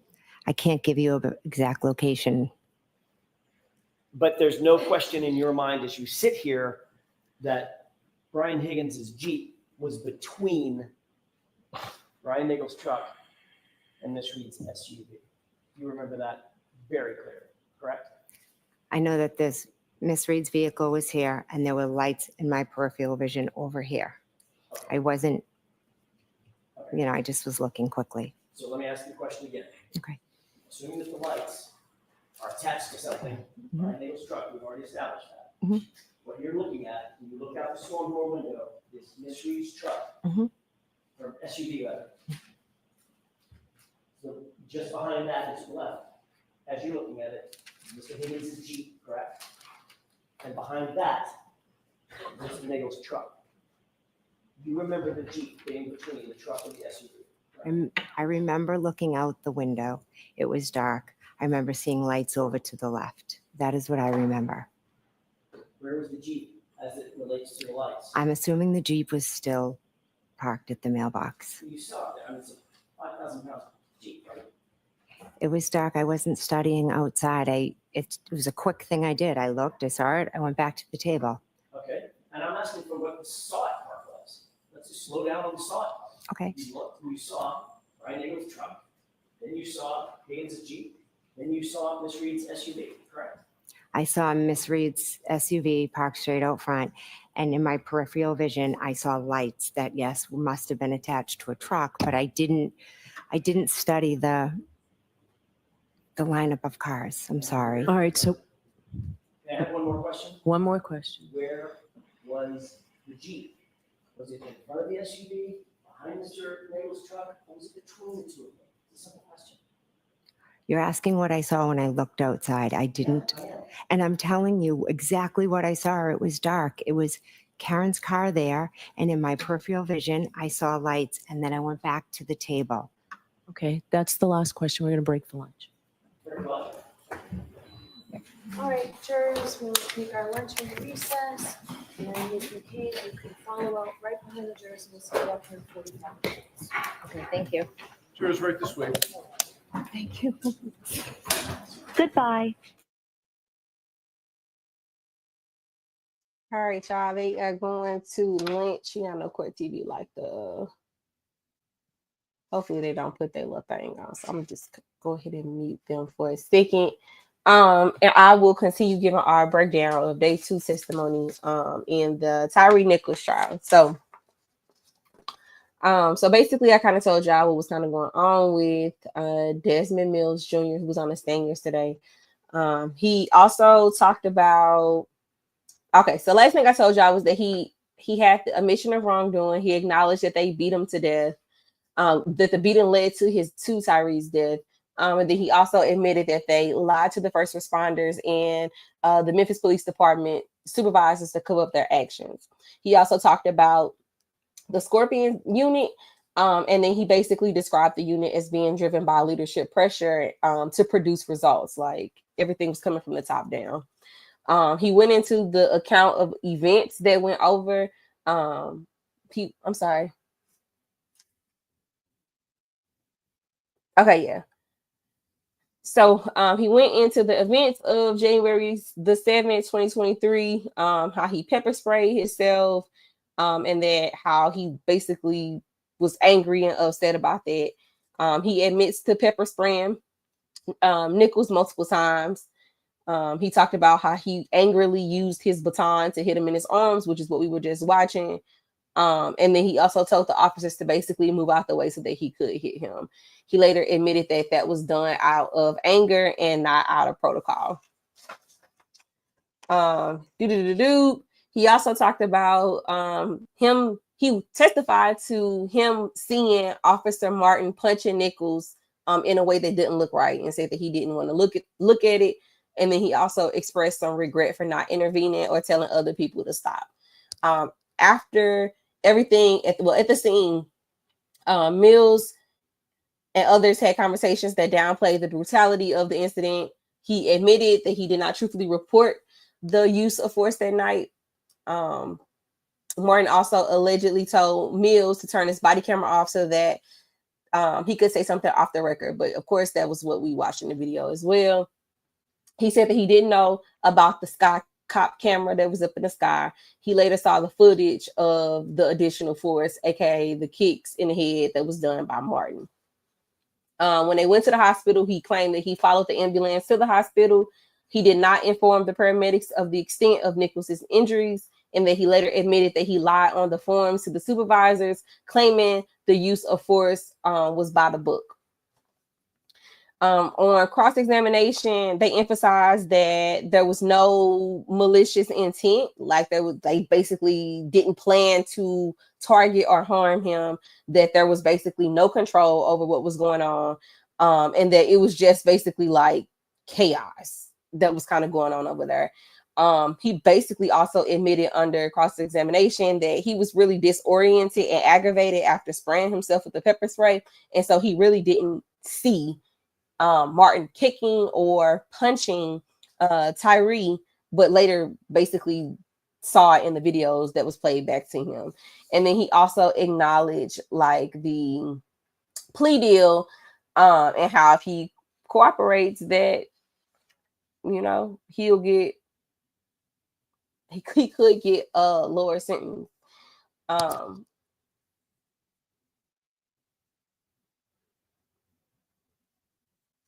Yeah. So that's really what came out of the testimony from yesterday.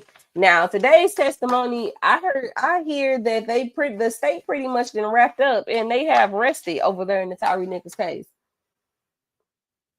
So we're gonna have to get caught up on what's going on with today. But I do also want to give y'all a rundown on Christopher Scher's trial. So if you didn't know, Christopher, this is the trial that's out in, I'm gonna take Karen down so that nobody think I'm talking about Karen right now. Okay, so if you didn't know, Karen is, maybe I can.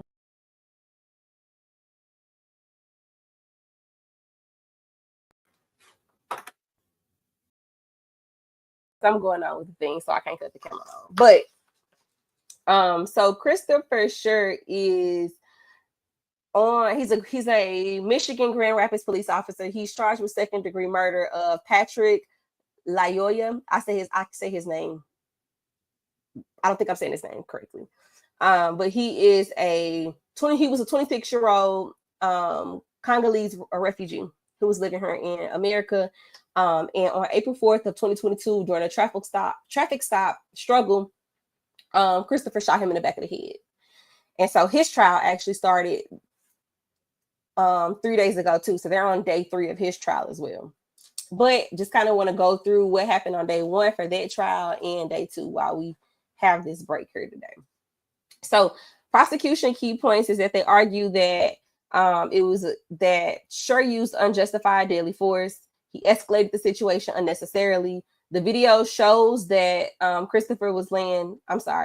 Patrick was laying face down when Christopher shot him. The taser use and arrest tactics violated protocol, and witnesses are there supporting that the force was excessive and unnecessary. So this is a very, very interesting trial. And I really wanted to cover this one and Tyree's trial together because I want to see how I want us to make sure that we are paying attention to how the justice system is working for everybody. Okay. Yes. For these officer involved shootings. And don't get me wrong, I think that Karen Reed's trial is very interesting, but we got some other trials out here that we need to be paying attention to as well. Okay. So the defense key points in Christopher's trial on day 1 was that Christopher acted in self-defense, fearing loss of his taser or firearm. that Patrick resisted arrest and tried to take the taser. The body cam footage shows that Christopher physically being overpowered by Patrick. De-escalation experts support that Christopher followed use of force protocol, which I think is bullshit because it is very it's very discretionary. Like but they emphasize split-second decision making under duress. So one of the witnesses that was there is Terrence May, who was a passenger in the car. He said that Patrick got out of the car to check the noise and not to flee. He got video of the encounter. He claimed the vehicle was stopped before Christopher would engage. Cross-examination about alcohol use and memory of events. So basically, one of the things that came out of this trial too is that Patrick his blood alcohol level was a little high. His blood alcohol level was pretty high in his case. And he was actually driving slowly, and the plates on the car didn't match what it was registered to, and that's why the traffic stop was engaged and why he was pulled over.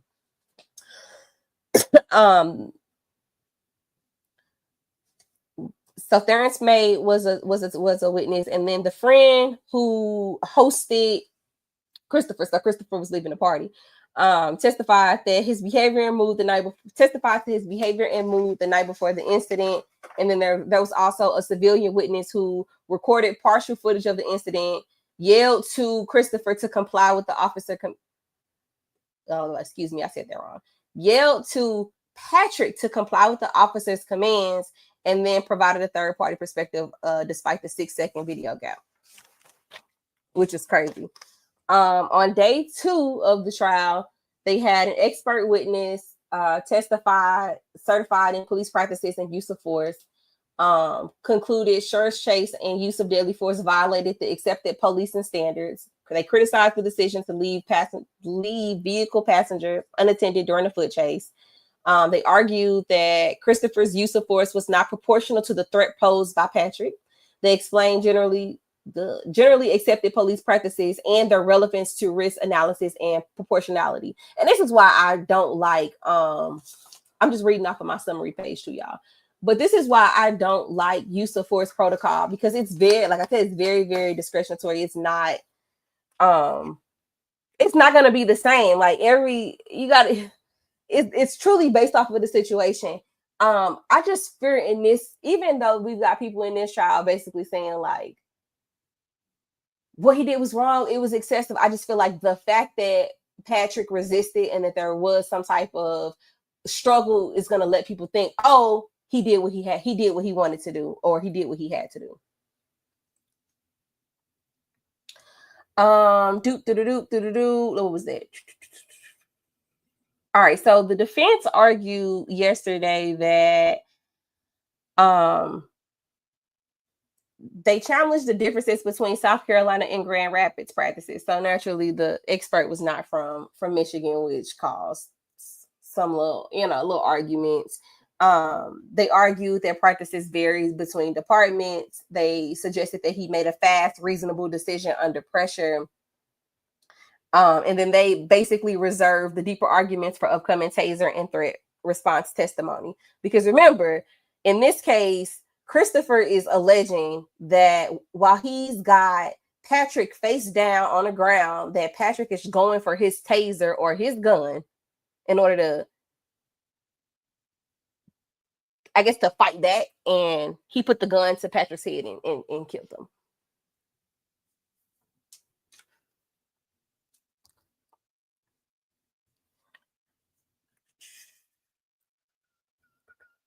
Okay, let me see.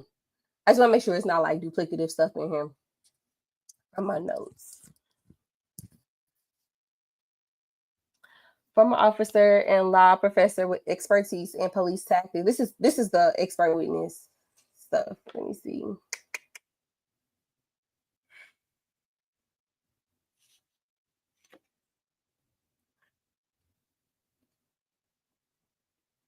So he determined a couple things to call out from that testimony though. He did determine that the traffic stop was reasonable and initial detainment was reasonable. That found foot pursuit and deadly force unjustified by standards of professional policing. So basically what he did wasn't right. And it was a short day yesterday and they on day 3 today. So I will get my notes in a better spot and I'll get us a video out there. But y'all, those are 2 trials that we still need to keep our eyes on and see what kind of happens and what the outcome is on those. Thank God for the witness in the home. Even though he was all over the place, Patrick was not fighting him. And he also says that, which is why the police is guilty. So we're gonna see how it plays out. Like I said, the key difference in this one is that Christopher is white. He's a white police officer. We're gonna see how. I think everybody should be going to jail. I think the ones in Memphis need to be going to jail, and I think Christopher needs to be going to jail. So, but we're gonna see how it play out because we always see the rules get different as the skin color changes. An ugly truth, but somebody gotta say it. No, it's okay. I am the queen of typos, okay? And I am a country as they come, and I have the nerve to try and use talk to text all the time. Have me looking crazy. So don't worry about it. It's nothing.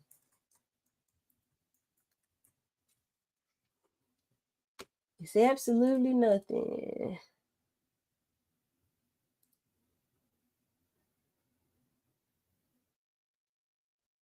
Oh my God.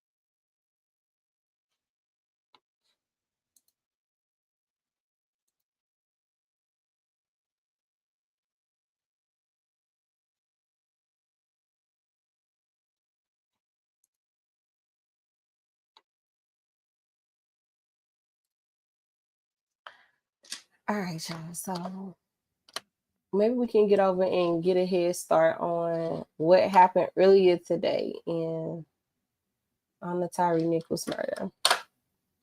I don't have notes for today. Share screen. Tyre, day 3. Let's see what we'll get out of here.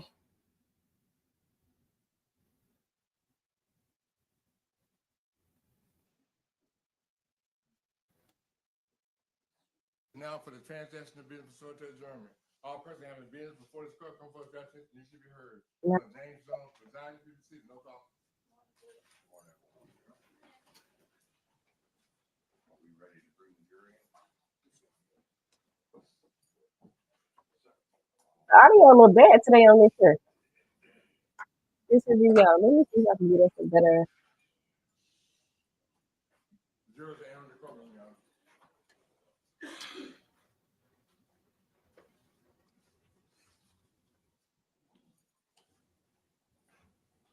I'm just looking. I want to call. Oh, so the defense is putting on the case?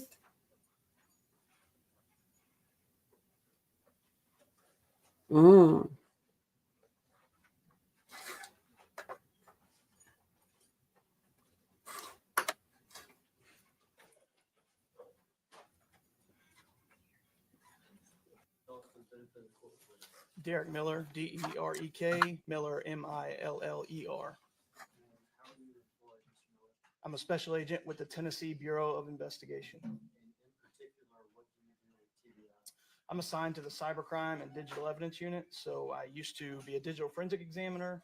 I now investigate cybercrimes for the state. What is a digital forensic examiner? A digital forensic examiner is somebody who is specially trained to extract data off of an electronic device, whether it be a cell phone, a USB drive, a computer, and forensically analyze that data in a manner that allows you to interpret it and see the data without changing it and manipulating it. What kind of training have you done, had to do that? I had my basic digital forensic training at the Federal Law Enforcement Training Center in Brunswick, Georgia. That includes extracting data appropriately and then analyzing the data you've extracted. I've also attended numerous courses, advanced courses on digital forensics, several different specific companies that make software tools, training for those tools as well. Have you had occasion to extract data from cell phones in particular? Yes, sir. Have you done that one time or many times? Many times. Describe to the jury how you do that. We have special tools that review the contents of the phone without changing or manipulating the data that's already on that phone. So we call that forensically examining. Okay. All that means is we're getting what data we can from that phone based on that piece of technology, but we're not adding, deleting, or changing any of the data that was on that phone when we received it. Do you continue to receive updated education and training with regard to extracting information from cell Yes. phones? Have you had occasion to testify in court about cell phone extractions that you've done? Yes. Have you had occasion to testify more or more than once? Oh, many more times than once. Have you ever been tendered to the court as an expert in this digital examination? I have. Your Honor, I would tender Special Agent Miller as an expert in digital forensics. Any objection? No objection. I want to call your attention to the case involving the death of Tyree Nichols. Were you asked in that case to do a forensic examination of defendant Haley's cell phone? Yes, I was. Before you were asked to do that, was your attention called to a certain poll cam video? It was. And in reviewing that video, well, let's watch that video. Can you tell us the point of the video that you're interested in? Yes, sir.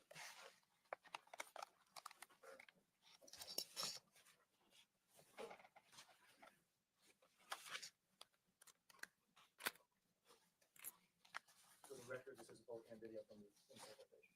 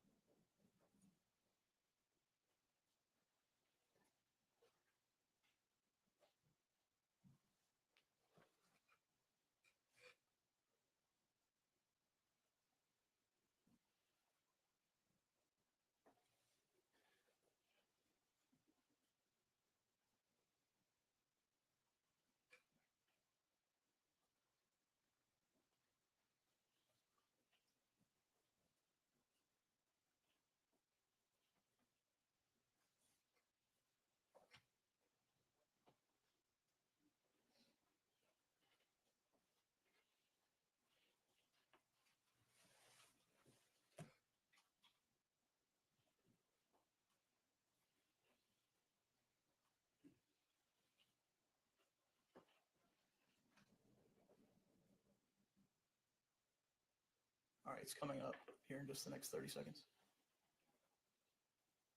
What is it that we're looking for? The individual standing in front of Mr. Nichols has his light turned on him. He walks away, then he's going to step back up and kind of lean down with his light on Mr. Nichols. It looks like he's got a phone in his hand.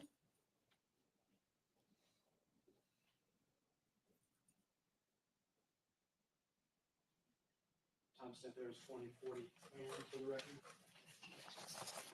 Is that individual Demetrius Haley? Yes, Did that cause you interest in his cell phone? it did. We can stop the recording. Were you able to attain Demetrius Haley's cell phone?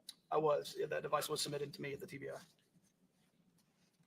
iPhone 13 Plus with the phone number 901-581-3284. I don't know the phone number off the top of my head. That's not part of the examination. I could look it up if you need me to. So I'm just passing you Okay. documentation. Okay. Yes, sir. Yeah, tell me what that is. This is a property receipt from Demetrius Haley to TBI Special Agent Kim Covington for an iPhone 13 Plus with phone number 901-581-3284 or 94. If we could introduce that as 600 700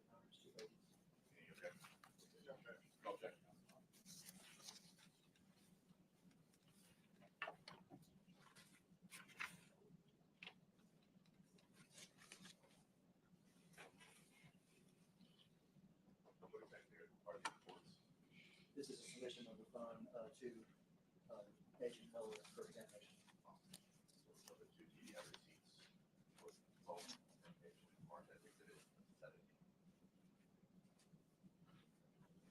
Did you also obtain a consent to search from Mr. Haley with regard to this phone? A consent to search was obtained. That was not something that I did. I passed you a document. It's not the on here, sorry. That's correct. Yeah, this is a TBI, Tennessee Bureau of Investigation consent search form signed by Demetrius Haley for an iPhone 13 Plus.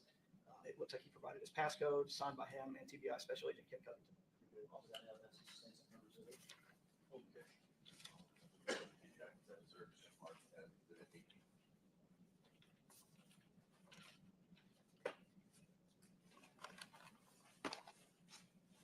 All right, tell us how you searched the phone and what you're looking for. For this device, we use what's called a gray key. It is a specialized tool that was invented to extract data in a forensic manner, as I described earlier, from Apple iPhones. In this case, we obtained what's called a full file system. If you think about data on your phone, everything that makes the phone work, everything you do on your phone, pictures, text messages, internet browsing, that's all stored in what we call the full file system. Okay, think of a filing cabinet full of all of your data on a phone. When you delete something, the phone figuratively takes that piece of paper out of the filing cabinet and shreds it, and it becomes two different places. The deleted is not accessible. The non-deleted is still in that full file system. And so we're able to extract everything that had not been deleted from the iPhone. Did you find anything in the iPhone from the timestamp that we saw around 2040? Yes. Around 840. I did. I found one Apple Live photo. If you're familiar with Apple phones, they take a picture and a video at the same time and mush them together, and it allows the viewer to see a couple seconds before and after they actually press the button. So one live photo taken at 8:40 and 8 seconds on January 7th. Let me pass you this photograph and ask you to recognize it. This is the photo taken at 8:40:08. Was it taken by defendant Haley's cell phone? It was taken by a phone that matches the make and model of his phone. Did you find it? Did you find it during the examination? Yes. We offered that evidence to state that some exhibit. Okay. So the photo from his phone, I think there was 19.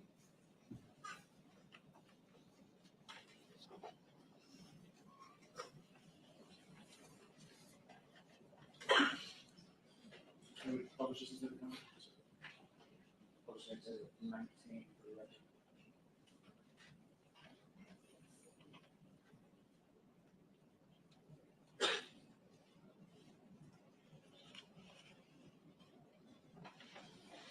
Where in defendant Haley's phone was this picture found? There are multiple versions of this photo found in a directory that is associated with text messages. So the way an iPhone specifically works is you take the photo, it stores it in a folder. That folder is the same every time. If you do things with that photo, it may create another version of that photo. It's just the way computers work. They don't always point back to the same location. It is an effort to make your life easier and faster.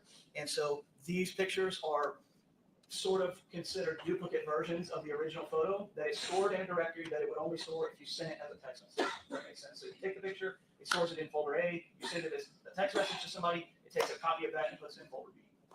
If I understand you right, you found this in folder B, is that correct? Correct. How about folder A? I assume when I take a picture in my phone, that folder A would be like my photos. Correct. Is that right? That's correct. Did you find it in his photos? No. Why not? There could be a number of reasons. Presumably, the simplest answer is that it had been deleted. Deleted from file A, which is my photos or whatever they call it. What is file B?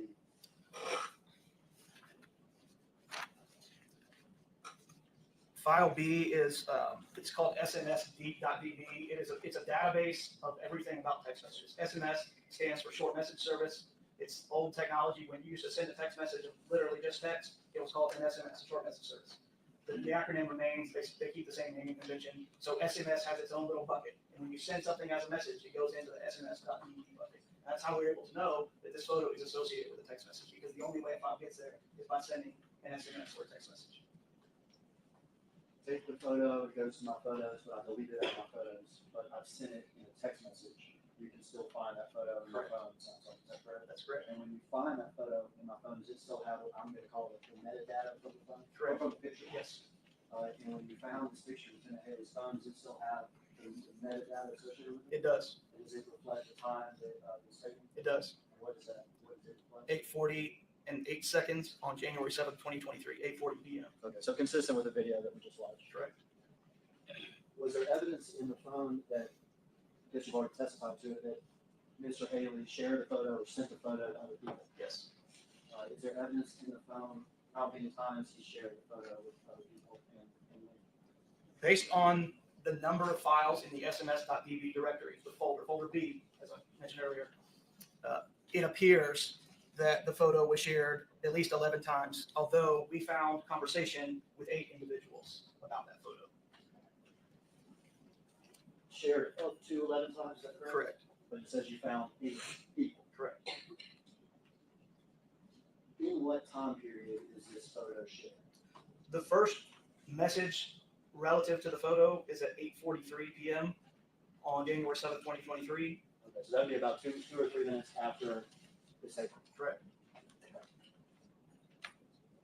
How about when you said some of these shares have associated text messages? Yes. I'm not gonna ask you about those associated text messages, so I don't want you to read those, but if you can tell me when each share occurred, I appreciate that.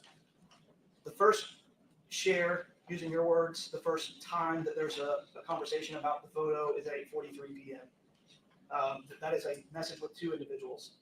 The next message would be at 9 p.m. The next one also at 9 p.m. The next one would have been 10:19 p.m. Excuse me, 10:50 p.m. The next one 10:51. The next one 11:07 p.m.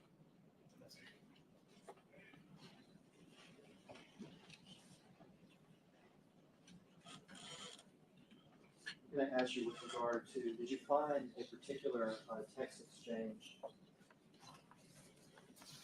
that you have, that we printed out here before today? I did. Let me pass this to you. Tell me what this is. This is a iMessage conversation, which iMessage is Apple's text messaging service when 2 iPhones are messaging each other. This is an iMessage conversation between Mr. Haley and somebody stored in his phone as MPD Fox Austin P. And is that an extraction from Mr. Haley's phone? It is. We have that marked, it says 602. No objection, no objection. No objection. So the page text thread as exhibit 20.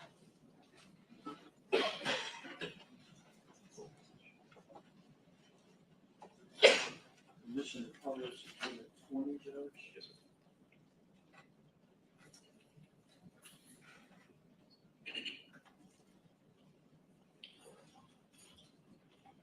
All right, so also we're looking up here, The top part is just information about the conversation. So in total, what you see the display names, local user is Mr. Haley's phone. MPD Fox Austin P is the other person in the conversation. You see number of participants is 2. The number of messages, 87, is how many messages exist in total between these two people. It's not worried about how many that you're about to see. It's 87 total. If you look at everything those two people have ever done. The first message between them was November 16th, 2022, and the last message, January 8th, 2023. so the very first time they texted with each other about whatever. I was Right. thinking that it was- Correct. would have been November the 16th of 2020. That's correct. These messages we're looking at here from January 8th of 2023. Correct. Is it 6:05 p.m. correct? No, it would be 12:05. UTC time is 6 hours ahead of Central Time. So this would be at 12 noon, essentially 12:05 p.m. Noon on January 8th. So the incident with Mr. Nichols happened on 1/7 at approximately 8:30-ish, and this is the next day. Correct. What's the brief first? Yes, the first bubble there, MPD Fox Austin P. This is meant to represent, the view of your phone. MPD Fox Austin P sends Mr. Haley a message that says, "Who beat dude up last night?" So gray in this iMessage conversation is Miss MPD Fox Austin P. Blue represents Mr. Haley's phone. So he says, "Who beat dude up last night?" Mr. Haley's phone responds, "Us." So that's incoming, who beat dude up last night. Correct. And then a response from Mr. Haley's phone that says no. Correct. We can hear the rest. They MPD Fox Austin P says they relieve some folks. FR, that is my interpretation of that, means for real. Mr. Haley's phone says, "Yeah, 6 of us." MPD Fox Austin P says, "Damn, I don't understand why though." Mr. Haley's phone says, "I guess it's just procedure." IDK, meaning I don't know. MPD Fox Austin P says, "Shit, stupid. Keep y'all head up, Brody. The city needs y'all. FR, again, for real, for real." Mr. Haley's phone says, "Appreciate it, bro." You're pretty good at the text on the guy. I've got to Google that stuff sometimes. I'll get an FR, I have to Google and see what it is. No further questions? No further questions.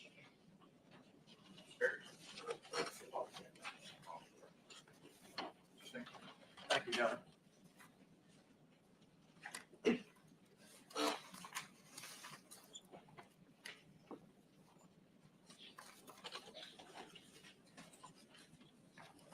Good morning. That's fine. Yes, sir. You need a moment? Nope. Sir. Nope, yes, sir. Mike Stengel, I represent Demetrius Haley.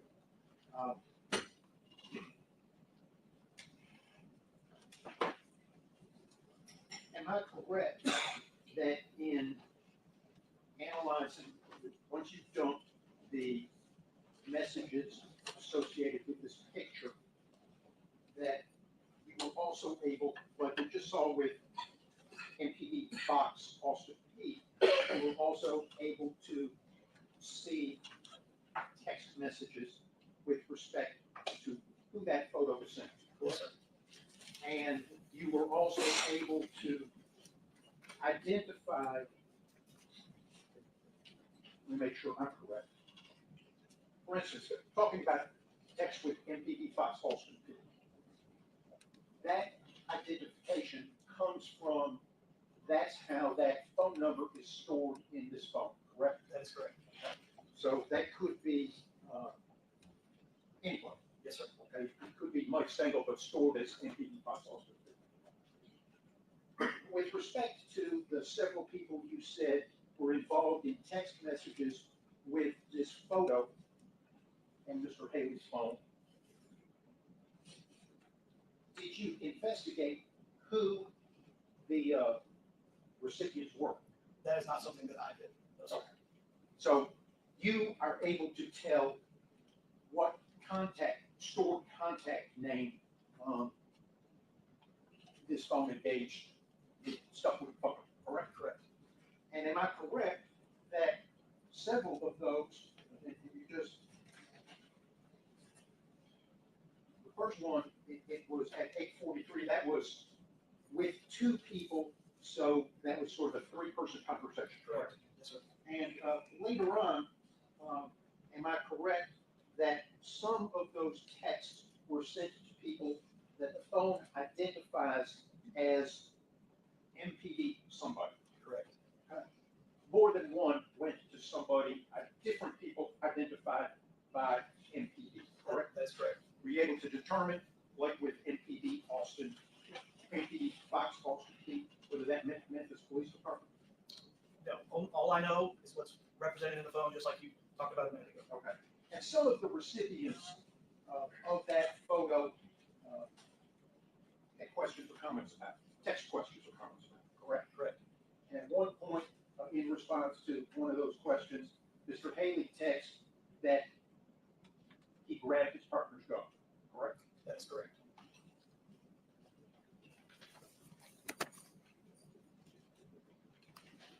In addition to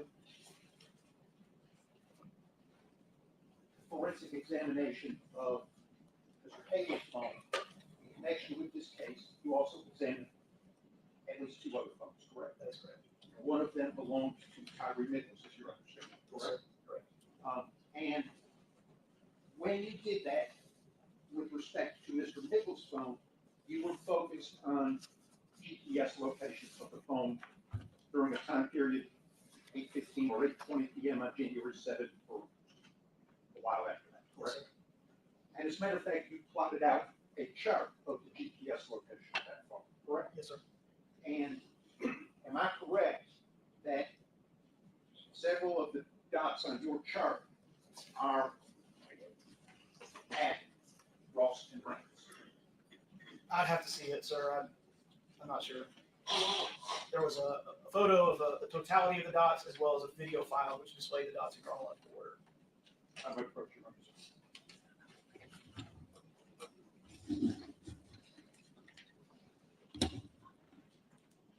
You recognize that as a copy of part of your work product? Yes, sir. And that's from your forensic examination of Tyree Nichols' phone related to this case? That's correct. Bernhard asks that be marked as the next one. No objection, Judge Miller. The report on Mr. Nichols' phone, Exhibit 21.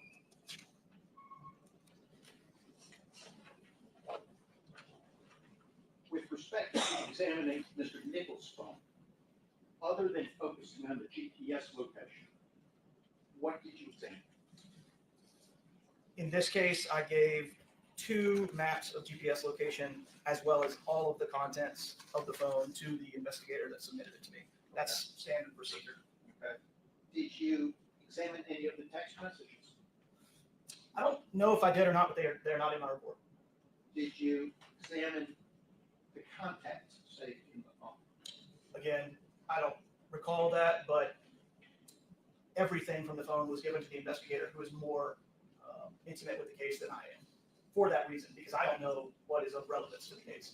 Okay. Is it a fair statement that after extracting all of the data from the phone and giving it to the investigator, would the investigator be Agent Nick Ellison? No, my report was provided to Charles Baker. Yes, Special Agent Charles Baker. So you gave the contents extracted from Tyree Nichols' phone to Agent Charles Baker, correct? Correct. You prepared these 2 reports of GPS location, correct? That's correct.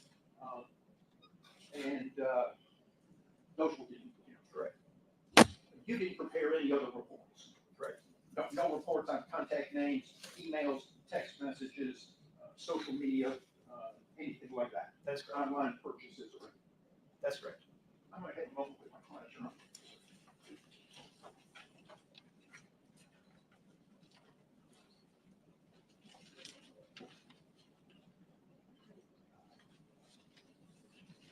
Ask the witness. Thank you, Your Honor. Your Honor, I have no questions. Thank you. Mr. Steele asked you about the contact names that it was sent to. Do you have a list of those names? I have it on my computer. Do you remember that? Do you remember the names it sent to? Oh, on Mr. Haley's phone? No, I'm sorry. Yeah, I wasn't. Yes. Actually, on Mr. Nichols' phone at the end. Yes. But no, I'm sorry. I should have. I'm not sure. I was asking about Mr. Haley's. The contact names or contact information related to the photo. Yeah, we did a photo sent in his list. I do have those. What are they? The first one is, let me summarize all of these. I have a name that is stored in the phone associated with the phone number. So for every one of these, I have the phone number, which is a factual thing. That is what it is. And then the name that Mr. Haley's phone associates with that number. So the first name is MPD Jazz, parentheses, Lil Sis, in parentheses, property and evidence. The second name is Brittany. The third name is, I may get the pronunciation wrong, Vashti, Vashtye. The fourth name is Bree Beal, Bribeale. The fifth name is Shamika, ATC. Number 6 is MPD Mike, Mount Moriah Task Force. 7 is MPD Smith, OCU, What's the phone number for that? 901-254-9333. And the last name is MPD McKinney, SVO. That's all first discussion.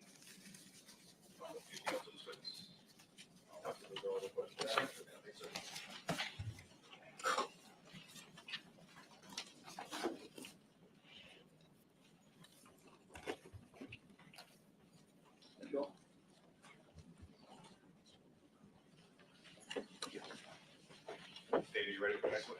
Yes, Judge. The state calls Ms. Radrisha Mackey.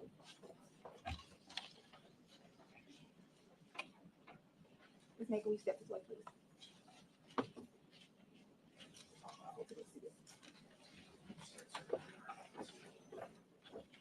You solemnly swear affirm that the testimony you today will be the truth and nothing but the truth, so help you God. That's the one. You can see. Ms. Mackey, will you please say and spell both your first and last name for the court reporter? Yes, my name is Rodrisha Mackey, RODRESHA, last name Mackey, MACKEY. Ms. Mackey, I know this is probably obvious, but do you work for the Memphis Police Department? Yes, I do. And as part of your job working with the Memphis Police Department, do you maintain and preserve records? Yes, Will one of those records be an oath of office? yes. Can you tell this jury what an oath of office is? It's when the officer make a promise to perform their duties And when is that oath administered? upon graduation.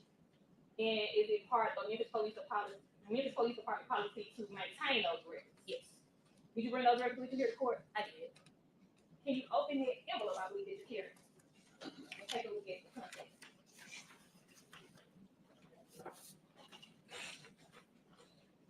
Yes, this is the oath of office. Can you tell us who those oath of offices are for? To Darius Bean, Emmett Martin III, Demetrius Haley, Justin Smith, and Desmond Mills Jr. During this time, I would ask that Ms. Rodrisha Mackey be tendered as a keeper of records for those documents and acts that they be added into this number exhibit. First, as far as any objection to being, I think, keeper of records. Objection. No objection. All right, as far as this being the next label exhibit, No objection. is this gonna be one collection? Yes, Your Honor. Okay, fantastic.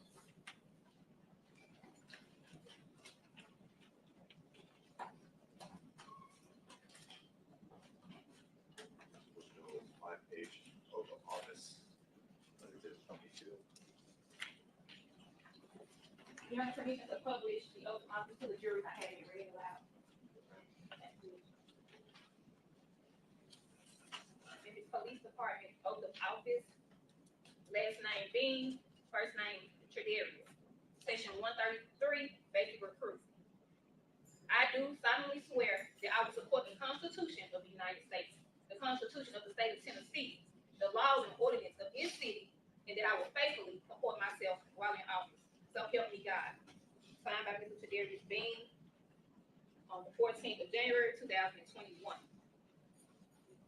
First name Emmett, last name Martin, section 125, same language. I do solemnly swear that I will support the Constitution of the United States and the Constitution of the State of Tennessee, the laws and ordinances of the city, and that I will faithfully comport myself while in office. So help me God. Signed by Mr. Emmett Martin. Demetrius Haley, basic recruit 133, same language. I do solemnly swear that I will support the Constitution of the United States and the Constitution of the State of Tennessee, the laws and ordinances of this city, and that I will faithfully comport myself while in office. So help me God. Signed by Lieutenant Haley. First name Justin, last name Smith. I do solemnly swear that I will support the Constitution of the United States and the Constitution of the State of Tennessee, the laws and ordinances of this city, and that I will faithfully comport myself while in office. So help me God. Signed by Defendant Justin Smith. Last name Mills, first name Desmond. I do solemnly swear that I will support the Constitution of the United States, the Constitution of the State of Tennessee, the laws and ordinances of this city, and that I will faithfully comport myself while in office. So help me God. Signed by Defendant Desmond Mills. Ms. Megan, with those have been the oath of office that every officer takes upon graduation. Yes. This time I've had for me. No questions, John.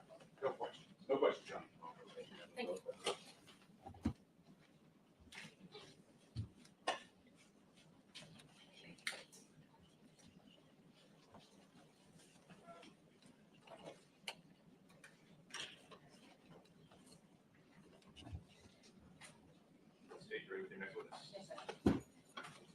State calls Dr. Ross.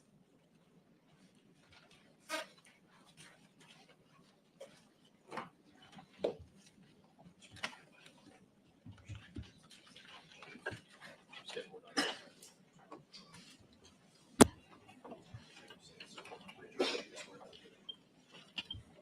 You solemnly swear affirm that the testimony you give today will be the truth, the whole truth, so help you God. I do. That's easy.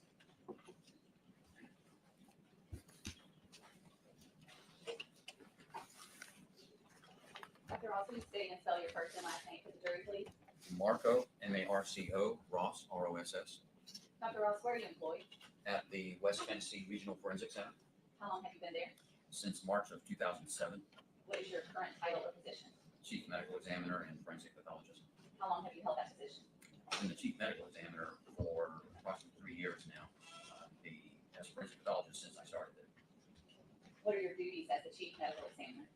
to oversee the operations of the West Tennessee Regional Forensic Center and to direct the activities of a staffing pathologist. Can you tell the jury a little bit about your educational background before becoming the chief medical examiner? I received my medical degree from Tulane University in 1985. I then completed a residency in general surgery at University of South Carolina in 91, and then served as a surgeon in the U.S. Navy from 91 to 95. Following that, I completed a residency in anatomic and clinical pathology at the University of Vermont in 1999, and a forensic pathology fellowship at the University of North Carolina in 2000. Following that, I served as a medical examiner in Phoenix, Arizona for 2.5 years, then Spokane, Washington for 4.5 years before coming to Memphis. And as part of your duties, do you are you a member of any professional societies, or do you have any certifications or licenses along with your position? I'm currently licensed to practice medicine in the state of Tennessee, and I am board certified in anatomic and clinical pathology as well as forensic pathology, and hold memberships in the National Association of Medical Examiners and the American Academy of Forensic Sciences. Dr. Ross, can you tell the jury a little bit, as a medical examiner, what do you do on a day-to-day basis? What are your actual job duties? We are responsible for evaluating those deaths that occur either due to unnatural means or are sudden and unexpected deaths, or deaths that occur without the attendance of a physician. Do you perform autopsies? Yes. And tell the jury a little bit about how you go about doing that. When we perform an autopsy, that is an examination of the body, both the outer surfaces and internal structures of the body. We start by examining the outer surfaces, removing clothing, looking at skin surfaces, looking for evidence of disease and injury. And then we proceed with an internal examination, which means making incisions in the chest, abdomen, and head in order to examine the internal structures, organs, and tissues of the body, also looking for evidence of disease and injury. Dr. Ross, in your career as a forensic pathologist, approximately how many autopsies would you say you have performed? I'm on the order of about 5,000 autopsies at this point in my career. And in the course of your duties as a medical examiner, have you had patients testify in court? Yes, I am. Have you testified here in these state courts? Yes, I am. Have you testified in this court in particular? Yes, I am. Have you testified also in federal courts? Yes, I am. Your Honor, at this time, I would tender Dr. Ross as an expert in forensic pathology. Any objection? Objection. No objection, Mr. Smith. Thank you, Judge. Can you tell the jury, you just described what an autopsy is and what you do. When you go about performing an autopsy, do you have occasion sometimes to review additional records? Maybe if the patient transferred to you from a hospital, on occasion, would you look at hospital records? Yes. Would you look at ambulance run reports if that was available? Yes. And does that information come to your office, or is that something you have to request additionally? We usually have to request it on occasion. It comes by other means, but usually we actually request it from those sources. And you described to the jury generally what an autopsy is. When you do that autopsy, do you, when you make your findings, do you also prepare sometimes diagrams that go along with that report? Yes, part of the autopsy includes making notations, usually on diagrams at the time of autopsy, and those will often get incorporated at least into the case file, not into the report itself. Do you take photographs during the autopsy as well? Yes, we do. Those photographs often document injuries or the findings that you make. Correct. in each autopsy you perform, is that autopsy given a unique identifying number? Yes, it is. And in the case today, we're interested in autopsy 2300-0074. Are you familiar with that autopsy? Yes, I am. And who was the patient in that autopsy you performed? Tyree Nichols. And in this particular case, did you prepare that full report we've just been discussing? Yes. Do you recall, as we just mentioned in the case of Tyree Nichols, did you have occasion to review additional hospital records? Yes, I did. I want to pass you a document.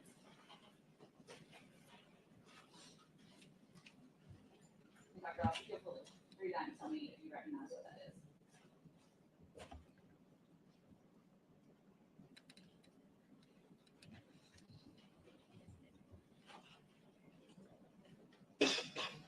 These are copies of our report of investigation, the autopsy report, the neuropathology consultation report, the toxicology reports, associated diagrams, as well as an evidence release report and a copy of the death certificate. Does that appear to be a full copy of the autopsy report for Tyree Nichols? Yes, it is. Your Honor, I would ask that this be marked as an example exhibit.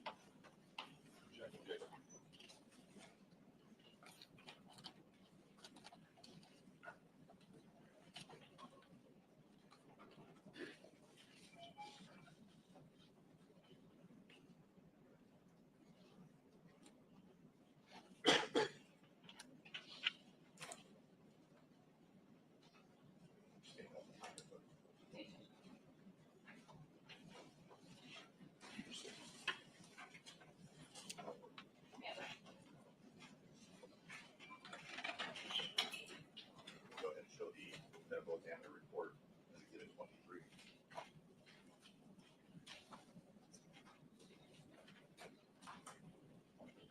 Dr. Ross, did you bring your own copy of that report with you for today? Yes, I did. When was this autopsy performed? It was performed on January 11, 2023.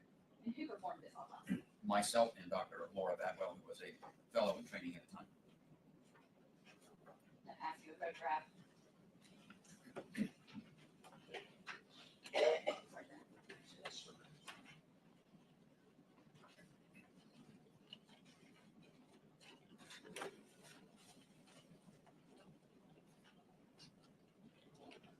Dr. Ross, do you recognize this photograph? Oh, yes, I do. What is pictured in it? It's a photograph of the face of the deceased Tyree Nichols taken at the time of autopsy. Does it also have that specific autopsy number that you mentioned earlier? Yes, it does. And does every photograph that's taken during autopsy have that identifying number in it? Yes, it does. Your Honor, I've asked this be marked as the next. We have got the objection on it. We'll show the photo of Mr. Nichols' face on as it is photo. Your Honor, permission to publish.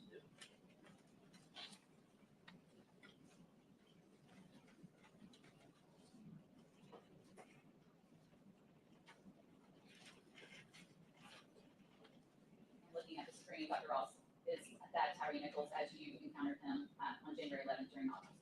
Yes, it is.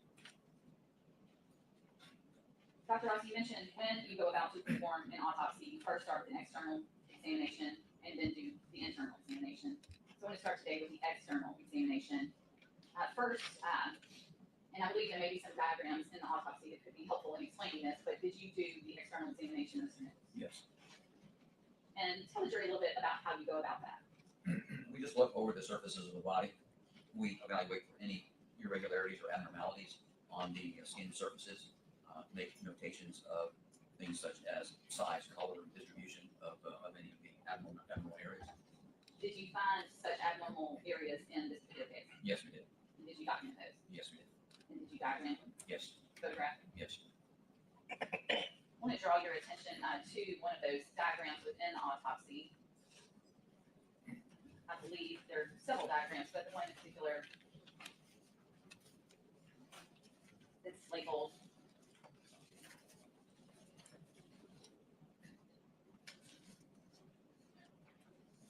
first, let's start with external evidence of injury.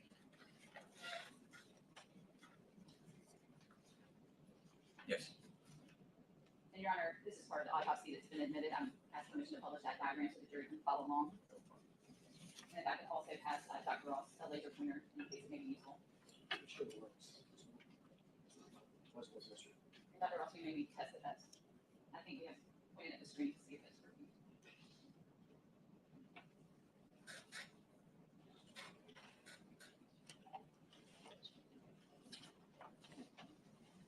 Dr. Ross, I may have it back. You can maybe. Thank you.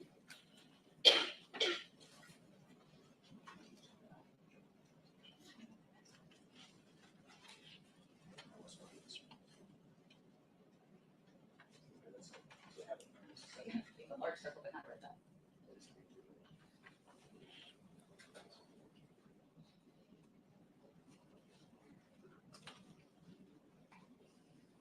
Well, Dr. Ross may have to do it without the laser pointer.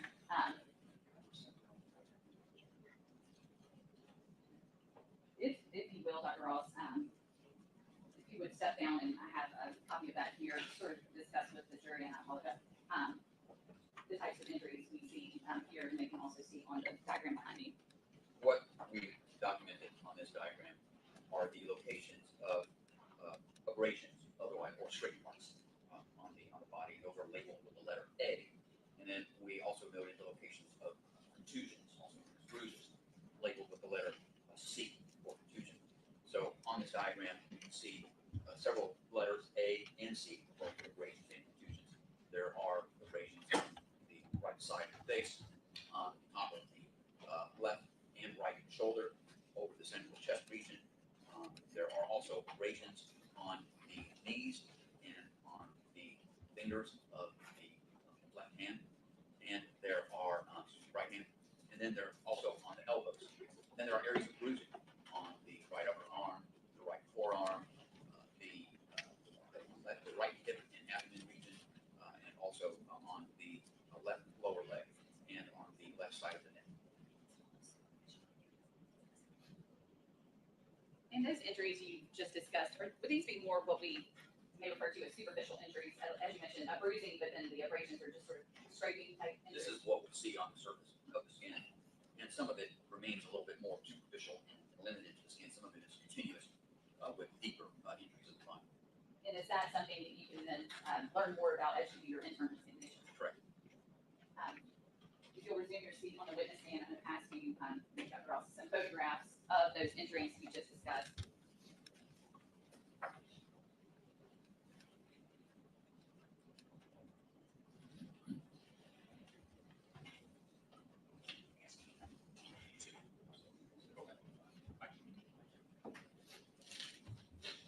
Your Honor, if I may pass all of these and then we'll admit it collectively, it may just be easier. Dr. Ross, the first photograph, can you tell me what you see there? This is a photograph of the right side of the face, showing an area of scrape mark and a little bit of bruising on the right temple region of the face. Thank you. Can you describe the next photograph? The next one is a photograph showing the lips been lifted up so that we can see that there is a broken tooth. The right medial or middle incisor has been broken. The next photograph shows an abrasion on the left elbow. The next photograph shows abrasions on the right knee. The next photograph also shows abrasions on the right knee, just a little bit more, not as close up as the previous photograph. The next photograph shows an abrasion on the left knee. And the next photograph shows abrasions on the some of the knuckles of the right hand. And the next photograph shows abrasions on the top of the right shoulder. And the next photograph shows an abrasion on the left shoulder. And the photographs that you just looked at, are those photographs consistent with the injuries you just discussed in the diagram? Yes, they are. Your Honor, I would ask that these photographs be marked in the next collective exhibit. I only asked if you would not, the non-sequential numbers, the way you read, just one second record, and 1 through 9. I don't mind being as given to it, but it should be. Both there, if you would exhibit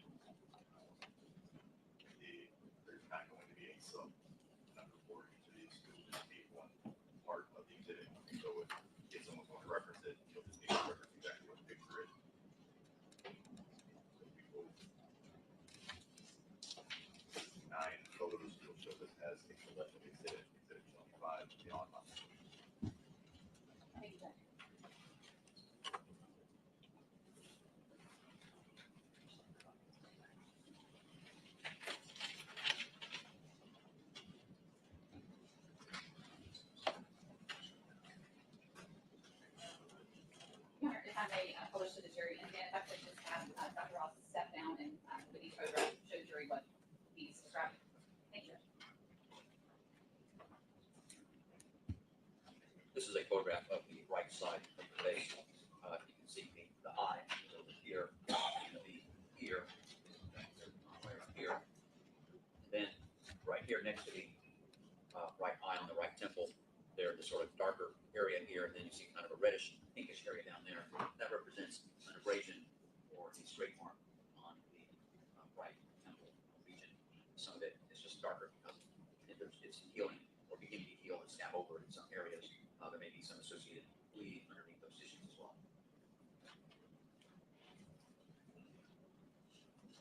This is a photograph where we have lifted up the upper lip to show that the tooth on the right side, the incisor tooth, has been broken. You can see that the one on the left side is intact, the one on the right side is broken.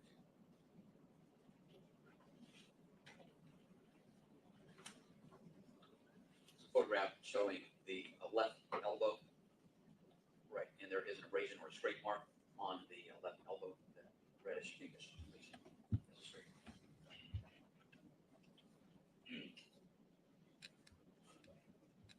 A photograph of the right knee, several of those pinkish reddish straight marks around the right knee.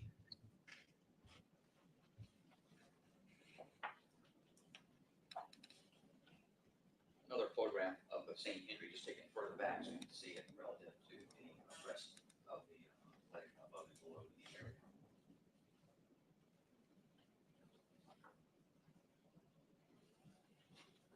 And on this one, you can see another abrasion, a pinkish area on the left knee.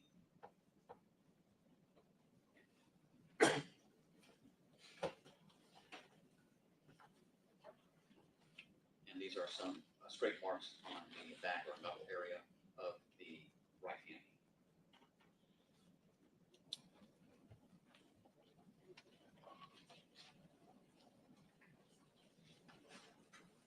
And this is a photograph of the top of the right shoulder, showing those kind of reddish brownish areas are additional abrasions, straight marks on top of the right shoulder.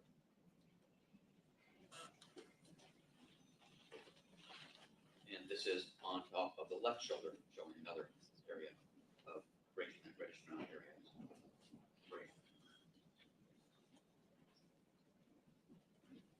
Thank you, Dr. Ross.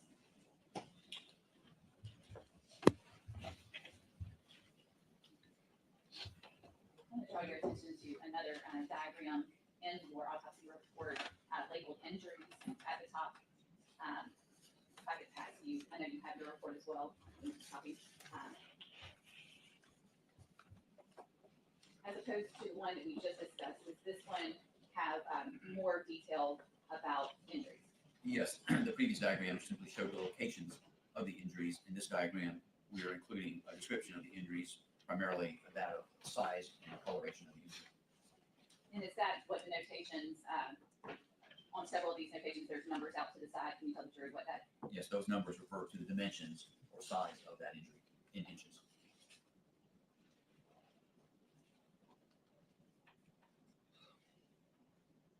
I'll ask you about one thing in the autopsy report. It says that it says that Mr. Nichols was 73 inches tall and weighed 209 pounds. Correct. If the information was that Mr. Nichols weighed much less prior to this incident, is there any explanation for upon your contact with Mr. Nichols why he would weigh that amount?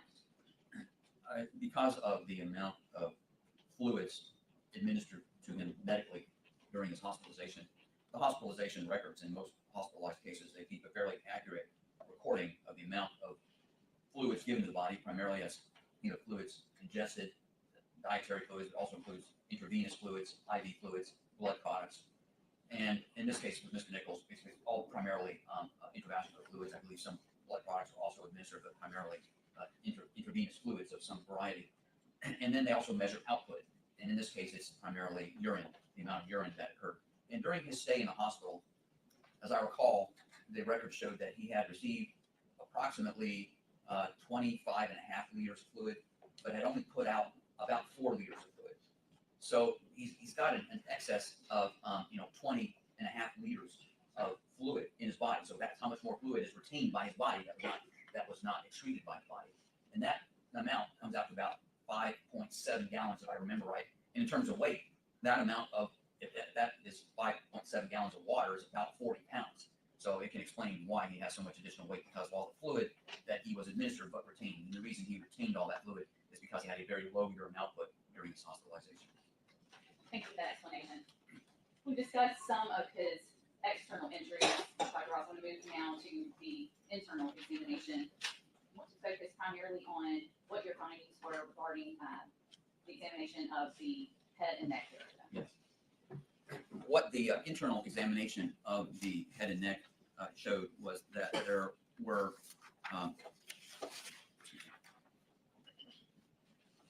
were some injuries of the what we call subscapular and subgaleal tissues.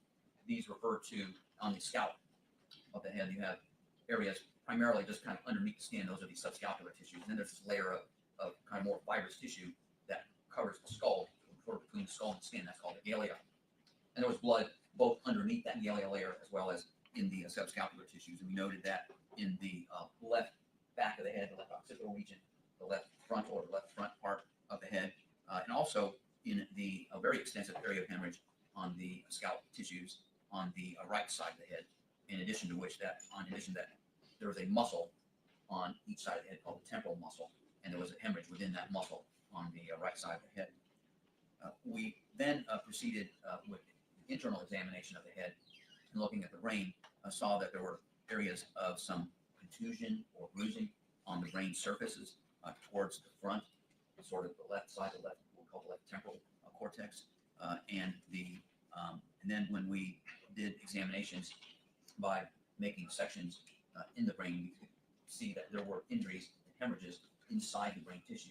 The most significant of which was a large area of tearing of the brain tissue on the left side of the brain that extended from near the surface of the brain on the outer left side and towards the front, and extending into the deeper structures of the brain on the left side, and a lot of hemorrhage associated with this actual tearing of the tissue. We also noted a smaller area of tearing on the right outer part of the brain as well, also with hemorrhage in that lesion. Then, as part of the examination of this, we also microscopically looked at the brain tissue and could see that in addition to these areas of hemorrhage that were occurring relating to the contusions or bruising on the surface of the brain, as well as the tearing of tissues on the more internal parts of the brain, we can see what is known as axonal injury.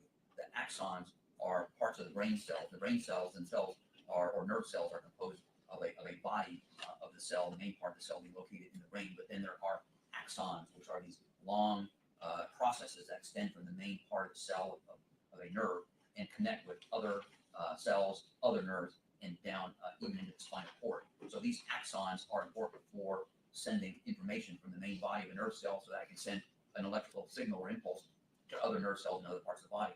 When there are injuries to those cells, you can disrupt those axons, and there are special stains we can use to look at those axons, and that is called axonal injury. We had evidence of axonal injury in multiple areas of his brain. And based upon the distribution of those axonal injuries, you can determine if it's primarily because of traumatic disruption of those axons, or sometimes those axons can be disrupted by a lack of blood flow to those areas, and that's called more of a vascular type of axonal injury, or has a vascular pattern. Because of a lack of blood flow, you can also get some injury to the axons, but that has a different pattern.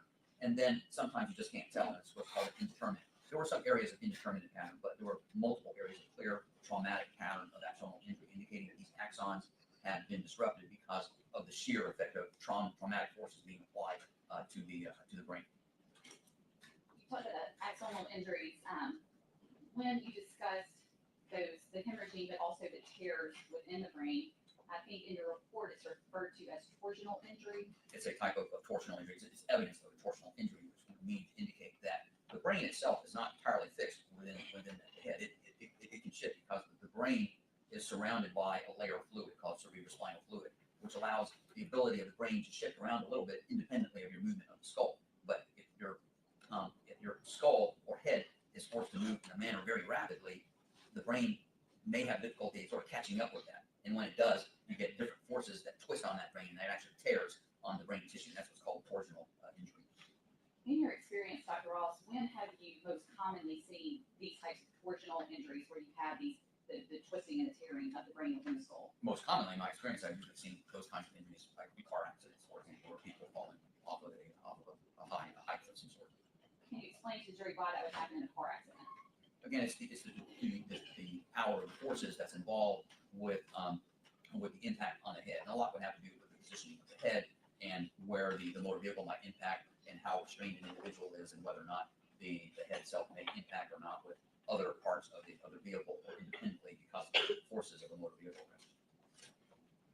After you completed the initial autopsy portion, and I mean the actual examination of external and internal organs of Mr. Nichols as you described, was there some additional work that had to be done to make these determinations of the brain injuries? Well, when we looked at the brain ourselves, we did also consult with a neuropathologist, Dr. Walter, in New York, and she looked over our case as well, looked at all of the photographs that we took of the case, as well as we sent her all of the microscopic slides that we had performed on this case. We sent to her for her interpretation. Did you also, after completing the autopsy and conferring with the neuropathologist, did you view the video, any video in this case? Yes. And was that what we refer to as a skycop video or pole cam video? Yes, I believe so. Your Honor, if I may show that video to Dr. Ross now.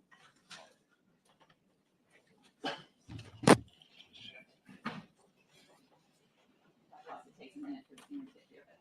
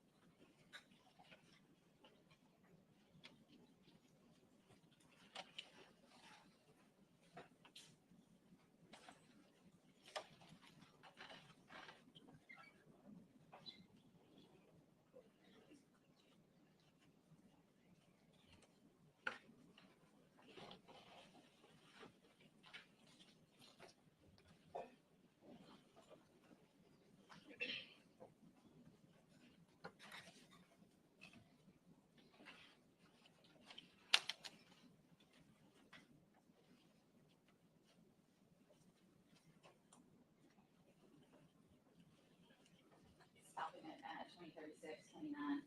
Dr. Ross, is that video part of what you reviewed in preparing the autopsy in this case? Yes.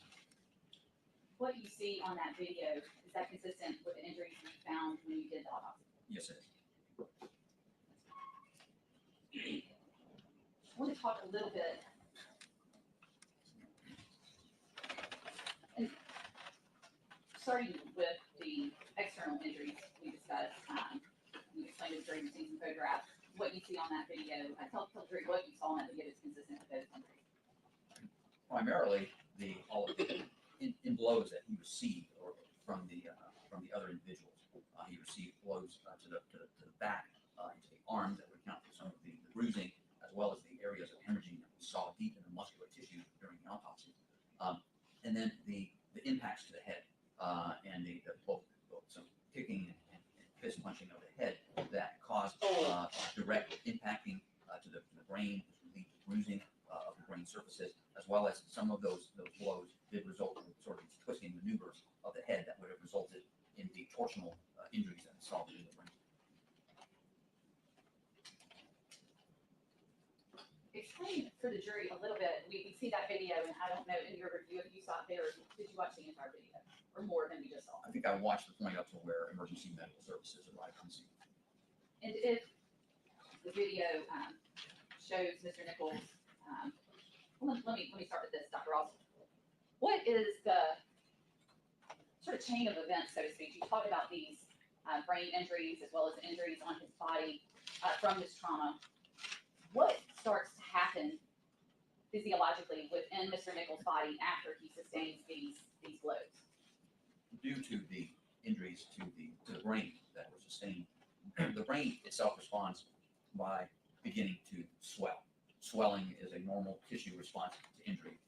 Example, you bump yourself and you get a bruise really hard, and that area of skin and tissue around it can swell some. Well, the brain itself swells. The problem with the brain swelling is that it's swelling inside the skull, which itself cannot expand. So when the brain tissue swells inside the skull, there's increased blood pressure, increased pressure in the tissues of the brain. And then what happens because of that increased tissue pressure inside the brain? It can affect the blood flow in the brain. And it can actually, that pressure itself can sort of squeeze down on some of the blood vessels. And so you can actually get a loss of blood supply to certain areas of the brain. And the areas of the brain that can be affected by this include areas of the brain that can affect and control heart rate and breathing. And so head injuries such as this with swelling can lead to a cardiopulmonary arrest, which is what occurred in Mr. Nichols' case. He was transported to the hospital, and with resuscitation measures, they were able to resuscitate him to the point where his heart activity returned, but there was persistent brain injury. He remained comatose during that, even after resuscitation. There was some activity that made them concerned they might be having a little bit of seizure activity. They used some seizure medications, but subsequently, over the next few days, he progressed to the point where they determined that he no longer had any brain activity and was pronounced brain dead. Typically, as part of an autopsy, is toxicology a part of that? Yes. And in this case, are there toxicology reports for Mr. Nichols? Yes, there are. Are there more than one? Yes, there is.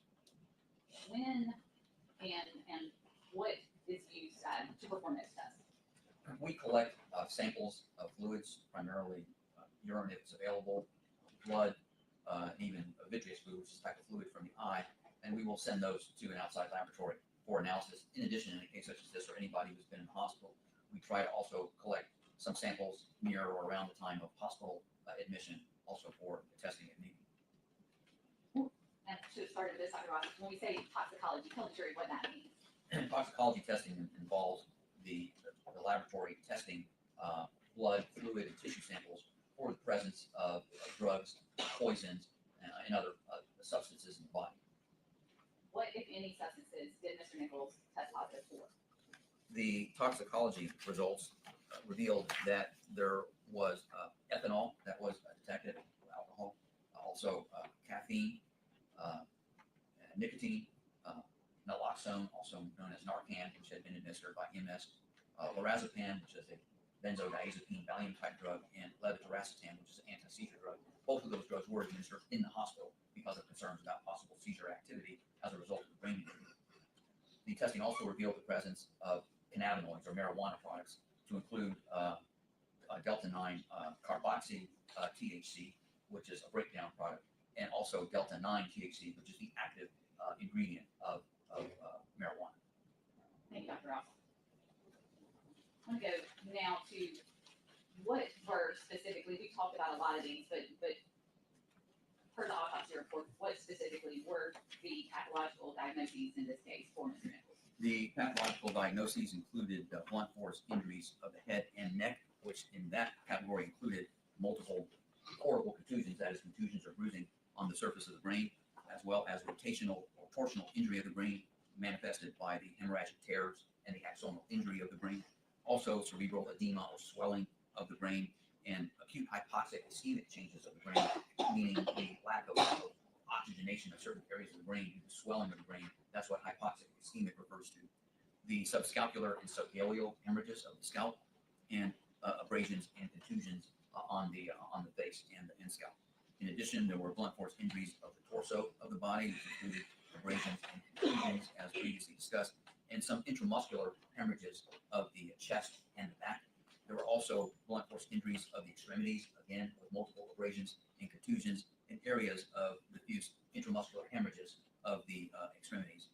There was also the typical sequelae that we see after an individual who has had a cardiac arrest and then resuscitated, depending upon how long there has been a loss of blood flow to certain organs and structures. You can see the result of some type of organ damage from that. And in this case, there was hepatic necrosis, meaning within the liver, there were areas of necrosis or damage to the liver tissue that had resulted from a lack of blood flow to the liver during the cardiac arrest. In addition, there was pulmonary edema or excess fluid in the lungs, which can have multiple causes, including a resuscitation phenomenon after cardiac arrest. I'm going to pause you there and take your attention back to an open question regarding the toxicology. You mentioned a number of substances, some of them the jury obviously familiar with, caffeine, nicotine, alcohol. What was Mr. Nichols' alcohol level? The alcohol level that we measured in a blood sample collected shortly after admission was 49 milligrams per deciliter, which is a 0.049 on the breathalyzer scale. 0.049. When was that sample taken? That was a sample that was collected at 11 p.m. on the evening of.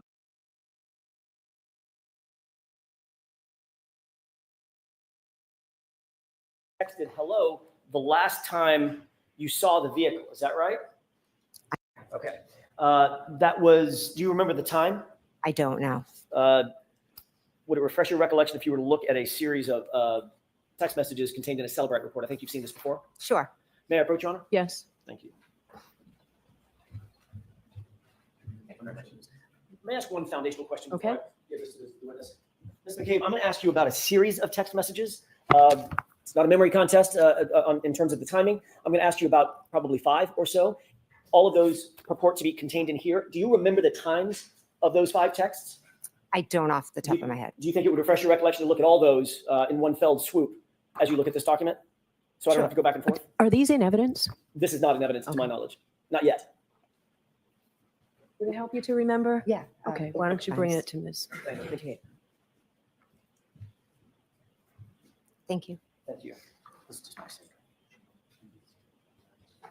This one is, yeah, I just think it's so I like to turn to that.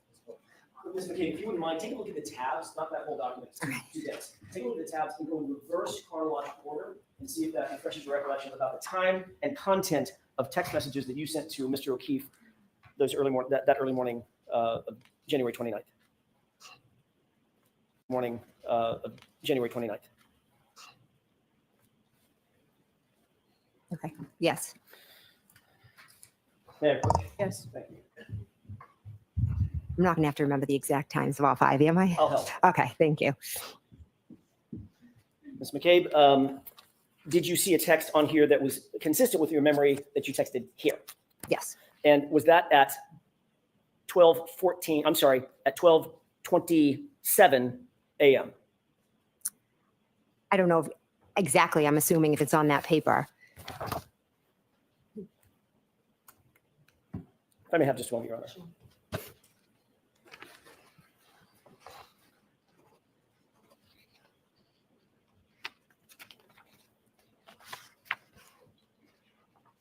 Why don't I see counsel at sidebar for just a minute?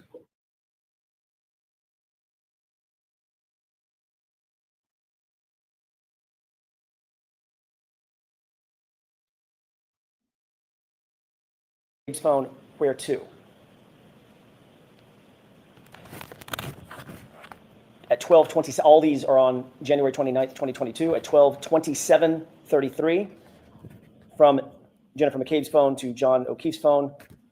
Here, exclamation point, question mark. Same date, 12:31 and 47 seconds from Jen McCabe's phone to John O'Keefe's phone. Pull behind me. Same date, 12:40 and 31 seconds. From Jen McCabe's phone to John O'Keefe's phone, hello. 12:42 and 9 seconds. Text message from Jennifer McCabe's phone to John O'Keefe's phone. Where are the letter U? Okay, thank you. Finally, 12:45 and 53 seconds from Jen McCabe's phone to John O'Keefe's phone. Hello. I would offer the stipulation that those are correct times and dates and contents of the text messages between John O'Keefe's phone and Jennifer McCabe's phone on January 29, 2022. All right, and that's what you're agreeing to, Mr. Brennan?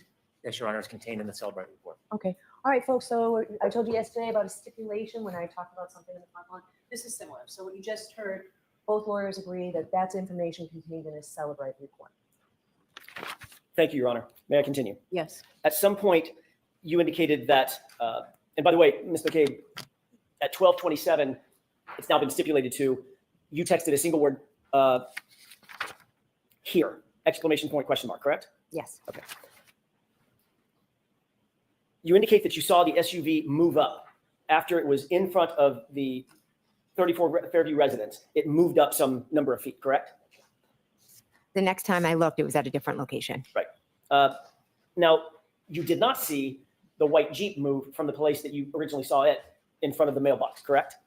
I never looked out at the white Jeep. But you never saw that move ever? No. As a matter of fact, Mr. Higgins, that Jeep was in the same spot while Mr. Higgins was inside the residence until he left, correct? That's what I would assume, yes. Okay. And you never saw him go out and move his car and come back in or anything like that? I never did, no. After you, it's fair to say that once you noted that the SUV, Ms. Reed's SUV, was in front of the location, you started paying some attention to it. I went to the door a few times to look out, yes. As a matter of fact, in the course of about 19 minutes, you went to the door no fewer than 5 times, correct? I'm not sure if it was 5. You've indicated in previously that for every time you went to the door and saw the SUV, you texted something, which are the texts contained in the document that was just stipulated. Is that right? I did text 5 times, you are correct. Okay, so it's fair to say if you texted 5 times, then you went to the door 5 times, if those were associated with one another. You walk up, look at the door, see the SUV, and text something. Here, pull behind me, where are you? Those texts, correct? I remember going to the front door, seeing the car and texting here. When I went to the door the second time, the car had moved up towards the flagpole, and I texted, pull behind me, because I thought, did they not know where to park? Did they think they were at the wrong house? So my question is this. Every time you went to the door, you texted something. I'm not sure that I did, yes. Do you remember I'm not sure that I did, sorry. Do you remember a year ago testifying that every single time you texted, you indicated that you looked out at the SUV and saw something that prompted you to text something? Am I aware that I said that? Correct. That you testified to that. Could you show that to me, please? Sure. Thank you.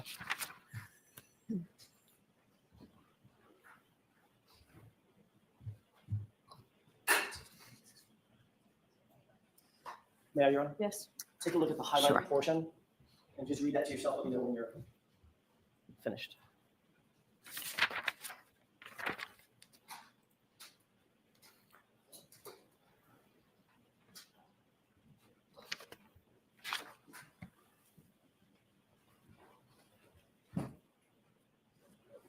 Okay. May I? Yes.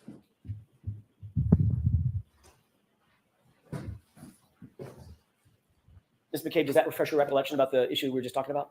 I see what's written down, yes. Okay. Did you testify in answer to the following question? And as a matter of fact, you looked every single time that you texted, you indicated that you looked out at the SUV and saw something that prompted you to text something, correct? Answer, correct. I answered correct to that, Okay. yes. So if you looked out, I'm sorry, if you texted 5 times, that's all I'm getting to, you went to the door about 5 times. I'm not sure. I remember definitely going twice. And again, if I misstated or I said I went 5 times, 4 times, I apologize. Well, do you think this testimony is in error? No, I don't. I'm thinking with my memory, it was 3 years ago, and I'm thinking that maybe I wasn't clear on that detail of how many times that I went to the door. And What I certainly- can tell you I'm clear on is that I did go twice, and I saw it. I saw it straight ahead. I saw it at the flagpole, and the third time further up. I cannot say with certainty with my memory today that I was up at that door every single time. I'm sorry. And then, and by the way, when you testified, as you just saw, Mhm. that was a year ago, correct? Yes. A year earlier and a year closer to the event, correct? Yes, it So was. Your memory would have been a little bit fresher then than it is now, a year later. I don't think I can compare my memory then to now. You can't compare your memory. Do you think your memory gets better with time or fades a Someti- little with time? Well, some things, unfortunately, I think about every single day with this case, the trauma of it Sure. and what I experienced and went through. And there are some things that I am certain I will never forget. And I know for sure where the car was, and I know for sure I sent those 2 texts, but I apologize if I misstated. I went out more than I did. I'm just trying to give you what I remember today. Let's talk about those texts and Mm-hmm. and you looking out the door. You did approach the door and you saw that the vehicle was there the initial time, correct? That's one. When I texted here, yes. And you texted here, exclamation point, question mark. Is that right? Correct. And you indicated that when you first saw the vehicle, it was straight out ahead of you in front of the front door, and it was stationary. Is that right? Yes. Yes. Then you said you went back to the door and you saw that it had moved up, quote, a little bit. Isn't that right? Yes. Toward the flagpole. Is that right? Is that the flagpole? Yes. And when you saw that it had moved up toward the flagpole, then you texted again at 12:40, which has been stipulated to hello. Is that right? When I saw it move up to the flagpole, I believe I texted pull behind me. When you went the second time, and by the way, it's my mistake. I got I jumped over one. It was 12:31:47, which we stipulated to pull behind me. That's when the SUV was up closer to the flagpole, correct? I believe so, yes. Then you went yet again at 12:40 and saw the SUV yet again and texted hello. It was the second hello. I'm not sure if that was when I texted hello. But you did see that the SUV had moved again. Yes. Now where was it? At first, it was straight ahead. Then it was at the flagpole, and then it was further up. Then at 12:42, 2 minutes later, you texted, where are you, correct? Yes. Okay. At that point, it was still up by the flagpole? No, I'm not saying that it was still outside. Where was it? I'm not sure where the vehicle was. At 12:45, you texted yet again, hello. Is that right? Yes, I did. You indicated that you texted hello the last time you saw the vehicle. Is that right? I'm not saying that today, no. Well, did you say it previously? In my testimony, did I say that the last time I texted? Do you have that written that I could see? You just read it. Well, that was your question that you had read to me. I never came out and said that. Ms. McCabe, I asked you if you testified to that a year ago. That's my question. Did you testify to that a year ago that when you went, every single time you went to the door, you texted something because seeing the vehicle prompted you to text something to John? That's a summary of maybe the, Did you testify to that a year ago? to what? That when I went to the door? Yeah, different times when I went to the door, I did text, yes. And then you testified as well that you went to the door a final time and saw that the SUV was gone. It had left, correct? Yes, at one point I did. And that was just a couple of minutes after your last text at 12:45. Is that right? I'm not sure of the time. As a matter of fact, you've testified previously that it was around 12:50 that you last went to the door and noted that the car was completely gone. Is that right? I'm not sure of that. You're not sure of that? No, if you could show me, I'd appreciate it.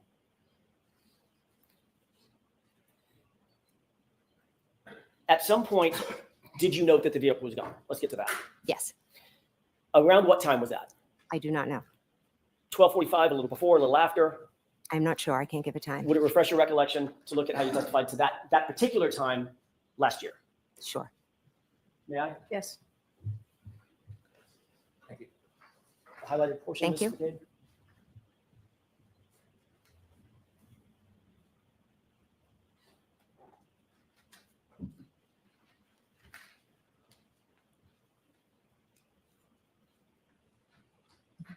Yeah. Yes. Ms. McCabe, does that refresh your recollection as to what time last year you indicated that you went to the door and saw that the SUV was gone?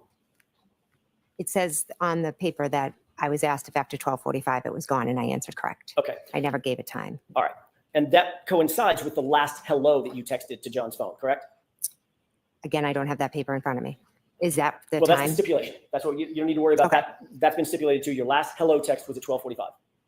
Okay. Okay. Yes. So that coincides, that testimony from last year coincides with your last text message saying hello. You noted that the SUV at that point had gone, had left, correct? Correct. So if I hear your testimony correctly, you saw the SUV in position 1. Yes. There was a text or something, or 2 maybe. Then you saw it in position 2. You went back to the door. and noted that SUV had moved and it was now closer to the flagpole, correct? We've just asked two questions. It had moved closer to the The flagpole. first question is, you said I saw it and I sent a text or two. I know I just said one here. Okay. Then you saw it a second time, Correct. and now it's closer to the flagpole. Yes, correct. And there's texting going on. I'm not getting down to the minute of the text, but there's texting going on. You're sending texts. I'm sending, yes. Then you went back to the door a third time and saw that it had moved beyond the flagpole, correct? Correct. Then, according to your testimony last year, you went back to the door at least a fourth time to see that it was gone, correct? I believe so, yes. Okay, so at bare minimum, based on your testimony today, you were at the door, looking out the window at that portion of either the yard directly in front of you, and in front of the house, or toward the flagpole, or beyond the flagpole, 4 times, correct? From last year's testimony, but what I remember today No, with Ms. McKay, that's not certainty my is question. twice. You need to let her answer the question. Answer your question, please. Go ahead.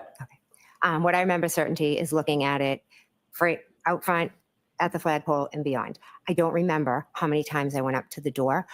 I was back and forth.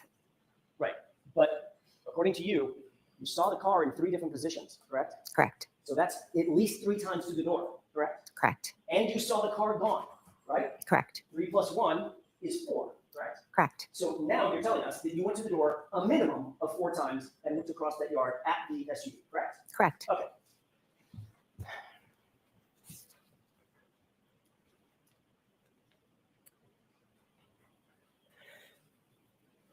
You had a clear view of that SUV as you looked out that storm door every time you went to the door, didn't you?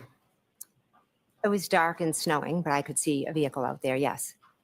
As a matter of fact, you've indicated that it was a clear view. There was nothing obstructing your vision, correct?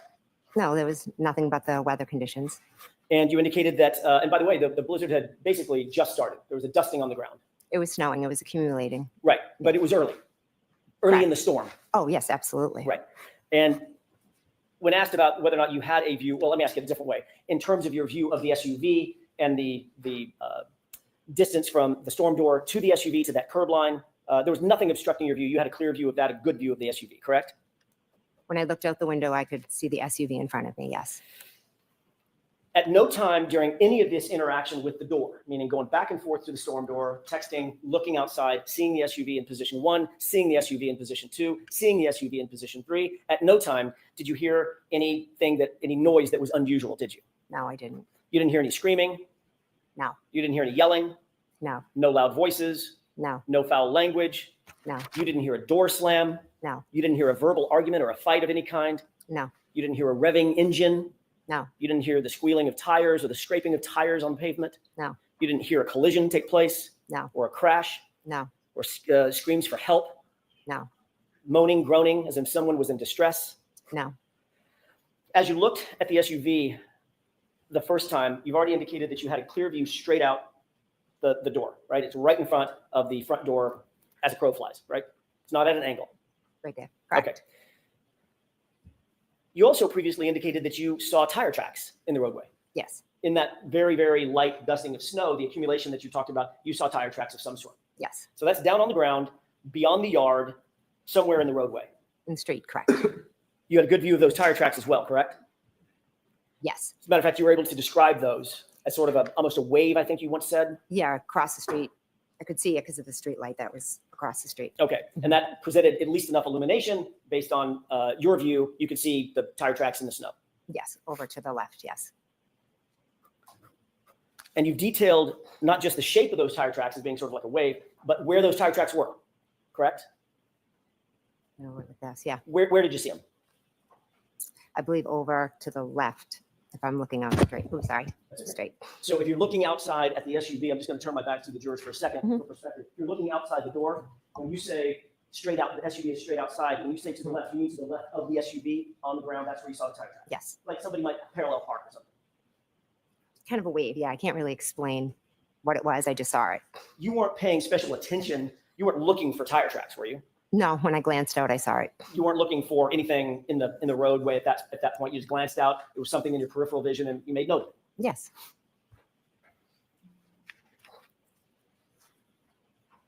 And the only thing between you and the SUV as you looked out was the lawn. Correct. There's no ditches or hills in that lawn. It's a flat lawn, correct? I wasn't looking at the ground. I was just kind of looking like I am at you right That's not my now, question. straight. You know that lawn. You've been in that house 100 times, 500 times. There's no ditches or berms or hills or mountains on that lawn. It's just a flat lawn, right? I guess you could categorize it as flat. Yeah. Can we take a look?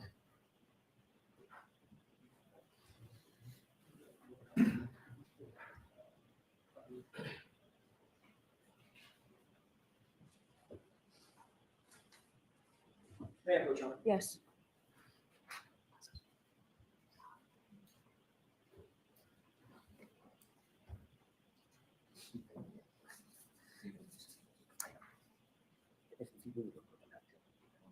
Okay. Can you take a look at that Sure. photograph for a quick second? Tell me if you recognize it. I do. Yes. What do you recognize that as being? 34 Fairview. That's the same photograph with just a little modification on it that you saw a few minutes ago. Yes. Your Honor, I would ask that that be marked as identification. Okay. Wish to publish? Not for identification, no. Your Honor, if I may, if it's marked for identification, I wouldn't object to showing it. Okay.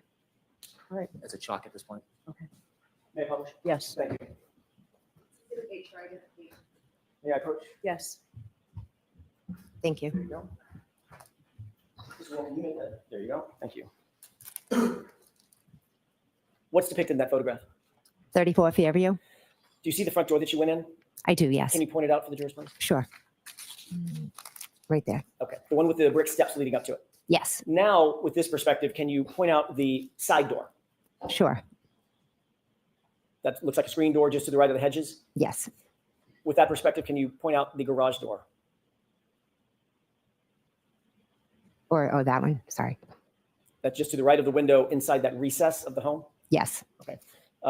And does that fairly and accurately depict the lawn as it was on January 28th, 29th, other than the fact that it's different weather? Right. The shape of the lawn? Yes. Okay, thank you. We can put that down, Mr. Wall. So what was that marked as, Madam Court Reporter? Thank you.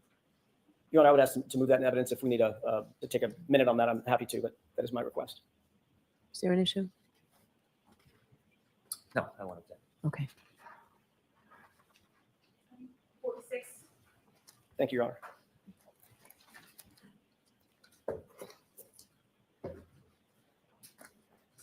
May I continue, Your Honor? Yes. The first time you looked out over that lawn to the SUV, you did not see John O'Keefe, did you? No, I did not. He was not outside that SUV? No. He was not standing or sitting? Not that I saw. He certainly wasn't on the ground, was he? Not that I saw. The second time you looked out and saw the SUV, now the SUV is more toward the flagpole, correct? Yes. And you had a clear field of view between you standing at that door and the SUV. You've already described that view, correct? I can see the SUV. Correct. Right. And you could see everything in front of the SUV as well, couldn't you? I just would go to the door and look at the SUV. I wasn't taking in all the surroundings of. Right. But just like you weren't taking in the surroundings, specifically looking for tire tracks, and you saw the SUV standing apart, sitting right in front of you, you saw the through your peripheral vision, you know the tire track. Yes, and that's lighted where around the SUV was very dark. I didn't ask you about lighting yet. We'll get to that.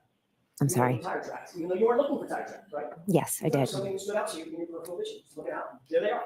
Yes, absolutely. Mhm. That second time you looked directly at the SUV with no obstruction between you and the SUV, you did not see John O'Keefe standing outside the SUV? No. He wasn't sitting down? No. He wasn't lying down? No. You certainly did not see his body in the snow toward that flagpole? No. And you would have been looking directly toward that flagpole, correct? I was look- Directly. I was looking at the vehicle. Directly toward the flagpole, Ms. McCabe. I was looking in the direction of the flagpole Right. at the vehicle. Yes. Right. And you saw no body in the snow, did you? I didn't look for a body in the snow. I didn't ask you if you looked for one. You weren't looking for tire tracks either, were you? But you saw those. I did see those. Yes. And you did not see a body in the snow. No, I did not. John O'Keefe, 6'2", 216 pounds, brawny guy, big boy, right? I don't think I'd refer to him as a big boy, but he was tall. Yes. All right. You certainly didn't see him prostrate in the snow the way you found him the next morning, correct? Later that morning. I didn't see anything on the ground. No. Correct. The third time you looked out toward that SUV, it's still in the direction of the flagpole, but a little further up, a little deeper to the right, correct? Yes. again, looking directly in the direction, at least, of the flagpole and that area of the yard, you were looking beyond that to the SUV, correct? Yes, You did not see John O'Keefe standing outside the vehicle? I did not know. He was not sitting outside the vehicle, No, and he certainly wasn't lying on the ground, was he? I didn't see him. And the last time you looked out, Ms. McCabe, this is now 12:45 or so, the last time you looked out, the SUV was gone. Is that right? Yes, But you were still looking in that direction because that's the last place you saw the SUV. Is that right? I looked out the window like this. I wasn't searching anywhere, but just glanced out the window and I didn't see it. I'm just asking you a direction, not whether or not you were searching. I know you didn't see that search party. That's not my question. My question is, were you looking toward the area where you last saw the SUV around 12:45 a.m.? Yes, That would be directly across the lawn, directly past the flagpole, and directly into the street where you last saw the SUV, correct? I glanced out. Yes, correct. And the same way you glanced out at the SUV, to use your words, glanced out and saw the tire tracks, right? Correct. Yes. But you did not see John O'Keefe standing on the lawn. No, You did not see him sitting on the lawn, no, and you certainly did not see his body lying on the lawn, did you? no, no, I did not.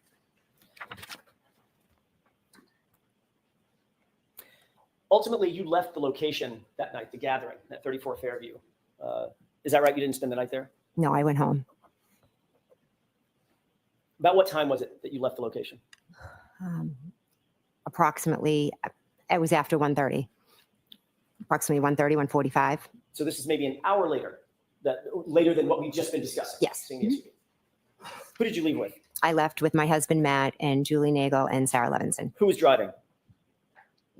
Sorry, my husband, Matt, was driving. And where was Sarah Levinson and Julie Nagel sitting in that SUV? They were in the back seat. By the way, what kind of SUV were you in that night? A Yukon. Four-door, yeah, extended big- seating? Yes, When the SUV pulled out of the drive, it was in the driveway? yes. When the SUV backed out of the driveway, doing a three-point turn, backed out of the driveway, did it go toward Chapman or did it go toward Cedar Crest? It went towards Chapman. So as you backed out of the driveway, you would have been heading toward the flagpole side of the property rather than back toward the driveway side of the property, correct? Correct. You would have driven directly adjacent to the area where John O'Keefe's body was later discovered at 6:04, 6:03 a.m., correct? Yes, correct. You were seated in the passenger seat of the vehicle, not the driver's seat. Correct. You were seated in the front of the vehicle, not the back seat. Correct. You would have been closest to the yard as y'all drove past, correct? Correct. That's a newer model Yukon. I'm assuming that the headlights automatically turn on at night. Yes. So the headlights were illuminated. Yes. Did your husband, Matt, did he turn on the brights or did he leave the beams on low? Or do you know? I don't know. But certainly the area in front of that SUV, that Yukon, was well lit. The lights were on. Yes. You did not see anything out of the ordinary as you drove right by that location, did you? I was looking in the back seat when we were driving. Did you see anything out of the ordinary on that lawn as you drove by in that SUV? No, because I wasn't looking at the lawn. You certainly did not see John O'Keefe dressed in dark clothing laying prostrate in the lawn. No, I did not. You said that you were turned around talking to the other young ladies in the SUV, Julie Nagel and Sarah Levinson. Is that right? Yes.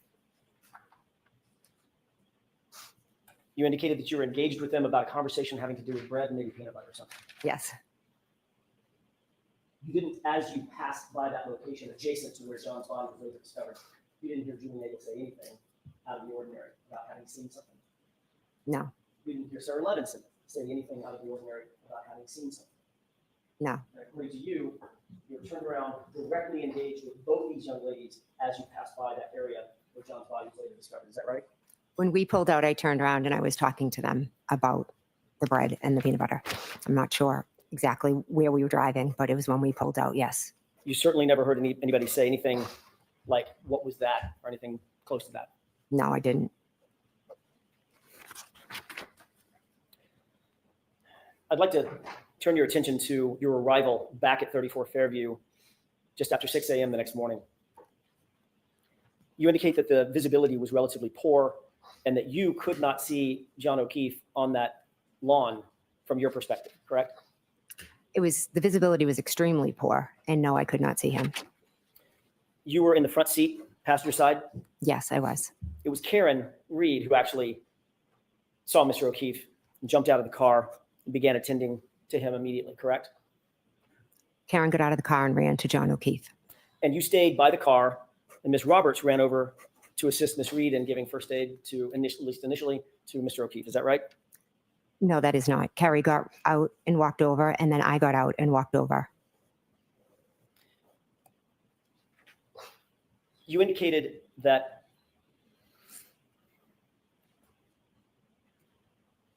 well, let me ask a different question. Yesterday, you testified in pretty significant detail that when you got out of the car, you could not see anything even close to the flagpole, correct? Visibility was very bad, yes. Matter of fact, you used the word whiteout conditions. Is that right? Yes, I did. Whiteout conditions, you basically can't see your hand in front of your face. I wouldn't say that extreme, but I used whiteout as there's just snow coming at you. You were specifically asked by Mr. Brennan, how close did you have to get before you could actually see anything of note where Ms. Reed had gone? Is that right? Yes. You testified yesterday that you could see just merely shadowy figures of Ms. Reed and Carrie Roberts, and it wasn't until you got very close over to them that you could see John, in your words. Correct. As a matter of fact, you followed that up by saying that was the first moment, once you got basically on top of them, that was the first moment that you realized that it was John, that there was a body on the ground, correct? I said as I got close to them, I don't think on top of them.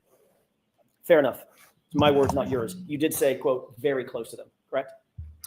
I'd have to see it, but Well, you just it was testified to on- it yesterday. You remember saying, I'd get very close to them. I know I said I had got very close to them or close to them, something like that. Okay. Yes. Mhm. I don't have a transcript of yesterday's testimony. I'm sorry. Last year, you testified to something very different than that, though, didn't you? No. Isn't it true that last year you testified that you got out on the passenger side of the vehicle, which is, we'll agree, the furthest side from the lawn, as Ms. Roberts was driving from Chapman toward Crestview? Cedar Crest, correct? Yes. You testified that you were on the passenger side, and as you got out of the vehicle, you noted that Karen Reed was already at John. Is that right? As I got out and walked around the back of the vehicle, the shadowy figure of Karen had already gotten onto something. You further testified that as you got out of the vehicle, you noted that she straddled John, lifted up her shirt, and went to lay on him. And Miss Roberts went over and said she started removing snow from John's face. Correct? I have the page and line number. Where are you, Sure. Mr. Jackson? May 17, 2024, RT 114, lines 14 to bottom, onto 115, line 4. Is that how you testified last year? I'm sorry, would you mind just repeating it? Sure. Thank you. You testified in substance that you were on the passenger side of the vehicle, and as you got out, quote, as I got out, end quote, she, Miss Reed, was already at John. You indicated that you saw her straddle him, lift up his shirt, lift up her shirt, and lay on top of him while Miss Roberts went over and removed snow from his face. That's how you testified last year, correct? Yeah. Is that how you testified last year? I'm not sure. I know, Next question. Would it refresh your recollection if you look at a copy of your testimony from last year? I don't think looking at it would refresh my memory. I know I might have used different words, but the bottom line is I got out of the car, went behind the car, went over, and Karen had done that. Mr. Dave, I'm asking, do you think it would refresh your, if you don't have a good recollection of how you testified last year, under oath, sitting on that witness stand? I'm asking, do you think it would refresh your recollection to see your transcript from last year? I don't need to see my transcript. I know what I know and I know what I remember. So That's not my question. I'm not asking what you remember now. I'm asking how you testified a year ago, man. whether I said it was as we're fighting over silly words, whether I said it as I got out of the car, we were there. Words matter. They matter a lot. Okay, so remember, Mr. Jackson, no comments. Ms. McKay, can I answer his question? Okay. Do you remember exactly how it is that you testified last year? I do not know. May I approach? Yes. Thank you.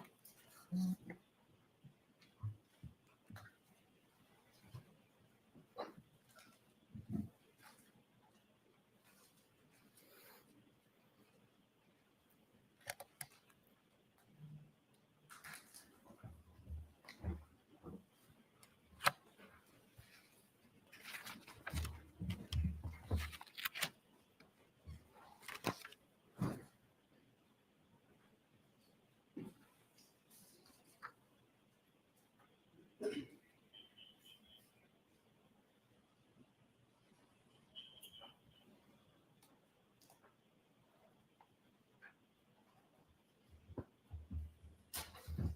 I, Your Honor? Yes. Thank you.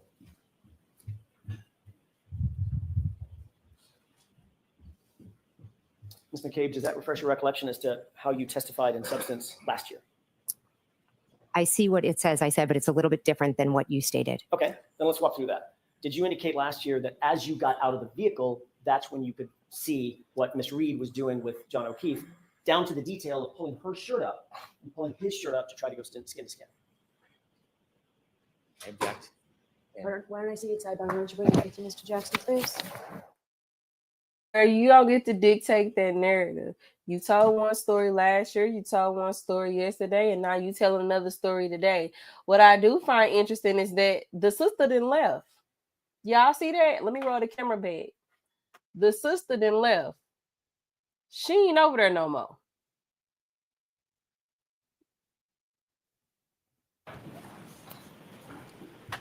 Where the sister go? Thank you. She gone. She was just up in there pissed off when she said that she lied. When she was like, she lied to the there she go right there. Now I just found this on Twitter because I ain't really pay attention to her. And it was like, this is during the time where Karen admits that she lied to the FBI agent about who the hell she called before they got there. It looked like all they asked didn't realize that these motherfuckers is lying to y'all and that they covered it up. I know they daddy. It's going through their head right about that. Look at all of them. All of them look silly. Everybody look silly. And then at this next sidebar that we get to, the sister gone.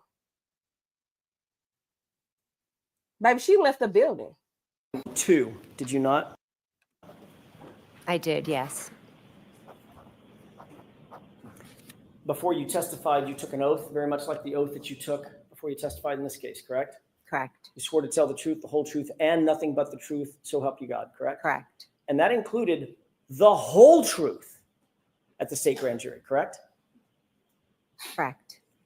That was only weeks, several weeks, but weeks after this incident, right? April 26th versus January 29th, 2022. Is that right? Correct, Things yes. were much fresher in your mind then than they are now. I wouldn't necessarily say that. Especially something as momentous as an admission from my client that she hit him. Would you agree? Would I agree that she said that? Would you agree that that would be fresh in your mind? Something as momentous as that. You wouldn't forget that. I will never forget it. You wouldn't overlook that. I will never forget it. You would not overlook that either, would you, Ms. McCabe? I answer the questions I'm asked. Can you answer the question that I just asked? You're not answering my question. Would you overlook that? No.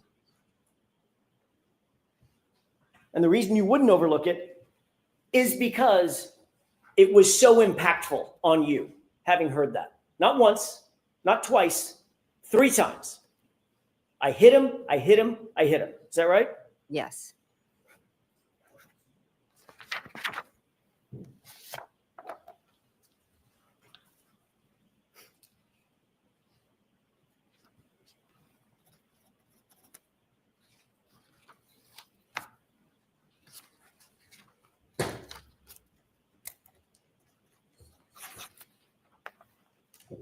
May I approach? Yes.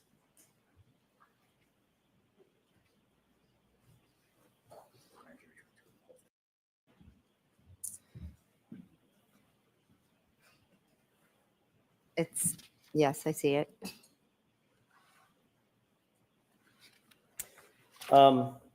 Is that a transcript of your entire testimony at the grand jury in April of 2022? I believe so, yes. You've reviewed it in the past?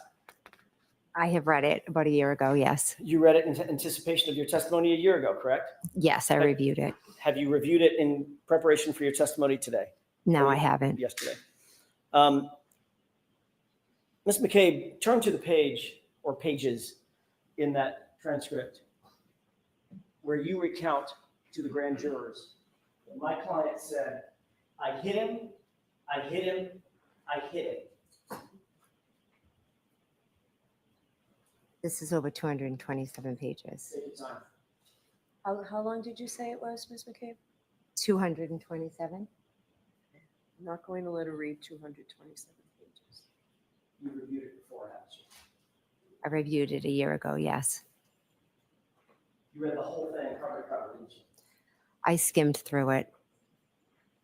One of the most important points in your testimony yesterday and today is recounting these jurors the phrase, I hit him, I hit him, I hit him. Is that right? Objection.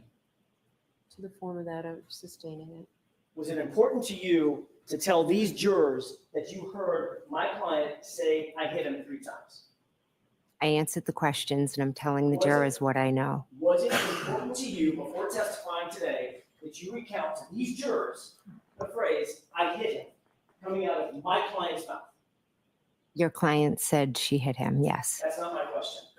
Listen to my question, Ms. McCabe. I'm sorry. Was it important to you before you testified to tell these jurors under oath that my client said, I hit him 3 times? As a juror, as a witness, it's important to tell the truth and to answer the question you were asked. And in point of fact, in your entire grand jury testimony, you never said, my client said the words, I hit him, did you? Again, it's 227 pages. Ms. McCabe, you were there. They're your words. I'm not asking you to rehearse something. You were there. Did you tell the grand jurors that my client said I hit him? I have testified a number of times, but I was there the morning of January 29th when your client said, I hit him, I hit him, I hit him. Did you tell that to the grand jurors? I'm not sure.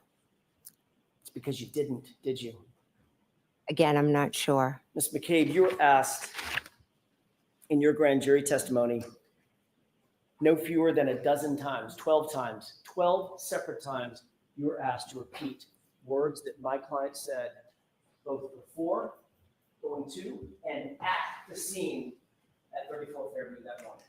Correct? Objection. Do you know the answer to that? No. You were asked multiple times what my client's words were that you heard her say going to and at the scene, correct? I was correct. And you recounted those words truthfully and honestly at that time, correct? Correct. Because you were under the same oath that you're under today. Correct. And things were much fresher in your mind then than they are now 3.5 years later. Would you agree with that? I hit him, I hit him, I hit him is just as fresh today as it was 3 years ago. Turn to page 190, if you wouldn't mind. Sure. For court and counsel lines 10 and 11.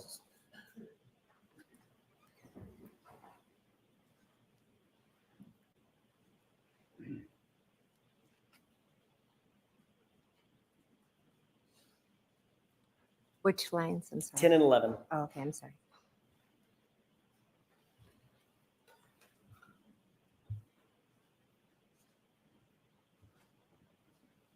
You recounted what Ms. Reed said to you over the phone to the grand jurors, correct? Correct. And what she said at 4:53 a.m. was, did I hit him? Could I have hit him?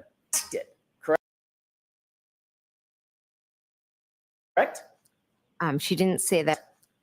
She didn't say that at 4:53.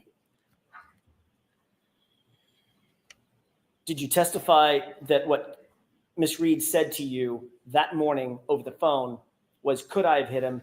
Did I hit him? Yes, I did. May I approach? Yes. May I? Oh, sure.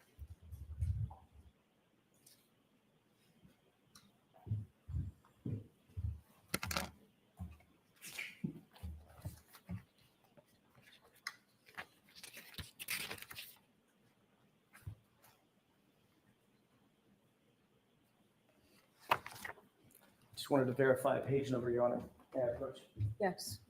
Why don't you tell Mr. Brennan the page number? I will, with each one.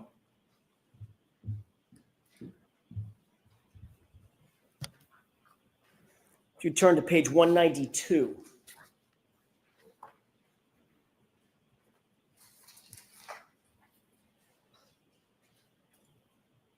Line 4. What did you tell the grand jurors my client said in that answer? Foundation.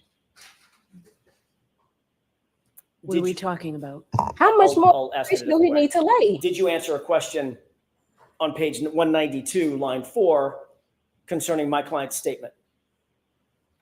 Did I answer a question? You were answering a question, correct? Oh, yes, yes. All right. I'm sorry. And the answer that you gave to the grand jurors was, she said, could I have hit him? Correct? Yes, that's part of the answer I gave. Turn to page 193. I'd object. So I don't want to have to see it sidebar. We need context in order for this to be admissible, Mr. Jackson. I have no idea what that said. Your Honor, What everyone, the answer I can make an offer of proof at sidebar if you Okay, wish. why don't you come to sidebar? Sure. And bring them. All right, y'all. So if you didn't know, there was I know they do the directed verdict and stuff at the end of trial. So you know that the state rested in the Tyree Nichols trial today, and the judge denied their motions to dismiss the murder charges. So it is going to the jury to make a determination on if those guys will be found guilty of second-degree murder. I don't know if they're putting on a case. I'm kind of waiting to see what's going to happen there. So, yeah. Oh, wait a minute. Did they move the sister to the back? There she goes. She in the back. She in the back now. I sure was like, where'd she go?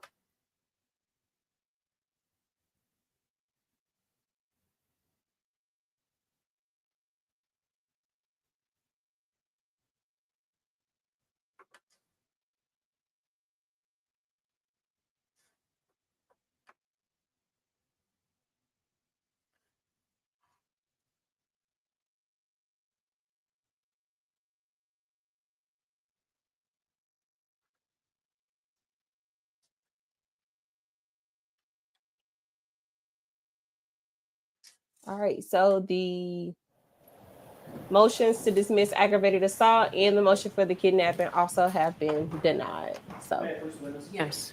Do you have an extra copy for yourself, I have Mr. notes. Jackson? I have Okay. notes. Thank you. I think my notes will suffice.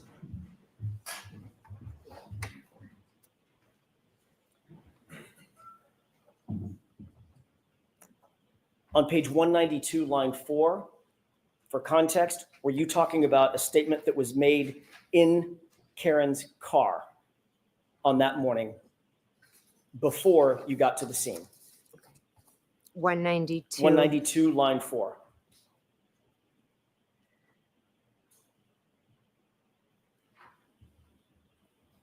Yes, that was a comment you made in the car. And she said the phrase, you recounted that she said the phrase, could I have hit him? Correct? Yes, that was part of my answer. Take a look at page 193, line 1 through 2.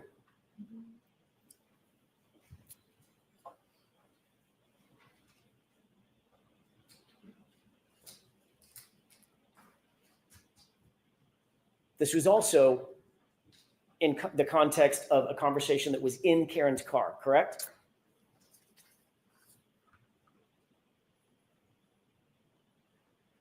Yes. And the phrase that you attributed to my client was, could I have hit him? The question, correct?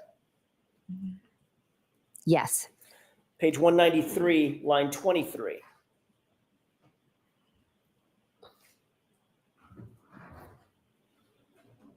In the context of being in John's driveway at One Meadows, Yes.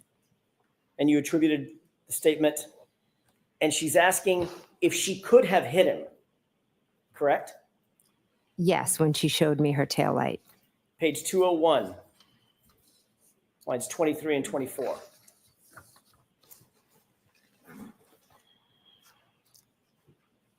This is driving to Fairview. She asked, what if I hit him? Could I have hit him? Correct? Can you tell me the lines? I'm sorry, lines 23 and 24. page 201. Okay, sorry.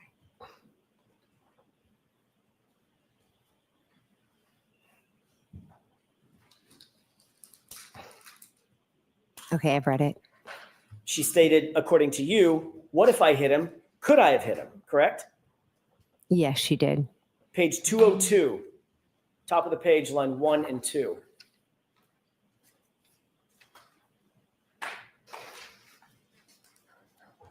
Again, in context, this is driving to Fairview before you arrived at Fairview. And she again asked, quote, according to you and your testimony in front of the grand jury, could I have hit him? Correct? Yes, I see that here as part of my answer. Then turn to page 208, lines 24 and 25.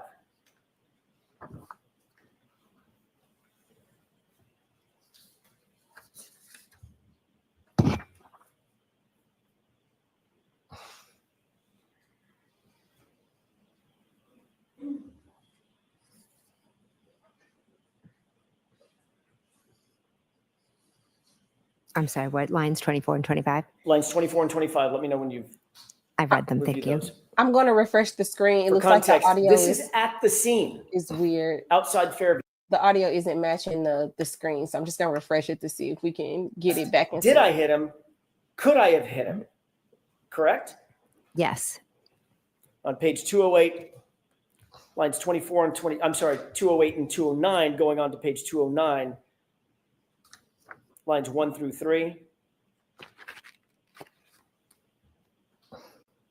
You actually recounted to the grand jurors a conversation that you said my client had with a female EMT standing right there, exactly as you testified to today. Female EMT. You see that? I do, yes. And what did you say my client's statements were in front of that female EMT? In this, I say that she said, could I have hit him? Is he dead? It's actually, did I hit him? Oh, sorry, I missed that part. I apologize. Did I hit him? Could I have hit him? Is he dead? Is he dead? Is he dead? And that was at the scene in front of the female EMT, exactly the scene that you're describing.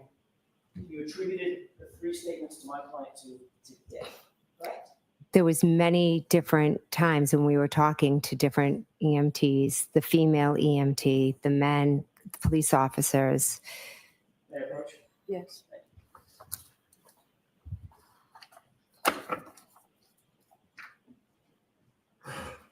Yeah, just a moment, Your Honor. Sure.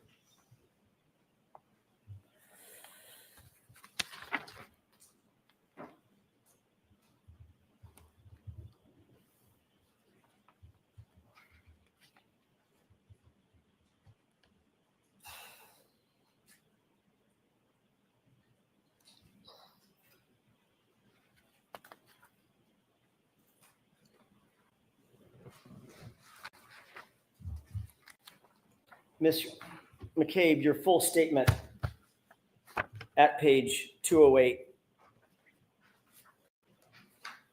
starting at lines 22 through 25, going on to page 209, down to line 4, was, quote, so there are different, police officers getting statements from us. And at one point I'm standing with Miss Reed and she's saying, did I hit him? Could I have hit him? And there was, I believe, an EMT, a female, standing right next to me, listening to her yelling, did I hit him? Could I have hit him? Is he dead? Is he dead? Is he dead? It was pretty much nonstop. That was your testimony in front of the grand jurors, correct? Yes, it was. And that was April 26th, 2022, correct? Correct.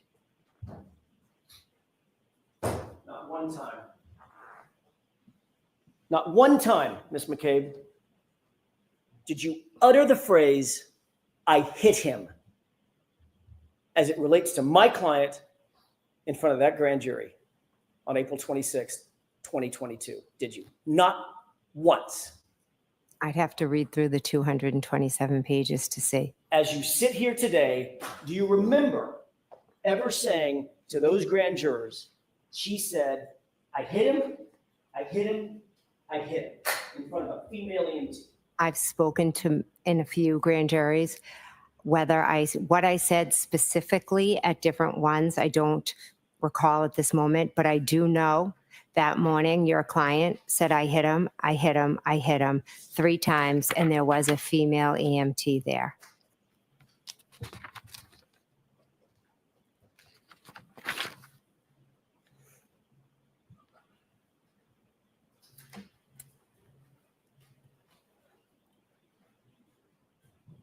You spoke with Trooper Proctor just the same day, right? January 29th. Yes. Trooper Proctor was taking notes Yes. about your conversation? Yes, he was. You reviewed those notes, as a matter of fact, at some point. I didn't review his notes. I think I've seen a report at one point or another. On that very day, January 29th, 2022, when you were asked to recount what happened at the scene, who was doing what and who said what.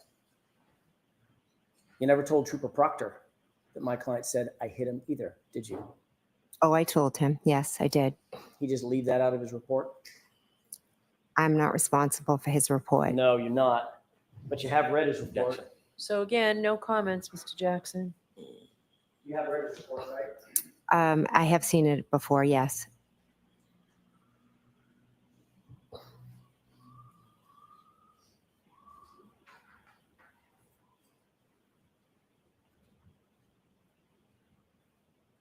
May I approach you? Yes.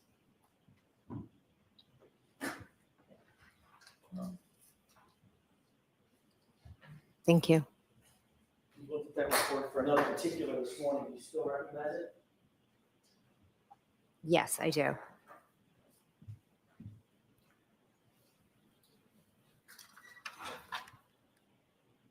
Can you review that report, scan it, and let me know when you're done? Okay, is there something specific I should be looking for? I don't think you're going to find it, Ms. McCabe. It's for, I Alright, hit him. So again, jurors disregard the comments. So it's question answer format only. My question is, do you see the phrase, I hit him, as it's attributable to my client in that report? Objection. System.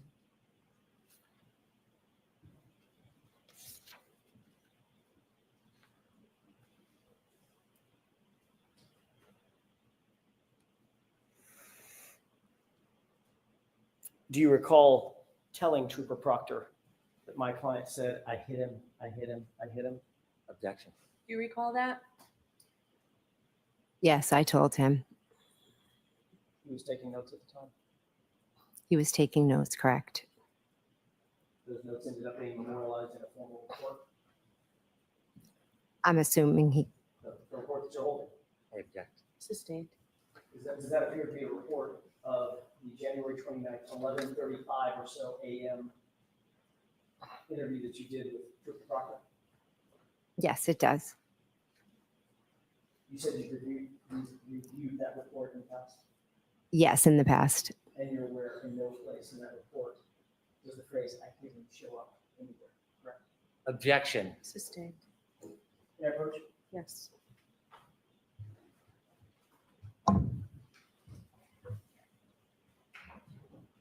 Oh, I'm sorry, I'm going to approach the witness.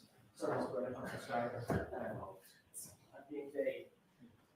I was just grabbing the report back. Sorry.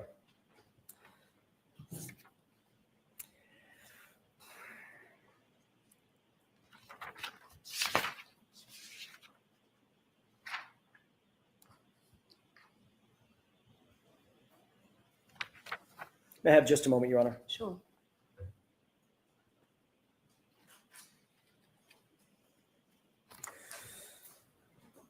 I want to draw your attention to the very early morning hours of January 29th, around 4:53 a.m. when you indicated you received that phone call from Kaylee's phone. Do you have that time and date in mind? Yes, I do. My client told you that John had not come home, correct? Yes. And you knew that Miss Reed at that point was awake and looking for John. I didn't know what, I just knew that she was awake and screaming. Right, because she was worried about where John was. Objection. Sustained. You've been asked who you communicated with first thing that morning after you received that first call from Miss Reed. Is that right? Yes. You were asked by Trooper Prince in her formal interview. Trooper Prince interviewed you on February 1st, about 3 days after the incident, correct? I met with a lot. I don't really remember specific days. Do you remember a female trooper? Yes, I do actually. Okay. In your house? Yes. Or I should say at your house? Yes. That was around 3 days after the incident? Was it Tuesday maybe? Yeah. I don't know. I wasn't there. I think so, yes, if Okay. it's the one I'm thinking. You were also asked at the same grand jury who you communicated with on the morning of January 29th. Okay. Remember that? Not specifically. Would it refresh your recollection if we were to take a look at that, a specific page of that grand jury transcript? Sure.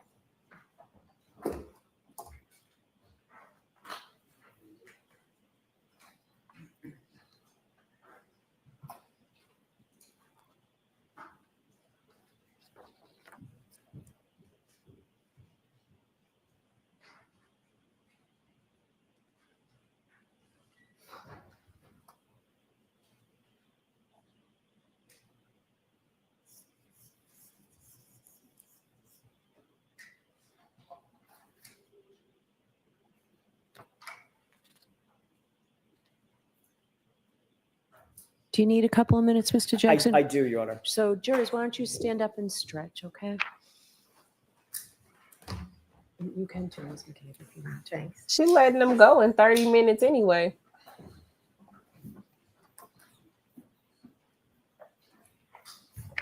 So over on the, sorry, I'm printing something, so I know my printer's probably loud, but Mr. Jackson, do you want a 5-minute recess? Sure. We're still going to stop at 4, so really 5 minutes, folks. We'll have you go back. sorry. So over on the Tyree Nichols case, the defense is going to be putting on a case. Apparently they are getting their witnesses together. I know we were pretty much watching the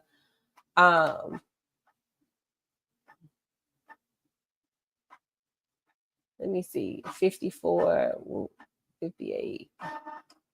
There was still about 45 minutes of testimony from the medical examiner that needed to kind of go back and finish watching because, you know, we missed that part. They take a lunch. I believe they take a lunch. Let me refresh this. What section are we at? 2 hour 43. I just want to see.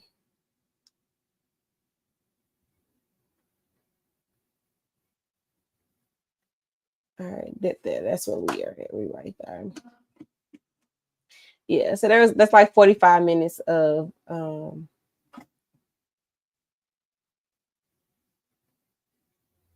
testimony that we're gonna have to, and maybe it's not 45 minutes.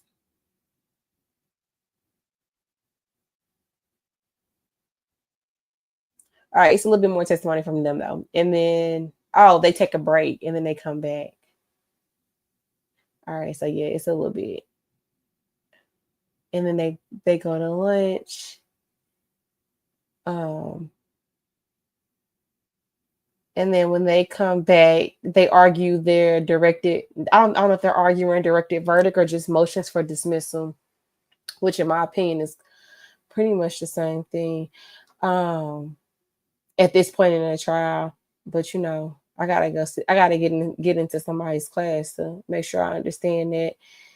And it looks like they're on break right now. So it looks like the defense is going to be putting on a case in the Tyree Nichols trial as well. So we'll make sure we have all of those details. What I'm going to do today, I am printing out all my notes, to be honest. And I'm going to create content around days 1, 2, and 3 for Tyree Nichols. And then I'm also going to create my Christopher Skur content as well. What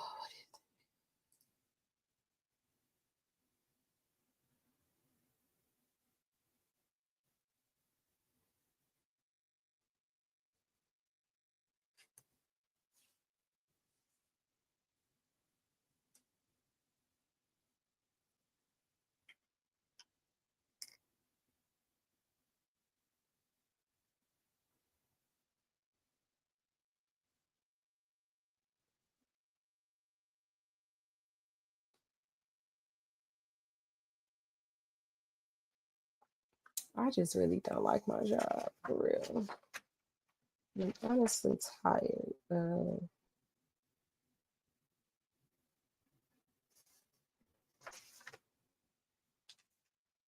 Who's the defense having character witnesses? Right, because who y'all bringing in there?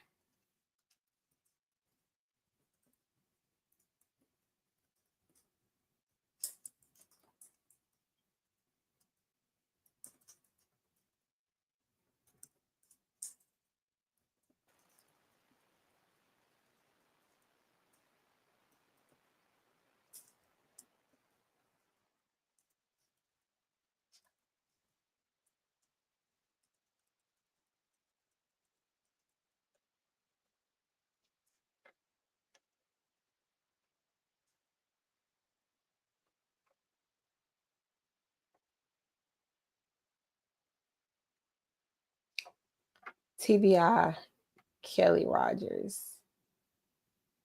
Tennessee Bureau of Investigation.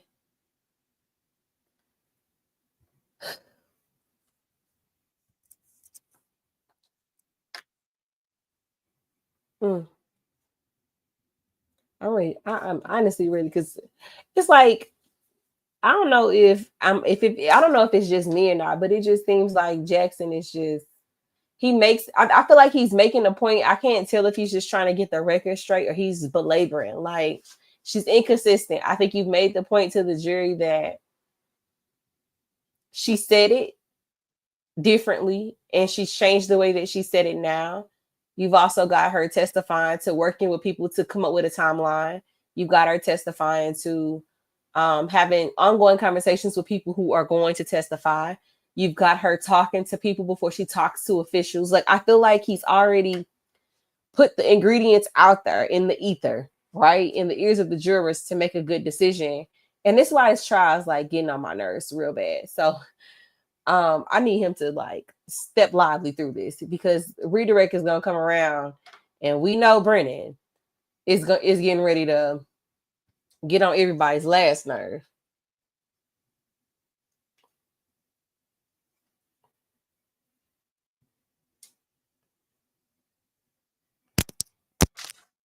So they better get their stuff together in this last little minute or so. I'm gonna be moving on, child.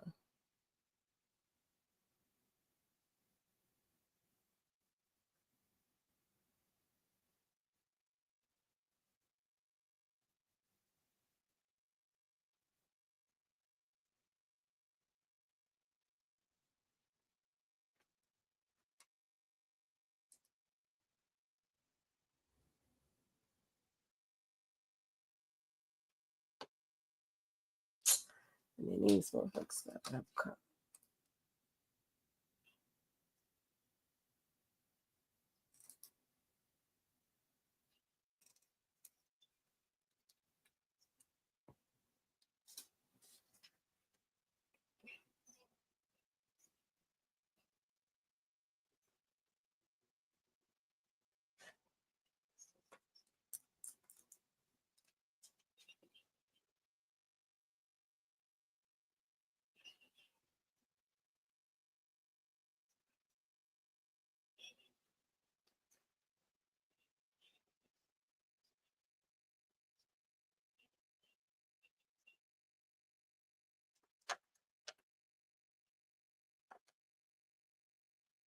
As usual, they got an issue over here.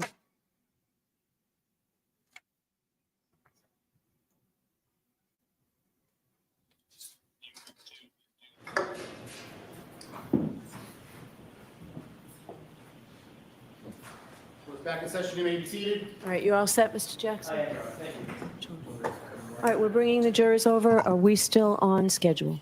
We are. Okay.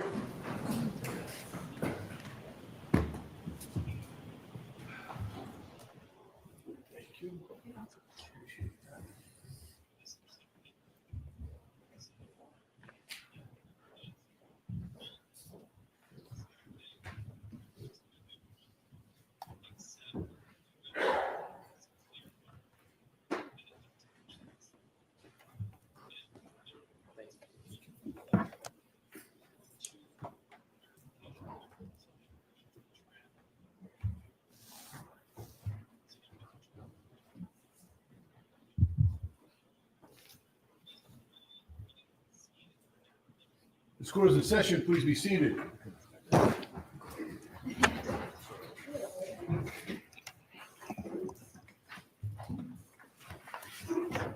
right, whenever you're ready, Mr. Jackson. Thank you, Your Honor. Ms. McCabe, I want to draw your attention back to the morning, later in the morning, after you're back at 34 Fairview, after the police have already cleared the scene, and you're back with your friends and family inside the home at 34 Fairview. We've already talked about the fact that the witnesses were not sequestered in any way. They were not separated in any way by the police. Is that right? We were just sitting together with friends Right. and family. So yeah, no. Everybody was free. All the friends and family that were in there were free to talk amongst themselves, which you did do, correct? Yes. All right. Everybody had the opportunity to say their piece and to listen to others say their piece as well.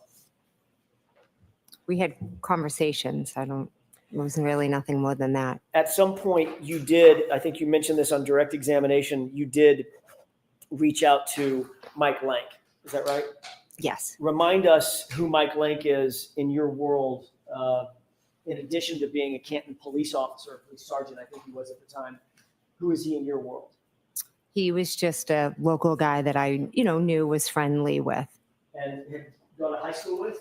No. Was he ahead of you in high school? We weren't in high school at the same time. Got it. He was about 5 years ahead of you, is that right? Yes. Okay. But you had known him or known of him from basically childhood or young adulthood. Yeah, just knew him from around town. At some point, you decided that you were going to call Sergeant Lank back to the scene because there was a piece of information that you wanted to provide him again. Provide him so he needed to come back again. Yes. Ultimately, you called him on his cell phone, right? I did, yes. So you were close enough that you had his cell phone number. He had your cell phone number. No, I didn't have his cell phone number. Where'd you get that number? I asked Julie Albert for that number. So Julie had his cell phone number. Yes, she did. And Julie is Chris's wife? Yes. She was at the location? Yes. When I say the location, 34 Fairview that morning? Yes. As was Chris. He came at some point. I don't know if he was there when I called Officer Lank or not. As was Brian Higgins, correct? Yes, he was. He came back over to the location as well. Yes, he did. As a matter of fact, it was Brian Higgins who suggested that you reach out to Officer Lank. I'm not sure if it was him who suggested it. Someone suggested to you that you reach out to Officer Lank. Is that right? As I was sitting there remembering things, I believe, I can't say who did or didn't. So as you were sitting there remembering things, you weren't just remembering things, you were remembering things and then telling others things that you remembered. Oh, absolutely. So Yes. others were absorbing whatever information you were providing to them and vice versa. No one was really providing me any information because they didn't know what happened. So you were, sorry, go ahead. Okay, I'm sorry. I was just sitting there trying to recount what had transpired since I got that 4:53 phone call. And one of the things that you decided you wanted to tell Sergeant Lank was a statement by my client. Yes. So you call Sergeant Lank on his cell phone, and you're able to get a hold of him, correct? Yes. Whatever he's doing, I'm guessing he was busy at the time. I don't know what he was doing. He was the first responder on a death of a police officer case that was just hours old. So he had to be busy. I would assume. I, again, don't know what he was doing. But in fact, after you got your phone call, you dropped everything and headed back to 34 Fairview, correct? Yes. Did he come back to 34 Fairview quickly? He was there fairly quickly, yes, I And would that was say. at your request, Yes, I called him and asked him to come back. because you told him that you had information that was important enough that he needed to get over there so you could tell him in person what this new information was. I called him and told him that I was remembering things and asked if he could come back. And he didn't just say, "Yeah, just tell me what it is over the phone." He literally said, "Okay, I'm gonna get in my car, drive in a blizzard." It was still a blizzard, right? Yes, it was. I'm gonna get all my gear on, drive in a blizzard back over to 34th Fairview, get out of my cruiser, come into the house, and get ready for this new information that you're gonna give me, correct? He did not say all that, no. No, that's what he did. I have no idea what he did. I called him and then he came. Well, he didn't That's, walk over. I mean, he came over in his car, right? I would assume so, yes. Right. So he had to get in his car, drive over in a blizzard, get out of the car, walk through the blizzard, go in the front door, and get ready for this new meeting that he's gonna have, correct? Yes, that seems like steps one would take. And whatever it was that you wanted to tell him, you let him know it was important enough to have a special additional meeting. It wasn't something that you were just going to sit on. You wanted to give him this information immediately without hesitation, correct? He said if I remembered anything to give him a call, so I did. So when he came back over, he obviously had a notepad and a pen in his hand, correct? I believe he was taking notes. And you told him, you testified this morning that what you told him was Karen Reed said, "I hit him, I hit him, I hit him," right? Correct.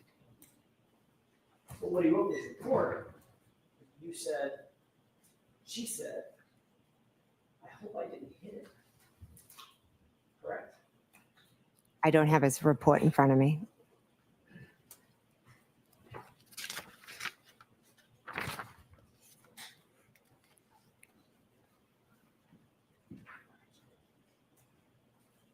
Yeah, just one minute. Yes.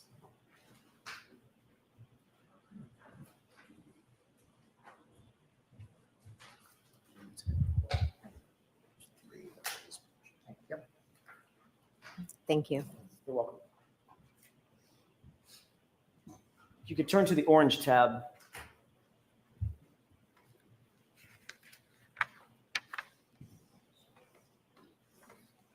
Do you see that? I do, yes. Okay, and you've had a chance to read it? Just the highlighted Okay. part. May I approach? Yes. Thank you.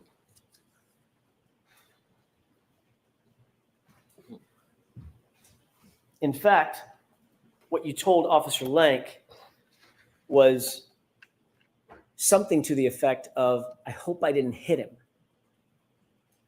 Correct? Incorrect. I told him that she said I hit him. He wrote in his report, that you just read, something to the effect of, "I hope I didn't hit him." Sustained. Is this another example of an officer getting a report wrong? Objection. Is that report right? Your Honor. Sustained. Move on, Mr. Jackson.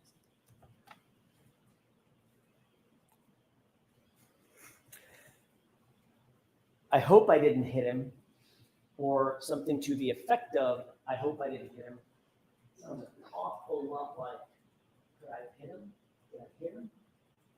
Do you agree with that? It does sound similar, yeah.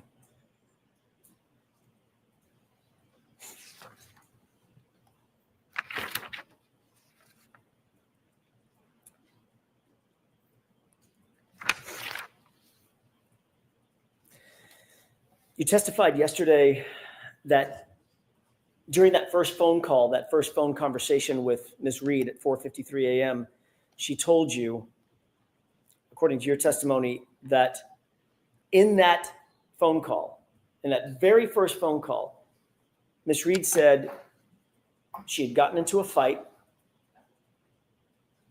her taillight was cracked, and she asked, "Could I have hit him or did I hit him?" Correct? Incorrect. Tell me where I'm wrong. In the first phone call, she had said we got into a fight and he didn't come home and I left him at the waterfall. In the second phone call, once I told her that I saw her outside of my sister's house on Fairview, that is when she said, could she have hit him, and talked about her taillight. So 2 hours after Ms. Reed found John O'Keefe and began giving him CPR, you were interviewed by Sergeant Sean Good, correct? Objection. Ask the question differently, Mr. Jackson. 2 hours after Ms. Reed found Mr. O'Keefe, about 2 hours later, say 8 o'clock, 8:30 in the morning, after the scene was cleared, you were interviewed by Sean Good, were you not? Objection. Sustained. May we approach, Your Honor? Yes.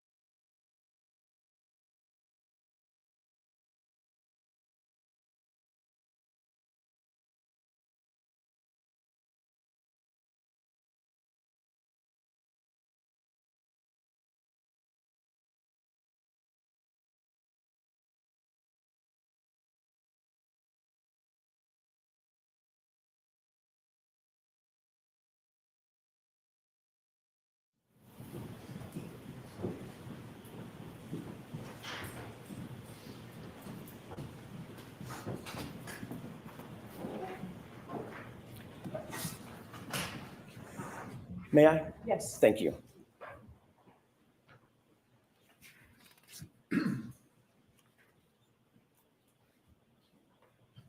While you were at the scene, after Miss Reed had been giving CPR, Sean Good interviewed you, correct? I don't remember a formal interview with Sean Good. Do you remember talking to him? When he arrived at the scene, I do remember briefly talking to him after all three of us gave John CPR. And he asked you certain questions about what you'd seen, what you'd heard, what had happened, correct? I have to tell you that I remember seeing him there and I remember talking to him, but I do not remember specifics of any conversation or any questions that he asked me. Do you remember him do you remember him asking you about any initial calls you had and you telling him about that 4:53 call and the early morning calls thereafter? The initial calls before you met up with Miss Reed? I don't recall. Did you tell Sergeant Good, by the way, he was a sergeant at the time. Sean Good was a sergeant, not an officer. I'm not sure. Okay. By the way, you knew Sergeant Good, did you not? I didn't know him. I knew of him, like I knew his name, but that was it. How'd you know of him before that day? Because his sister is a year or two younger than me, and I knew she had a brother that was younger, that was a Canton cop, just through the town, but I didn't know him. Okay, friendly but not friends. I wouldn't even say I was friendly with him. Okay.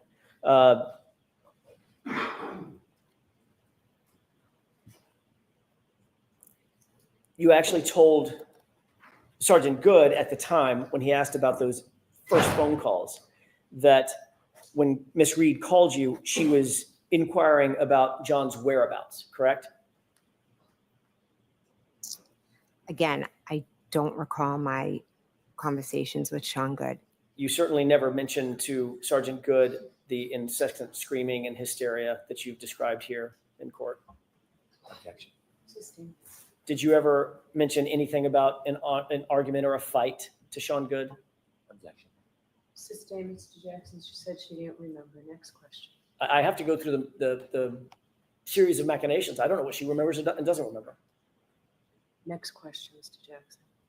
Did you mention anything about a cracked taillight to Sergeant Good? Objection. Sustained. Do you have no memory at all about what you talked to Sergeant Good about? There were many officers there. Right. And like I said, I know I talked to Sergeant Good, but I do not remember the specifics of my conversation during that chaotic scene. Okay. I'm Well, sorry. Let me ask a different question. There were many officers there and many officers were asking you questions, correct? Correct. Did you ask, did you tell any officer while at the scene that during those first few phone calls, first couple of phone calls with Miss Reed, that there was incessant screaming and hysteria? Again, there were many officers asking me questions. Most of them were regarding who John was, if he had medical issues or concerns, things like that. Right. It was a chaotic scene. I don't remember any specific questions about phone calls. I apologize. But you did tell at least one officer about the initial phone call that you received indicating that John may be missing, correct? I possibly said, I got a phone call and that's why I'm here. We all came out to look for him. I apologize for not remembering specifics. Did you tell any officer at the scene anything about an argument or fighting that Miss Reed said occurred on that first couple of phone calls? Again, the conversations were very brief and they were with a lot of different officers. There wasn't yes or no? in-depth conversations. yes or no, Let Mr. her, McKay? let her answer the question. Do you recall, that is a yes or no question, do you recall telling any officer about a conversation in the initial couple of phone calls that you had with Miss Reed about fighting or being in an argument? Do you recall that? I cannot answer yes or no. Well, you either do or you don't. If you I don't, said just say there you was don't. many different conversations. I am not sure. So you don't recall? I'm not sure on specific conversations about that. I apologize. Is there a reason why you're not telling us that you simply don't recall making that statement? Sustained. Do you recall telling any officer about a cracked taillight that came up in one of those first two phone calls? At the scene? At the scene. Again, I think all the conversations were about what was happening in the present time. And literally, this was a couple of hours after this incident, correct? When everything was freshest in your mind. These conversations were at the scene when Miss Reed was running around screaming. Were you also interviewed by Officer Mullaney? Again, there were many officers there that I spoke to. Ms. McCabe, do you understand my question? Did you understand the last question I asked you? If I spoke to an officer, Mullaney? Correct. Again, I could have. I am not sure. I don't remember every officer. It was a chaotic scene. I had just found my friend on the ground. So the answer is, I don't remember. I don't remember speaking to him. No, sorry.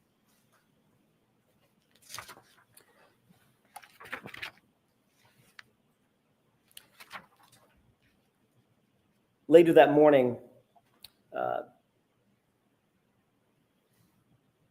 you did have a conversation with Officer Lank that you actually do remember, correct? Yes, correct. What you told Officer Lank or Sergeant Lank was that you received a phone call from Kaylee's phone and that Karen Reed was distraught because John never came home, correct? I told him she was, I don't remember the exact words, but I told him something like she was hysterical and screaming and said John never came home. You never mentioned that she said anything about a fight during that initial phone call, correct? Again, I'm not sure what exactly was said during that initial phone call. You never mentioned that she said something about a cracked taillight in that initial phone call or those two phone calls, correct? Are these phone calls with who? Who are these phone calls? Who am I speaking The to at this initial point? phone calls that you had with Miss Reed, Yes. you never mentioned to Officer Lank or Sergeant Lank that Miss Reed mentioned anything about a fight or an argument, correct?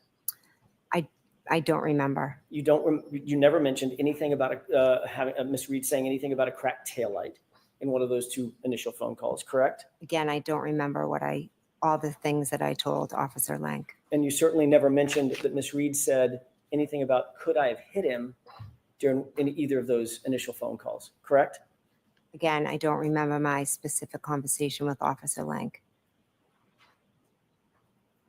So you don't remember the conversation that you had with Officer Lank when it was the clear light of day. You had had a chance to take a beat and a breath catch your breath because it's now 11:30, 11 o'clock in the morning.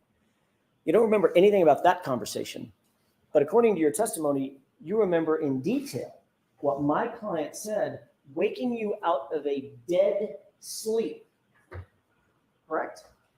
So I didn't speak to him at 11:30. It was earlier in the morning when he came back to Fairview. Let's call it 9 o'clock. Whatever. Okay. Right? Whatever. It wasn't the same chaos as my client screaming into the phone that John never came home, waking you out of a dead sleep, correct? Correct. But when you recounted that conversation or those conversations to Sergeant Blank, you didn't say a thing about Miss Reed saying that there had been an argument, did you? I'm saying I don't remember the specifics of my conversation with Officer Lank.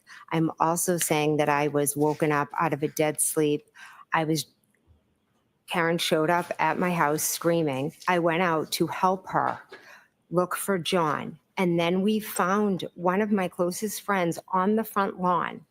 And she was saying crazy things and acting crazy and Ms. McCabe, acting that's not my erratic. question. And so every Ms. McCabe, police that is officer not that my I question. spoke to, Let her finish. every police officer that I spoke to, I tried to answer their questions the best I could. It took me hours and in some cases days to remember all the things that Miss Reed had said. My mind, I was in a state of shock. But the minute I remembered, she said, I hit him, I hit him, I hit him. I called Officer Lank. And your memory is getting better even as we sit here today, correct? There are certain things I will never forget, Mr. Jackson. Including the fact that you never, ever, ever said, she said the words I hit him to a grand jury when you were asked about it 3 months after the incident. Correct? She said, I hit him, I hit him, I hit him. You never told that to the grand jury, did you? I don't remember specifically that every grand jury and everything I said, but I can tell you with 100% accuracy, she screamed, I hit him, I hit him, I hit him. You never said that to the grand jurors. I don't recall if I You were did. there to get the truth, correct? The truth is, she said, I hit him, And I in hit him, fact, I hit him. You were asked that specific question at the grand jury. What did she say at the scene in front of the female EMT? And you know what your answer was? You do, because you just read it. I wasn't asked what she was said What at the was scene. the answer to that question? I'm objecting. The objection sustained. Ask one more clear question, Mr. Jackson. What was the answer you gave in answer to the question about what was said by Miss Reed to the EMT, the female EMT at the scene? What did you say she said? I don't know if I was asked specifically what she said to a female EMT. All right, we're going to end this now. Your Honor, may I have one more question? Go ahead. I can't end it like this. You said Okay, she jurors, said- ignore the comments of counsel. Ask one question, Mr. Jackson. You said that she said, could I have hit him? Did I hit him in the presence of the female EMT? That's what you testified to under oath at the grand jury, isn't it? Yes, because she also said that. All right.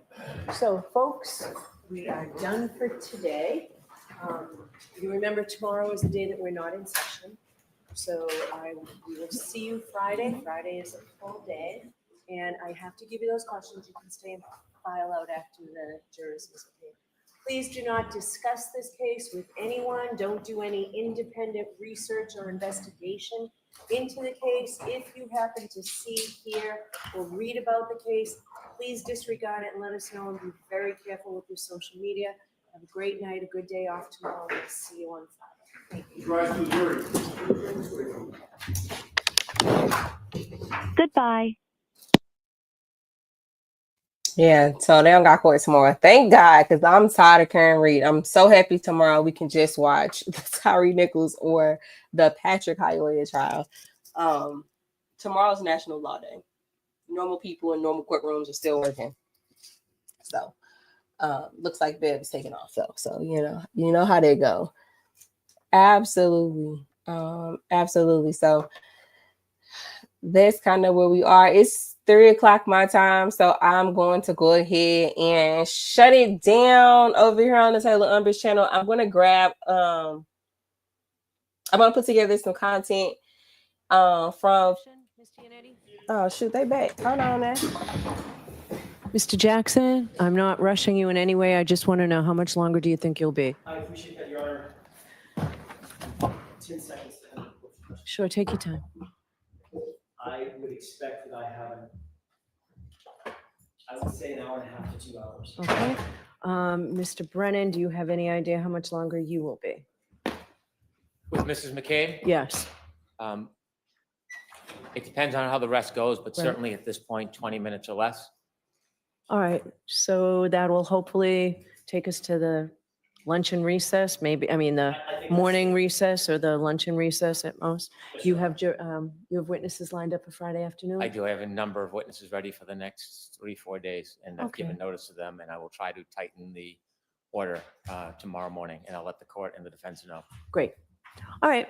And nothing you need to see me about right now? Not for the Commonwealth. All right. All right. We'll see you on Friday.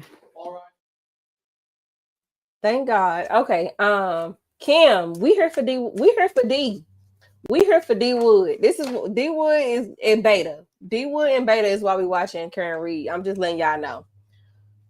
They the reason why we watching, because they are our number one supporters of the Taylor Umbridge channel. And D said, let us just get through Jen.